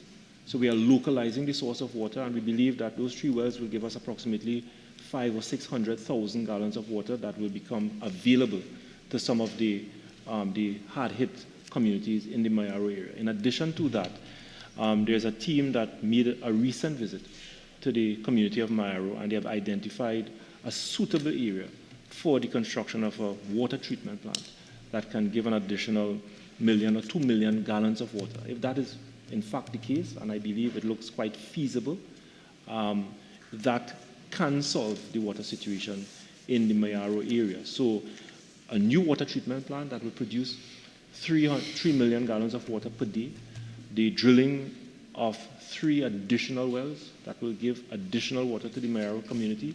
It means that you can now free up water from the Navet water treatment plant that is utilized to go to the far extreme areas in Mayaro. That water can now be redistributed to some areas, like, for example, in Princestown and Moruga and some other places. So that's the plan, that's the strategy, and we expect to have some significant progress on these items in this current fiscal year. Thank you, Mr. Minister. Just one follow-up, Mr. Chairman, just one follow-up. Okay, Mayor, member for Mayor. Sure, thank you. Minister, in lieu of the mid and long-term projects that's coming on stream, I'm glad to hear what you've said. I do know we have the immediate issues of water trucking. I know it was raised before. If you can look at that in terms of ramping up the possibility of additional trucking services, because it's really a challenge with the 2 trucks that I know is made available for the entire constituency, and sometimes the trucks are down as well. So if you can look into that through WASA, we'd be grateful for that, sir. Thank you. Right. Member from Moruga Tableland, you still have a question here? Chair, but I need your indulgence to go back to C, residential 002, residential electrification assistance program. My hand was up, but I didn't look at you. Member, please. All right, Chair, well, then we'll proceed. No, member, please, we have a format that we are working with clearly. No, I agree. My hand was up and I wasn't directly time. looking at you. So no one would have asked a question with regards to C, but my hand was in the air. I would like your indulgence. Right. So again, members, we are presently at A, Administrative Services, page 89. Okay. Chair, well then, I have a question for the Minister underneath line 0061 with regards to community water. Mm-hmm. All right. Minister, if you could give an undertaking to provide this House with the communities that would have benefited from the $25 million that was allocated last year. And also, Minister, I would have written to your ministry on several occasions for 3 projects in particular, which would be La Savan, which is La Fortune Trace in Moruga, Curacao, this area is without water, and we depend on community tanks and trucking, which is not sufficient, and half the time the area has to do without or purchase, and also Platinate. They don't have the WASA infrastructure, the water line. So I was wondering if these projects would be considered for this fiscal. And if I could get an undertaking, what was considered last fiscal, what was completed? Undertaking of what was done? The projects, of providing the projects, and what communities would have benefited from the $25 million. Yeah. And if the 3 projects that I would have just itemized could be given some sort of consideration. If the request, it will be considered. So I have not seen that letter that you're alluding to. But Minister, I could forward that right now, but Okay. I would provide. Right. So again, member, you will provide. But with respect to the communities all over Trinidad and Tobago, I'm seeing Arima, Diego Martin Central, Diego Martin Northeast, Faizabad, Labre, La Hoqueta, Talparo, Moruga, Tableland, there's Hindustan, I think you should be aware of that, Tabakit, Curacao area, Tobago East, a number of booster stations were constructed there, some pipeline projects in Toko San Grande, all over Trinidad and Tobago. So over 20,000 citizens in communities rather located all over Trinidad and Tobago that would have benefited under the Community Water Improvement Program in fiscal 2023. Right, so member for Couva North, I recognize you now, and remember we are A, Administrative Services on page 89. Let's go. Thank you most kindly, Deputy Chair. And to the Minister, line item 61, Community Water Improvement Program. Minister, under this line item for the estimate of 2024, that 25 million there, I just want to make representation of a few communities in the Couva North constituency. This would have been raised with WASA representatives at the regional coordinating committee meetings at the local government level, but we really would like to get your involvement and input into addressing the aging infrastructure in the Couva West Roystonia, the councillor there, Vanessa Kusi, and that is in the St. Andrews Village. We definitely need to have an upgrade of the infrastructure there. Also in the Capildale block, Smith Street in McBean, and in the John Prasad Road, there is two set of lines on John Prasad Road on both left and right of the road. But what happened, some of the residents have been moved to the newer structure, some is on the older structure and requires an additional load on the water trucking. But as there are an option available to have these residents all moved onto the new piece of infrastructure, that is something that can definitely help in the John Prasad Road. Also in Felicity and Ever, the Green Street extension, the residents there will deeply appreciate if under this program you can have some consideration to have the water infrastructure upgraded in Green Street. Right. Minister? Mr. Chair, the Member of Parliament is free to write the Ministry of Public Utilities, and as we've done in previous years, it will be considered. The member in his constituency of Couva North, I recall Brickfield and Orange Grove, they've benefited under this program. I thought he would have said thanks, but of course he didn't say that. Again. He did not even acknowledge that, but he would never say thanks to that. But as he advocated in the past, and two successful projects that were done in his constituency, he knows the process. Right. So and it will be considered. Thank you most kindly. Mr. Deputy Chair, yes, and following up with the Honourable Minister, we do appreciate what has taken us close to 3 years to get done, because we have been making representation for that community year after year after year. It took about 3 years to get it done. However, it's not completed, and we are hoping that the road will be reinstated and rehabilitated. I'm hoping that it's not going to take him 2 more years to get the road fixed, that project will be completed. But upon the completion of those projects, we will be very grateful to the Honourable Minister. Thank you, Member. I now recognize Member for Princestown. Princestown, you pass? Oh, okay. Mr. Chairman, allow me to raise with the Honourable Minister line item 67. And I raise this against the backdrop of several of us on this side representing very rural constituencies. Particularly, I know myself and the member for Moruga Tableland, the member for Mayaro. We have a tremendous amount of challenges with not being able to receive water, sometimes for months, because of the topography of our constituencies and the conditions of the lines. As I had mentioned to you in a previous debate, the then Minister of Public Utilities had promised a project of $20 million for Tableland in particular that will affect parts of Rio Claro, the constituency of Moruga Beach, also the constituency of Mayaro. You would appreciate these are very, very rural areas. And when I see line item 67, National Rainwater Harvesting Program, a new project is listed as with an allocation of $2 million.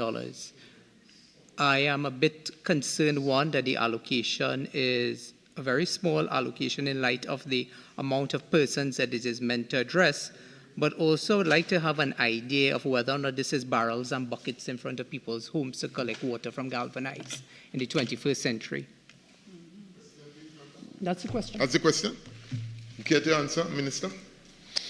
You know, Mr. Chair, if the member is seeing a program, National Rainwater Harvesting, which is something that is encouraged all over the world, in the Caribbean, etc., especially as we deal with the impact of climate change, the impact it can have on runoff water and flooding, etc., rainwater harvesting is a program that is encouraged at the highest level at the United Nations, etc., Mr. Deputy Chair or Mr. Chairman.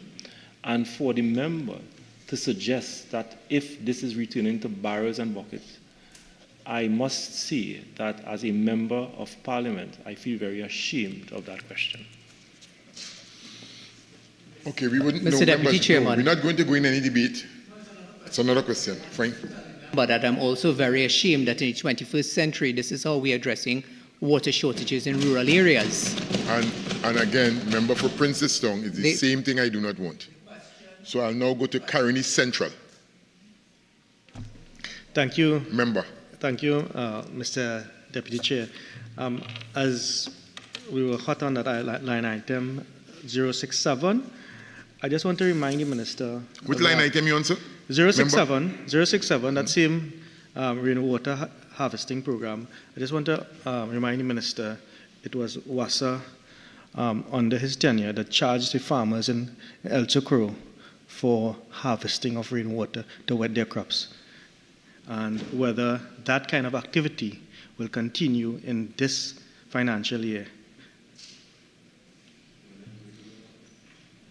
I don't know what the member is talking about, so I wouldn't even bother to respond. Right, member for Mearu. I have a next question. Proceed, member. Line item 061. I've Community seen water that, improvement? Yes, I've seen that there was an actual spend of close to 43 million in financial year 22. Approximately revised estimate for 23 is 25 million, and this year an estimate of 25 million. My question to the Honourable Minister is whether any of these community improvement programs will be realized in the constituency of Caroni Central. I mean, I've taken note that in other areas, you have called some other areas before, but I can tell you, Caroni Central has not benefited from any water improvement program in the last 3 years. Minister.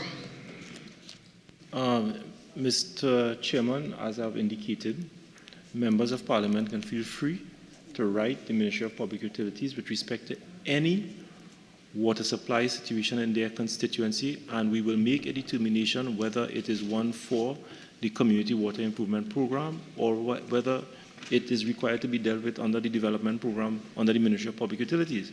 The Community Water Improvement Program, this particular program, Mr. Deputy Speaker, is geared towards communities that are outside of the water distribution grid or may have some challenge that is unique to this particular community. They are normally short-term, low-capital types of projects. If after doing an in-depth assessment, it is determined that the budget to rectify this particular problem is not suitable to be funded under the Community Water Improvement Program, it will be considered in the wider development program. So the member is free to write the Ministry of Public Utilities, write me directly in my capacity as Minister of Public Utilities, and we will make a determination as to which line item it will be best appropriate to address the particular challenge in their respective areas. Nice. Caroni Central member? Yes, thank you. Given that narrative of the Honourable Minister, I can tell you very early on, and you are quite aware, Minister, if you say otherwise, I wouldn't hold you to it, but you were aware of the challenges in Caroni Central very early on in this parliamentary term, and you indicated that all will be well in 3 months. We are almost 3 years, and we are still here. My question to you, under this line item or any other line item, when will the people of Caroni Central see an improvement in their water supply? Asked and answered, and I'm going to move on to the member from Mearu. Mr. Chairman, I did not get a date. We didn't get a date when that will be done. When? When is a date? Okay, 1 second. Minister, you have a date in mind? No, Mr. Chair. Okay. Member for Mearu. Thank you very much, Mr. Chairman. Minister, I just want to go back to line item 067, the rainwater harvesting program. Sure. How do you envision this project being executed? I just want to give you an example. So I have a community called La Salle in Biche. There's about 80 homes. They don't have any service in terms of pipe-borne service. Do you envision this project being something that will be executed by the Ministry of Public Utilities based on the assessment in there and you do the project? Or would the community work like, how you do a self-help and it's subsidized or a grant is provided? How do you envision this project to be rolled out to communities like LaSalle? There's a memorandum of understanding, Mr. Chair. There's a memorandum of understanding between Ministry of Public Utilities, NIHUS, Habitat for Humanity, as well as Ministry of Rural Development. And we are identifying communities that are outside of the water distribution grid. So we go into the communities, we work with them. Members of the communities are recruited to work with Habitat for Humanity, NIHUS, Ministry of Public Utilities, Ministry of Rural Development, and we are identifying not only homes, but community centers and schools, etc., to install these rainwater harvesting systems so that if they are outside of the grid, they will have access to a supply of water. Even if they are on the water distribution grid, some of these centers might be, centers for disaster relief if there's flooding or hurricanes, etc. Persons can go there and to use as a shelter in the event of natural disasters, etc. So that is the whole thinking, the whole idea, to service communities that are outside of the water distribution grid, but to add resilience to community centers and schools in rural communities. So that's why I'm saying that, when a previous member pour and talk about national rainwater harvesting in this particular way, I felt a sense of sadness because, it shows that they don't understand how these things are dealt with. Mr. Chairman. A question was asked, it is being answered. Okay, I will now go on to the member from Moruga Tableland. I recognize you. Asked and answered, Chair. Asked and answered. F, public buildings. H, meteorological. G, sanitary services. Infrastructure Development Fund. Item 003, economic infrastructure. We are on page 199. Honorable members, item 003, economic infrastructure, spans 2 pages. Therefore, I will also announce the project groups, starting with B, local water resources, page 199. F, other water projects. I, water and sewage. Item 005, multi-sectoral and other services, page 2. Oh, I missed someone? Member from Moruga Tableland, you have my... Yes, with regards to Moruga Well Development, if the Minister could just give an update on this project. Page 199, Minister. As the Minister would know, even after he would have visited the community of Marak and reinstalled the booster, certain areas are still without water. The Moruga Well Development, it's now moved to the Moruga Water Improvement, Water Development, 2029. 1 second, just give me 1 second, member.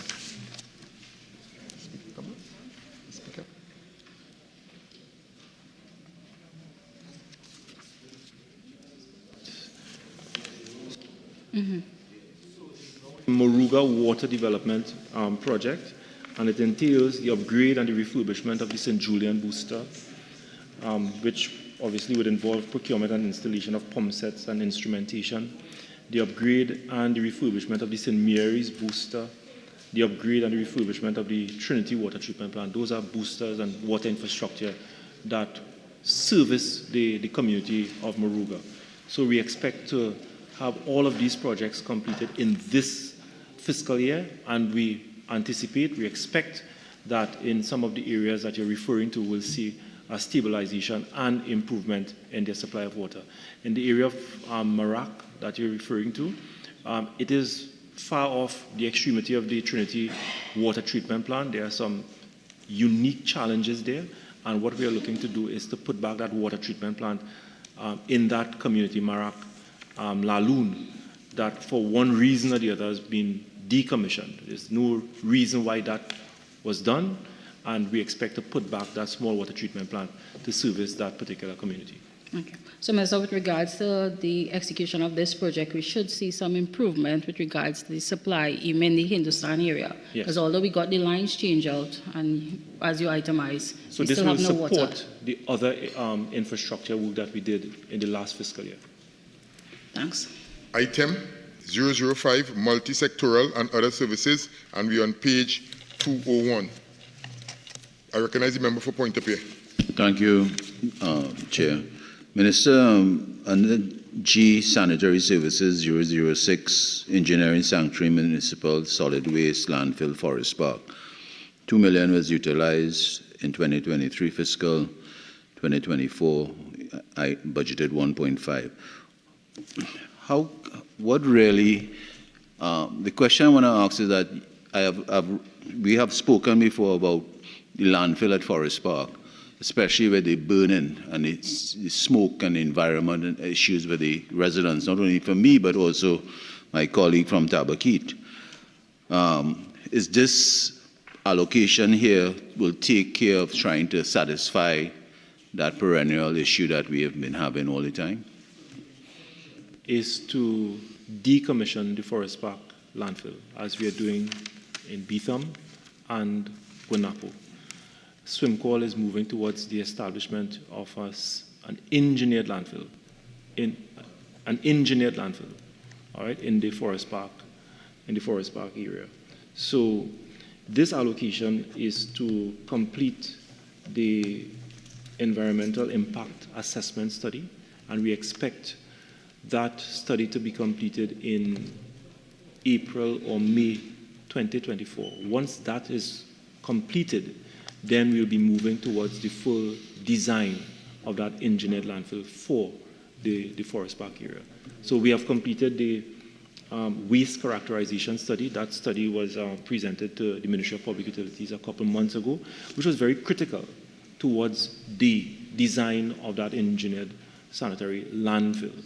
And so the last item to be done before the actual design is the completion of that environmental impact assessment study. We anticipate that this allocation will be more than sufficient to complete this study.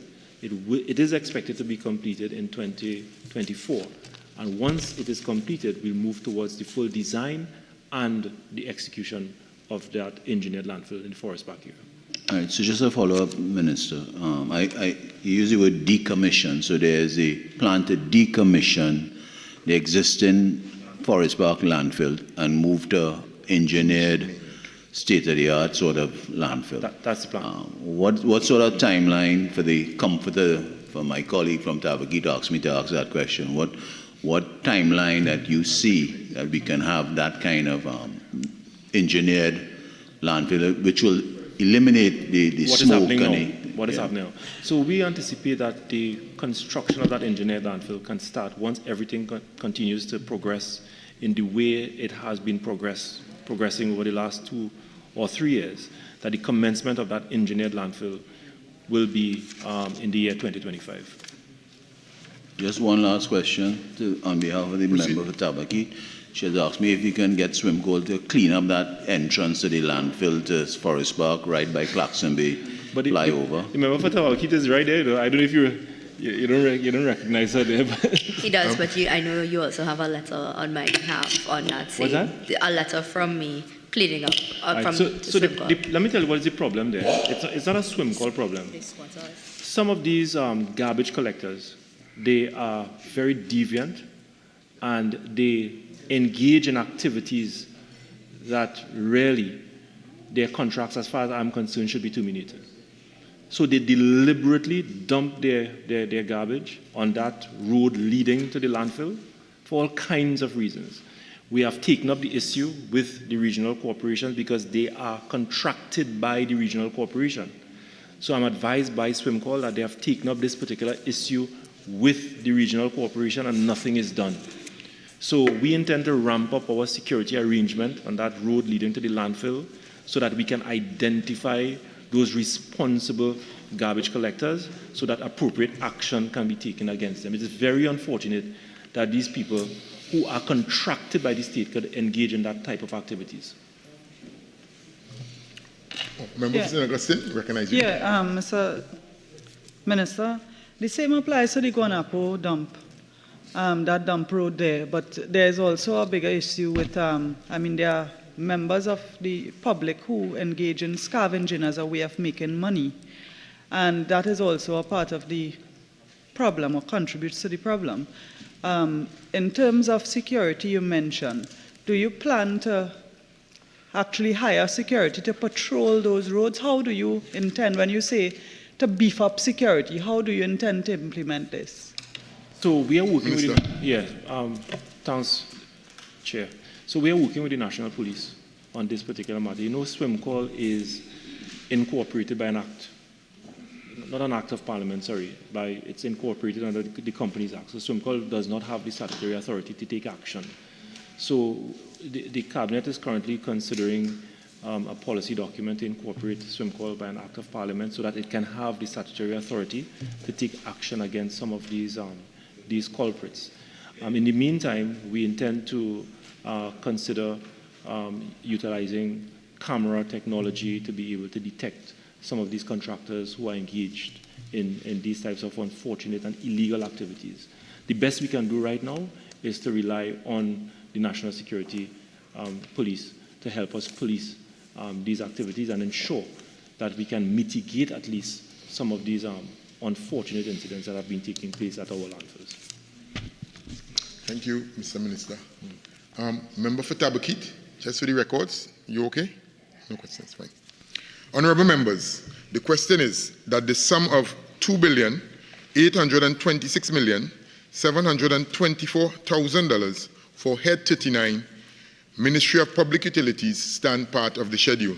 Those in favor say aye. Those in favor say aye. Those against say no. I think the ayes have it. The sum of $2,826,724,000 for Head 39, Ministry of Public Utilities, now stands part of the schedule. I would like to thank the Permanent Secretary and also the technocrats and senior executives of the Ministry of Public Utilities. Thanks for coming to the Parliament. Head 13, Office of the Prime Minister. Head 13, Office of the Prime Minister.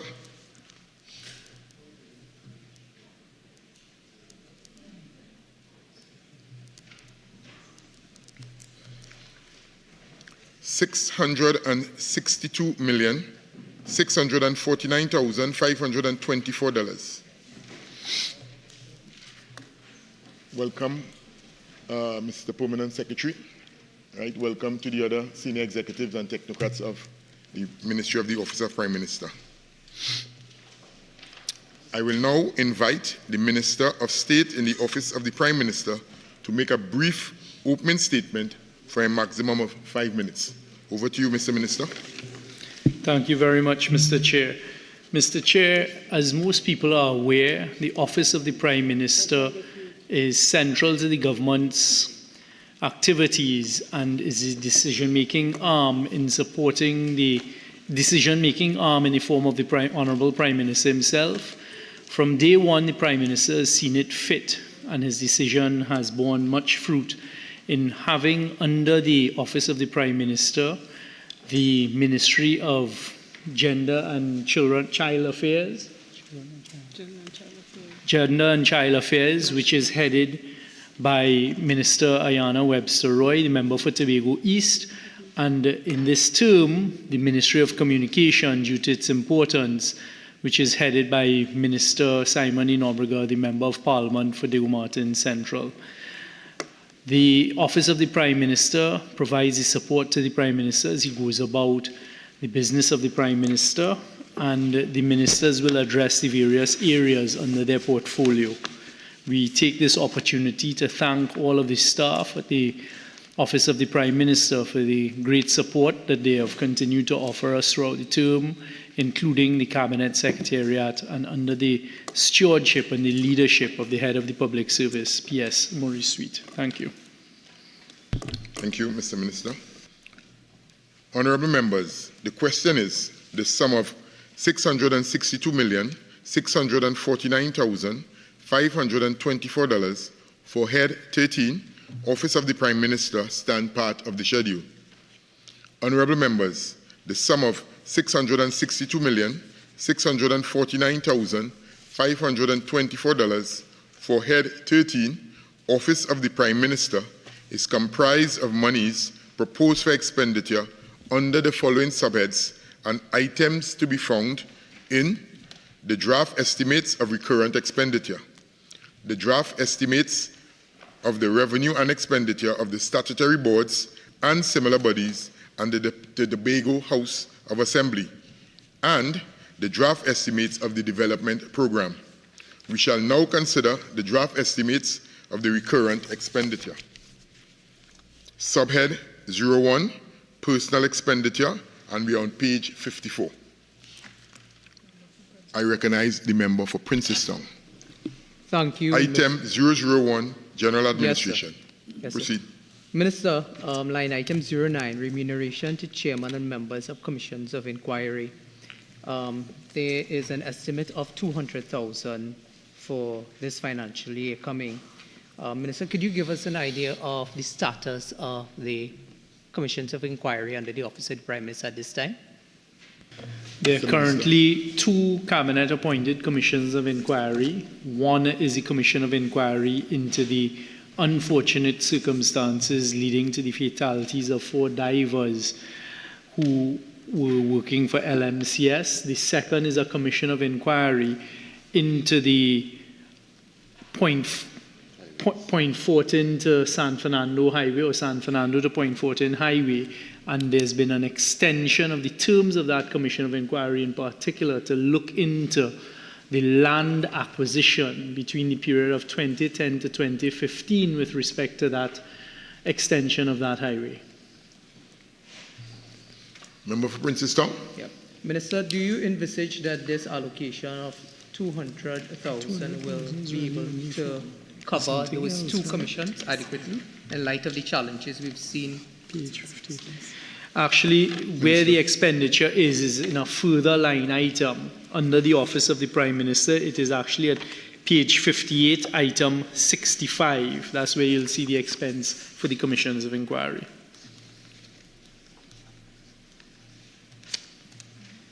Thanks for that clarity, Mr. Minister. Item. Yes, member for Opuchis. Thank you very much to the Honourable Minister. You pointed us to page 58, item 65, did you not? No, but I'm not seeing it at all. No. Member, well, let me ask a question here on what we are now. I'll ask a question based on page 54, item 09. Okay, fine. Yeah. Is the Minister... It's actually page 57. Okay, sure. Item 65. Right, thank you. To clarify that. Minister, would you be in a position to indicate as of this date how much money has been expended on the Commission of Inquiry the Solomon Hochoy Highway? Minister. Extension for the Solomon Hochoy Highway. Just give us 1 second, please. Go ahead, Minister. Thank you. So far, the taxpayers expended $3,196,000 in fees, and then other expenses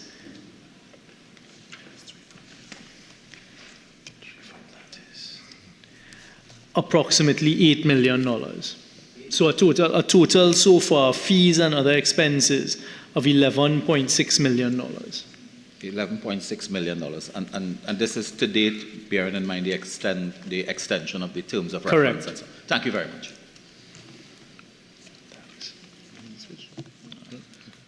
Item 002, Gender Affairs Division, page 54. Item 003, Communications.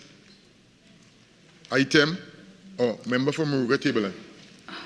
Thank you, Chair. Chair, with regards to 1.4, remuneration of members, I see that there is a decrease of 127,000. Could the Minister just explain? Yes, member, that is line item 14. That is really just our cabinet, the committees have been reduced Those boards have been reduced, and at the Board of Film Censors, we had one commissioner that actually resigned. Thanks. So item 000 Right. So item 004, government printery. Item 005, National Archives. Subhead 02, Goods and Services. Item 001, General Administration. Member for Tabakit? Thank you, Madam Chair. I'm looking at sub-item 28, other contracted services. Yes, can we just get an idea of what these other contracted services are, please? That would include, that's 28 other contracts, that would include payment for female hygiene products, cable services, reimbursements, web hosting, GPS tracking devices and consultancy, LSA Healthcare Services, Columbus Communications Trinidad, and Player Communications Limited, UDICOT Reimbursement, IRO OPM Facility, Salary Recharge, Digital Business Limited, GAFA, GPS Solutions, and Consultants. I have a headache. Item 002, Gender Affairs Division. Item 003, Communications. Item 004, Government Printery.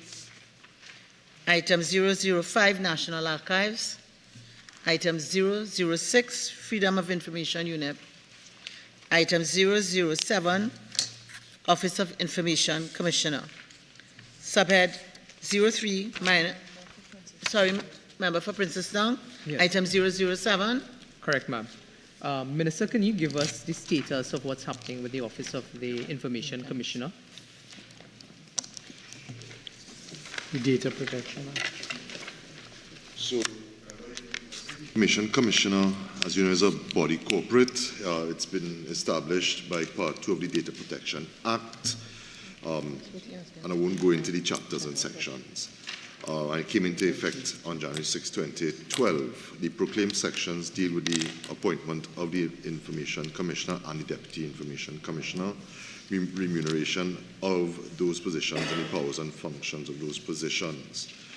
In 2020-2021, a consultancy to amend the data protection legislation delivered draft legislation and regulations.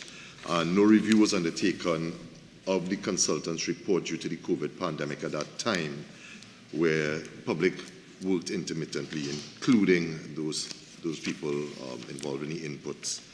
In July 2023, a committee was formed comprising representatives of the OPM Communications, Ministry of Digital Transformation, and the Office of the Attorney General.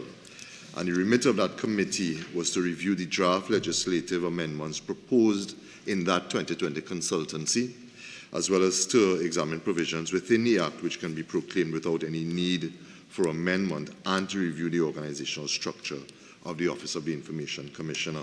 The working group has been meeting, and they are actively considering proposals to update the DPA in order to bring it in line with the international best practice within the shortest possible time frame, and the settling of the proposed organizational structure of the OIC.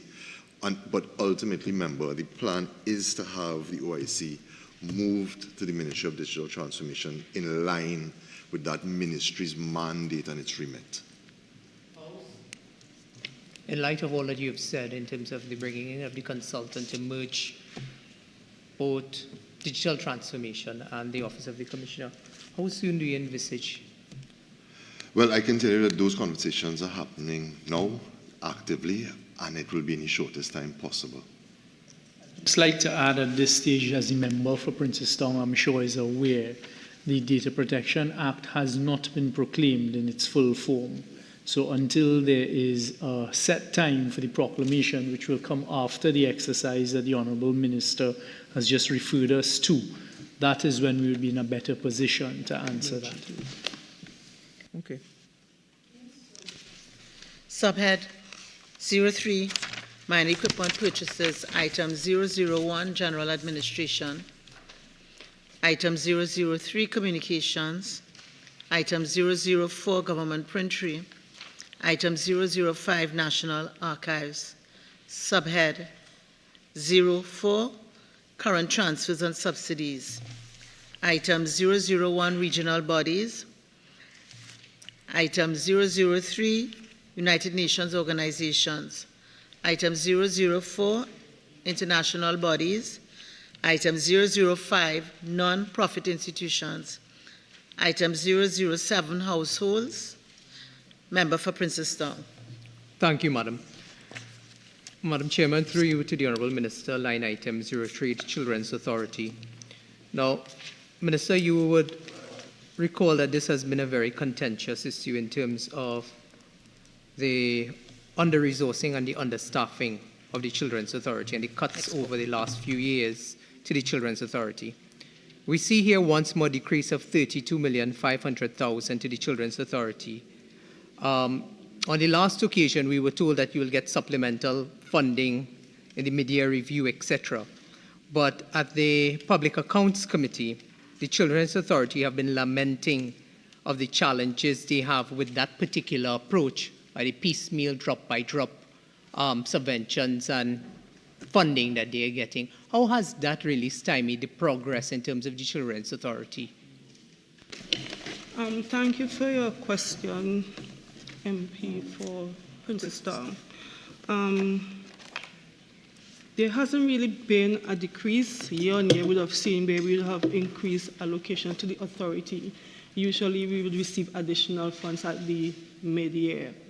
Apart from that, the Children's Authority, as I would have indicated, I think it was earlier this year during the mid-year review before, that they were going through a period of transformation. I'm happy to know that that has commenced. We now have a new director, CEO position, and they're actively implementing. They've already had their strategic plan approved.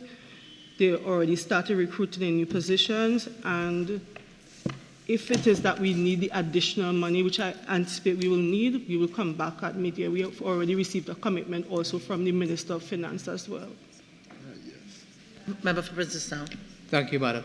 Minister, under the same line item, the Children's Authority, I want to raise the issue of the recommendations of the Judith Jones report. You had indicated to us at one point in time that there was a commencement of some of these recommendations and that there was a task force and so on.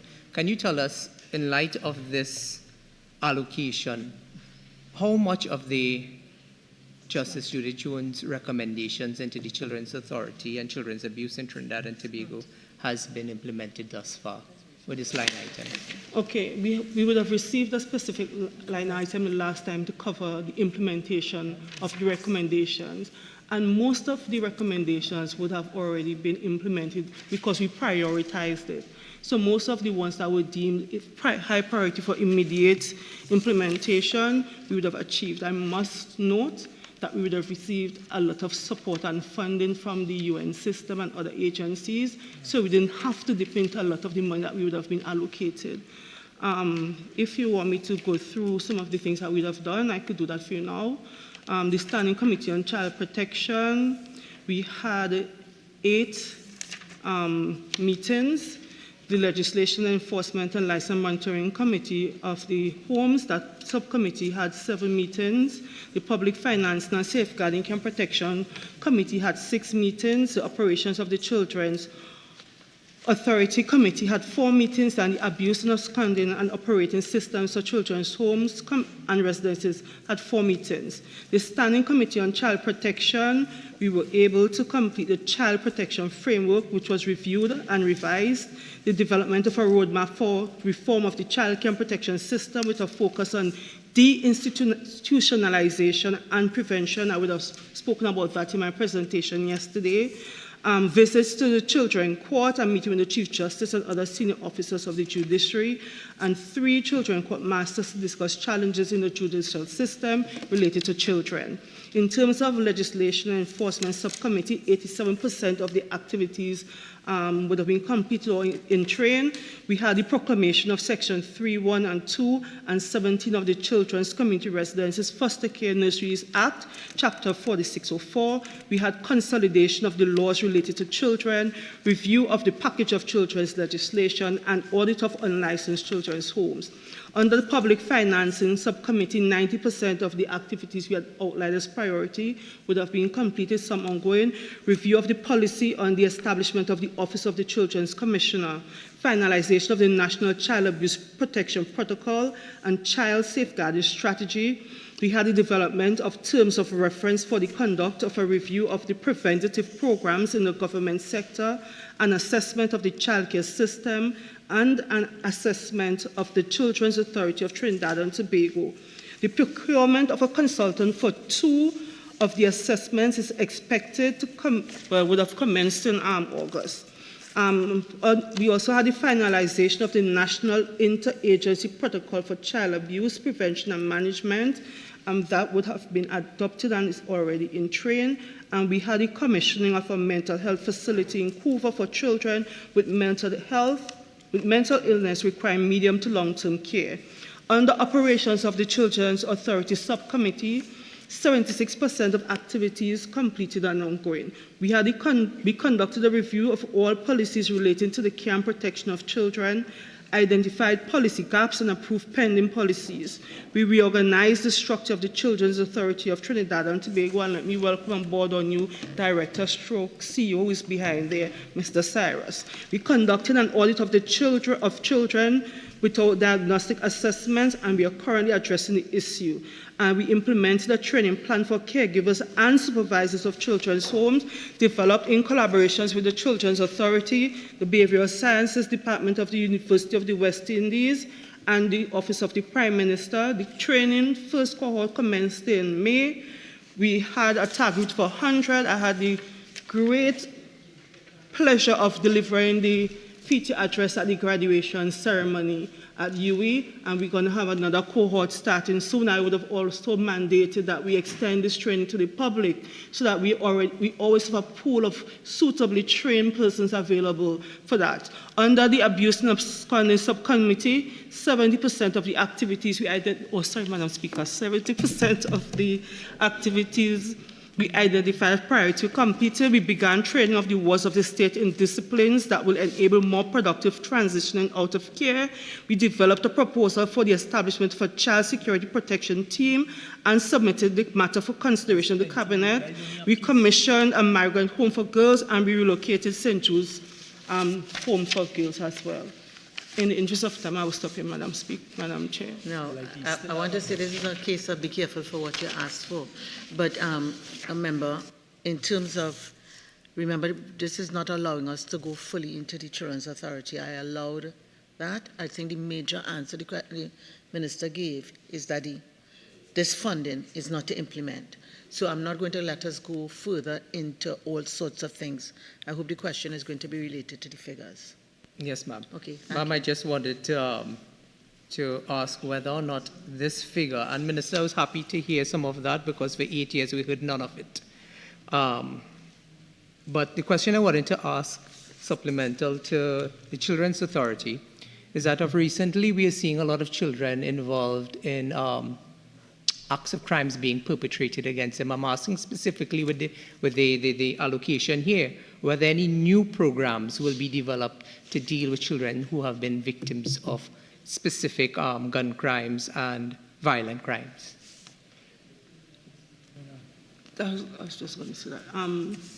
Remember, we operate an all-of-government approach. So not only would programs be available through Children's Authority, Office of the Prime Minister, Gender and Child Affairs, we have initiatives coming out of the Ministry of Education, Ministry of Youth Development and National Services, the Ministry of Social Development and Family Services, Ministry of Sports and Community Development. So yes, member.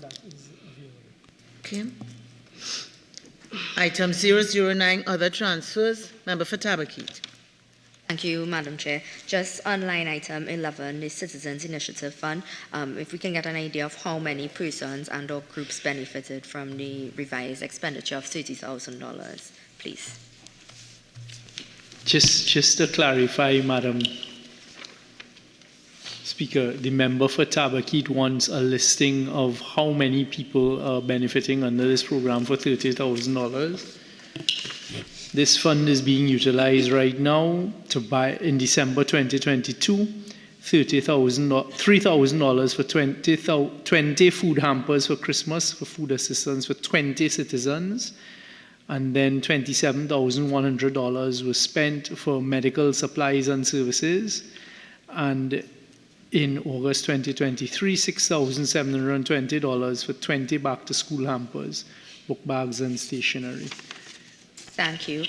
On the last occasion, we were promised the application form so that we may also be able to apply. So if we can get that provision, that would be great. I will make certain that you can get some forms at Tabaquite. I was told that they were supplied, but maybe they were misplaced along the way. Thank you. I appreciate it. Item 011, transfer to state enterprises. Honourable members, we will now move on to the draft estimates of revenue and expenditure of the statutory boards and similar bodies and of the Tobago House of Assembly. 53, National Library and Information System. Subhead 01, Personal Expenditure. Subhead 02, Goods and Services. Item 001, General Administration. Subhead 03, Minor Equipment Purchases. Item 001, General Administration. Subhead 04, Current Transfers and Subsidies. Item 007, Households. Honourable members, we will now move to the draft estimates of the development program. Subhead 09, Development Program, Consolidated Fund. Item 004, Social Infrastructure. Honourable members, item 004 spans 3 pages. Therefore, I will announce the project groups. G, Educational Services. C, Welfare Services. Member for Tabaquite. Thank you. Madam Chair, I'm at line item 109, establishment of a consolidated child support center. How far along are we in this project? I see that there was an estimate of 6 million and we spent 2.5 million. So I just want, the timeline of this establishment of the consolidated child support center. Thank you for your question, Member for Tabaquite. We were able in the last fiscal to engage a contractor, but we had some delays. However, work is expected to progress quite quickly within this fiscal year. I've actually mandated the authority that within the next 6 months, we should at least have the structure ready to start facilitating children. Member for Maruga, Tableland. Thank you, Chair. Chair, item 108, retraining of women in small and micro enterprise. I said that we had an allocation of $1 million and only 200 was spent. If we could get an account of how that was spent and why we didn't, who benefited, how we didn't utilize the fund. Item 108. Okay, so that project, we actually started the pilot in the last fiscal. We were able to do some outreaches in, I think, 6 communities, 4 in Trinidad and 2 in Tobago. And we were able to meet and engage approximately 500 women. In this fiscal, more of the funds will be utilized because that is where we're going to start rolling out the policy in terms of how we do the grants and the scholarships for women, etc., going forward. Follow-up, Chair. Minister, if you could explain how communities or women groups go by applying or qualifying for such program, or is it that the ministry? We initially targeted some of the women who would have passed through our shelters, as well as some of the NGOs that partner with us in delivering services to women who access us through the 800 SAFE or through our shared national shelters, as well as other NGOs operating shelters within Trinidad and Tobago. Minister, one more follow-up. With regards to myself as the member for Murga Table, could I engage this line item through you, writing, because there are several women's groups in my area, and even some battered women would benefit from this retraining. Problem. Okay. Member for Tawakit. Thank you, Madam Chair. I'm at line item 112, training wards for self-sufficiency. I see we have an estimated expenditure of $1 million. How is this a different program as opposed to the one out of the Ministry of Youth Development? Is this for specific persons? Yeah? Okay. This program is actually something that came out from the Justice Judith Jones report. We actually targeted children who are in our homes and preparing them to transition. We would have piloted, I think it was in two homes, and approximately 68 participants. It is our intention that as we develop the program, we capture more of the homes and prepare more for wards that when they are leaving, they're in a better place, that they seamlessly integrate back into society. It's not the same as what is on the Ministry of Social Youth Development. Okay. But just one follow-up. So there is a children's home in Gasparilla, the Islamic Children's Home, where they have been actively participating in an apprenticeship program. So I'm just making this appeal so that they can be considered under this, because they are always doing this training of persons within the children's home. So if we can take a look at helping them go further, I think that will help your ministry as well. Okay, feel free to write us. We have no problem with collaborating. So send an email or anything, and we'll see how we could work it out. Member for Murga Table. Thank you, Chair. Minister, with regards to 115, development of a national framework to respond to perpetration with regards to domestic violence. Minister, do you believe that this allocation will be sufficient?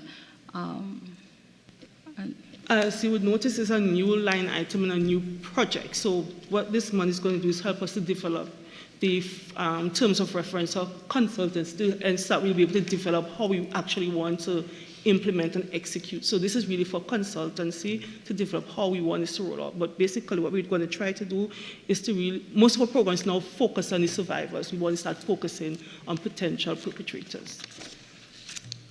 Item 005, multi-sectoral and other services. Honorable members, item 005 spans 2 pages. Therefore, I will announce the project groups. A, administrative services. Member for Tawakit. Thank you, Madam Chair. Line item 28, the institutional strengthening of TTT Limited. That's on the second page. I'm seeing that we're estimating a spend of $1.5 million. If we can get an idea of how this is expected to be spent. Remember, it has to do with training for their internal resources, particularly newsroom, content development, and if you give me one more, local content development, production-wise. And yeah. F, public buildings. Infrastructure Development Fund, item 004, social infrastructure. Item 005, multi-sectoral and other services. Honorable members, the question is that the sum of $662,649,524 for head 13, Office of the Prime Minister, stand part of the schedule. Those in favor say aye. Aye. Those against say no. I think the ayes have it. The sum of $662,649,524 for head 13, Office of the Prime Minister now stands part of the schedule. Thank you to the, I think it's 4 PSs and the Director. Thank you, Minister. Ministers.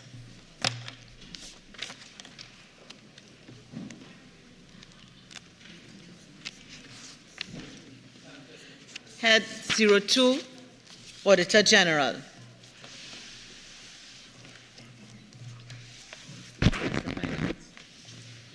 Mr. Finance.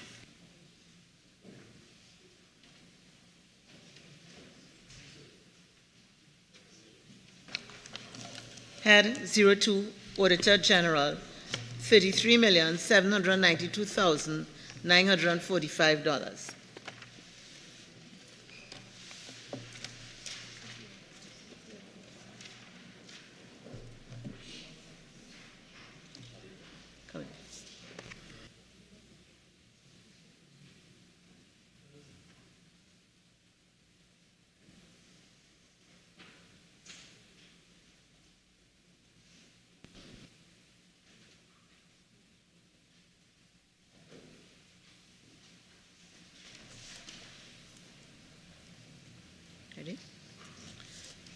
I will now invite the Minister of Finance to make a brief opening statement for a maximum of 5 minutes. Minister. Thank you.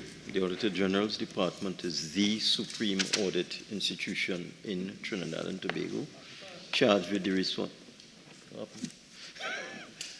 I could talk just so, charged with the responsibility for auditing all items of government expenditure. Believe it or not, before a ministry or department is authorized to write a check, after the Controller of Accounts and the Ministry of Finance does its work to determine the propriety of a request for release of funds, these go to the Auditor General's Department, who do a very quick turnaround. I think it was necessary to let people know that because it's a very important institution and is responsible for authorizing all payments made by all departments and ministries in Trinidad and Tobago. Honourable members, the question is that the sum of $33,792,945 for Head 02, Auditor General, stand part of the schedule.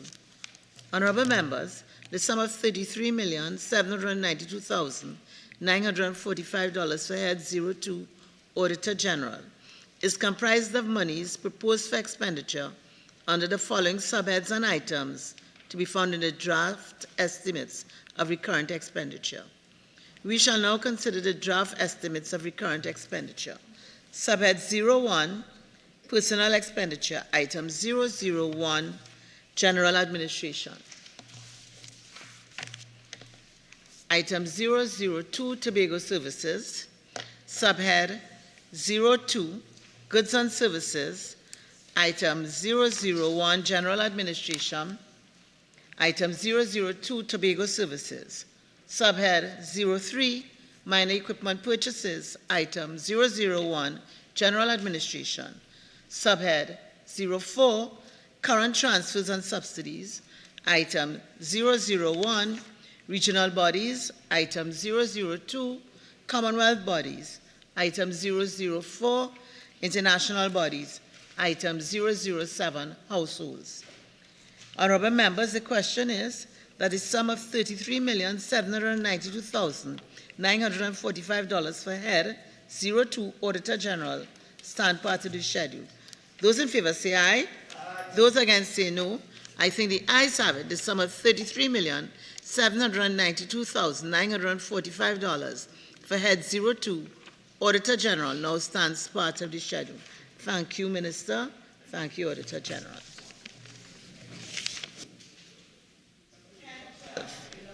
Minister, are you...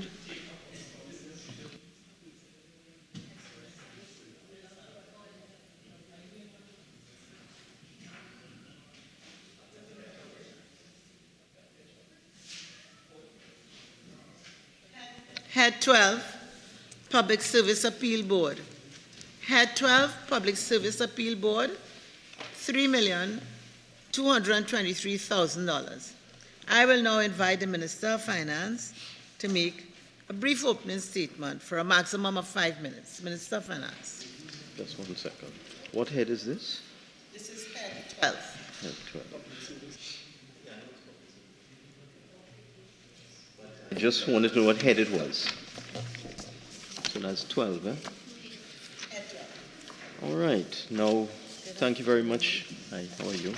Thank you very much, Madam Chairman. For those who don't know, when the Public Service Commission makes a decision, this is a part of the dispute resolution process whereby appeals of decisions of the Public Service Commission are taken to the appeal board before they go somewhere else for somebody to make decisions which sometimes we are a bit surprised at. That's it. Members, the question is that the sum of $3,223,000 for Head 12, Public Service Appeal Board, stand part of the schedule. Honorable members, the sum of $3,223,000 for Head 12, Public Service Appeal Board, is comprised of monies proposed for expenditure under the following subheads and items to be found in the draft estimates of recurrent expenditure. Head 01, Personal Expenditure, Item 001, General Administration. Subhead 02, Goods and Services, Item 001, General Administration. Subhead 03, Minor Equipment Purchases, Item 001, General Administration.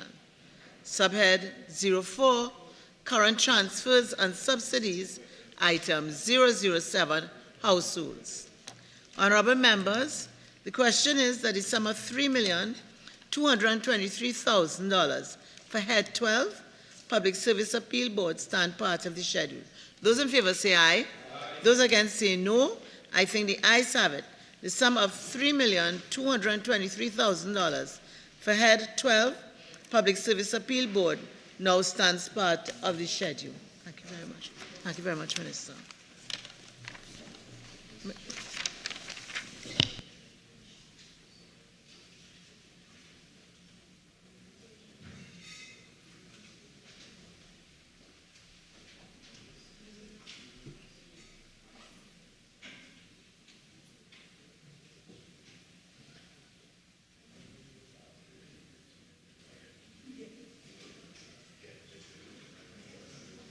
I hear you. It's true.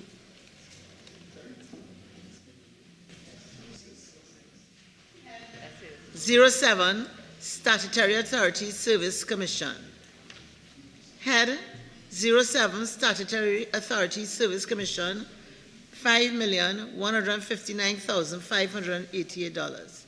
I will now invite the Minister of Finance to make a brief opening statement, not exceeding 5 minutes. Minister.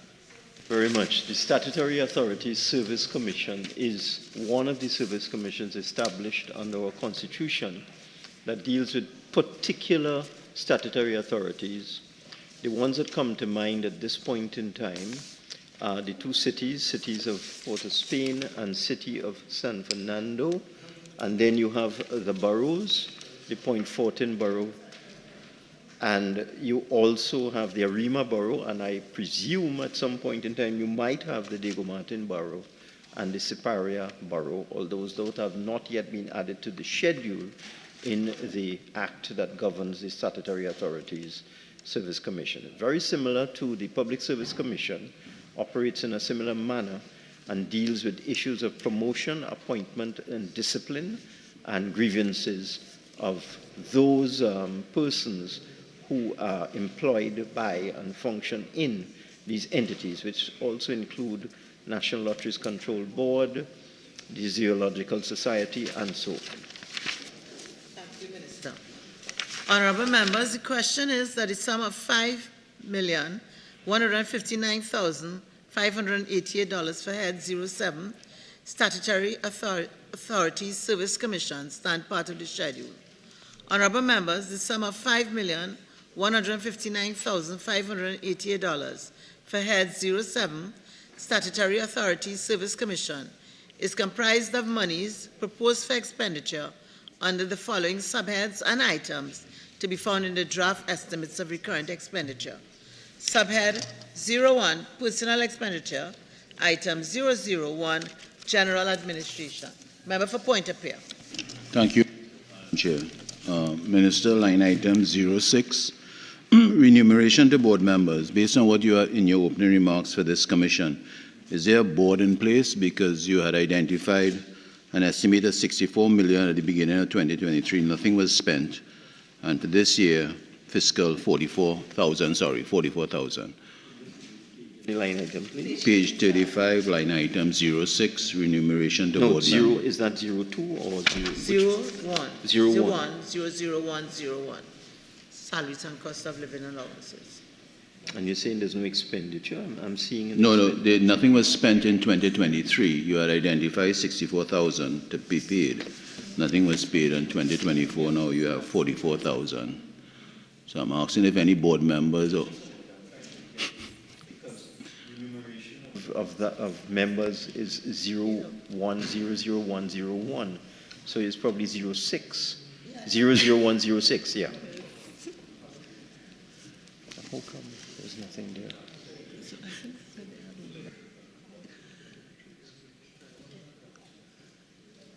Can I get a free run for the rest of the evening? It's a typographical error. It's for tribunal hearings because there is a commission in place, and you should know that because you all have me in court on that. Right? One of the many judicial review applications, I must have about 1,000 of them by now, was to compel me to appoint a commission, which we did. Okay? So there is a commission and they are functioning. This is for tribunals. So something was paid in fiscal 2023? No. What, as I said, this appears to have been a typo. I'm going to get that checked. Okay. But there's a tribunal. And there were no hearings, so there was no expenditure. But the board is there. So if this line item 06. Look at item 25. No, I saw that. Yeah. So it does appear to be a typo because that's one and the same thing. Because that's remuneration to members. It would be the same board members. So this is tribunal. Okay, so it should be remuneration to tribunal members. Okay. I'll get that sorted out. Thank you. Okay. Subhead 02, Goods and Services, item 001, General Administration. Subhead 03, Minor Equipment Purchases, item 001, General Administration. Subhead 04, Current Transfers and Subsidies, item 007, Households. Honorable members, the question is that the sum of $5,159,588 for head 07, Statutory Authorities Service Commission, stand part of the schedule. Those in favor say aye. Those against say no. I think the ayes have it. The sum of $5,159,588 for head 07, Statutory Authorities Service Commission, now stands part of the schedule. Thank you, Executive Officer. Thank you, Minister. Head 09, Tax Appeal Board. Head 09, Tax Appeal Board, $5,824,200.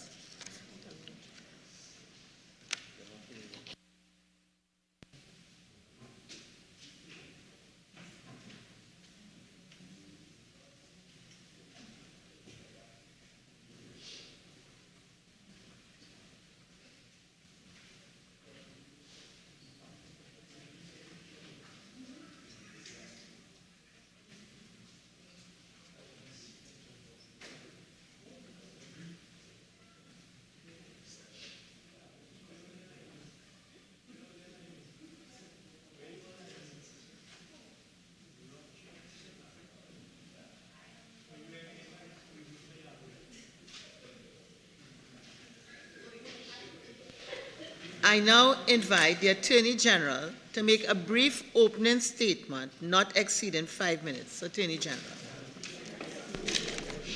Thank you very much, Madam Chairman. Madam Chairman, the Tax Appeal Board is an important superior court of record which is mandated by Parliament under the Tax Appeal Board Act, Chapter 4, Number 50 of the laws of Trinidad and Tobago. Under that act, it provides for the creation of the Tax Appeal Board, hereby established for the purpose of exercising jurisdiction as established under that act. It deals with significant appeals involving tax appeals, among other things. There is, with the Tax Appeal Board, the statutory position of registrar and other clerks and employees. The members of the board are appointed by the President. Members of the board, other than the chairman, are appointed by the President from among such persons as appear to the President to be qualified by virtue of their knowledge of, experience in law, commerce, finance, industry, accountancy, taxation, or the valuation of property. And it involves significant appeals, as I've said, involving tax appeals and other related matters. Thank you very much. Honourable members, the question is that the sum of $5,824,200 for Head 09 Tax Appeal Board stand part of the schedule. Honourable members, the sum of $5,824,200 for Head 09 Tax Appeal Board is comprised of monies proposed for expenditure under the following subheads and items to be found in the draft estimates of recurrent expenditure and the draft estimates of the development program. We shall now consider the draft estimates of the recurrent expenditure. Subhead 01, personal expenditure. Item 001, general administration. Subhead 02, goods and services. Item 001, general administration. Subhead 03, minor equipment purchases. Item 001, general administration. Subhead 04, current transfers and subsidies. Item 007, households. Member for Point of Peer. Thank you, Madam Chair. Attorney General, line item 40, gratuities to contract officers. In 2023, you paid off, the Tax Appeal Board paid off $155,000. It was estimated at the beginning $318,000. 2024, you estimate $100,000. I have a couple questions. During 2023, how many contract officers were paid gratuity? That's my first question. Beg your pardon, there were 3 officers paid gratuity in 2023. And the second question is, how many officers are gratuity owing to and for what period? 1 officer is owed.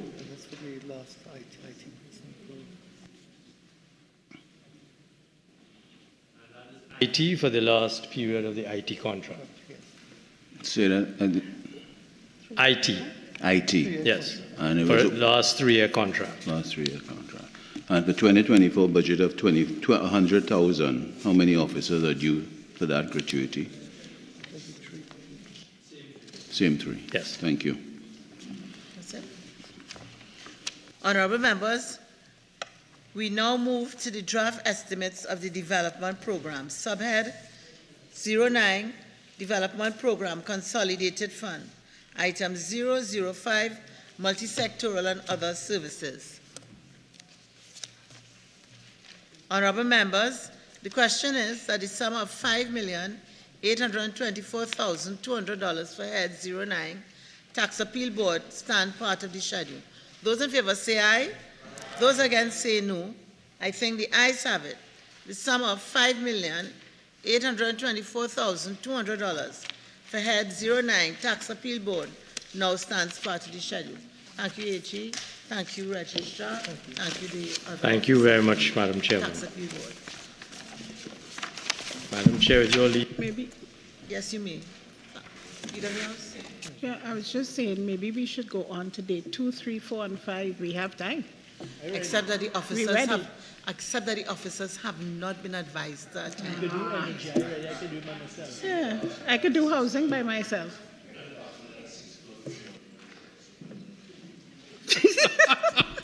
Yeah, of course. So, members, the Standing Finance Committee is suspended to Monday, October 16th, 2023 at 10 a.m. I wish you all a very good weekend. We must be winning the football.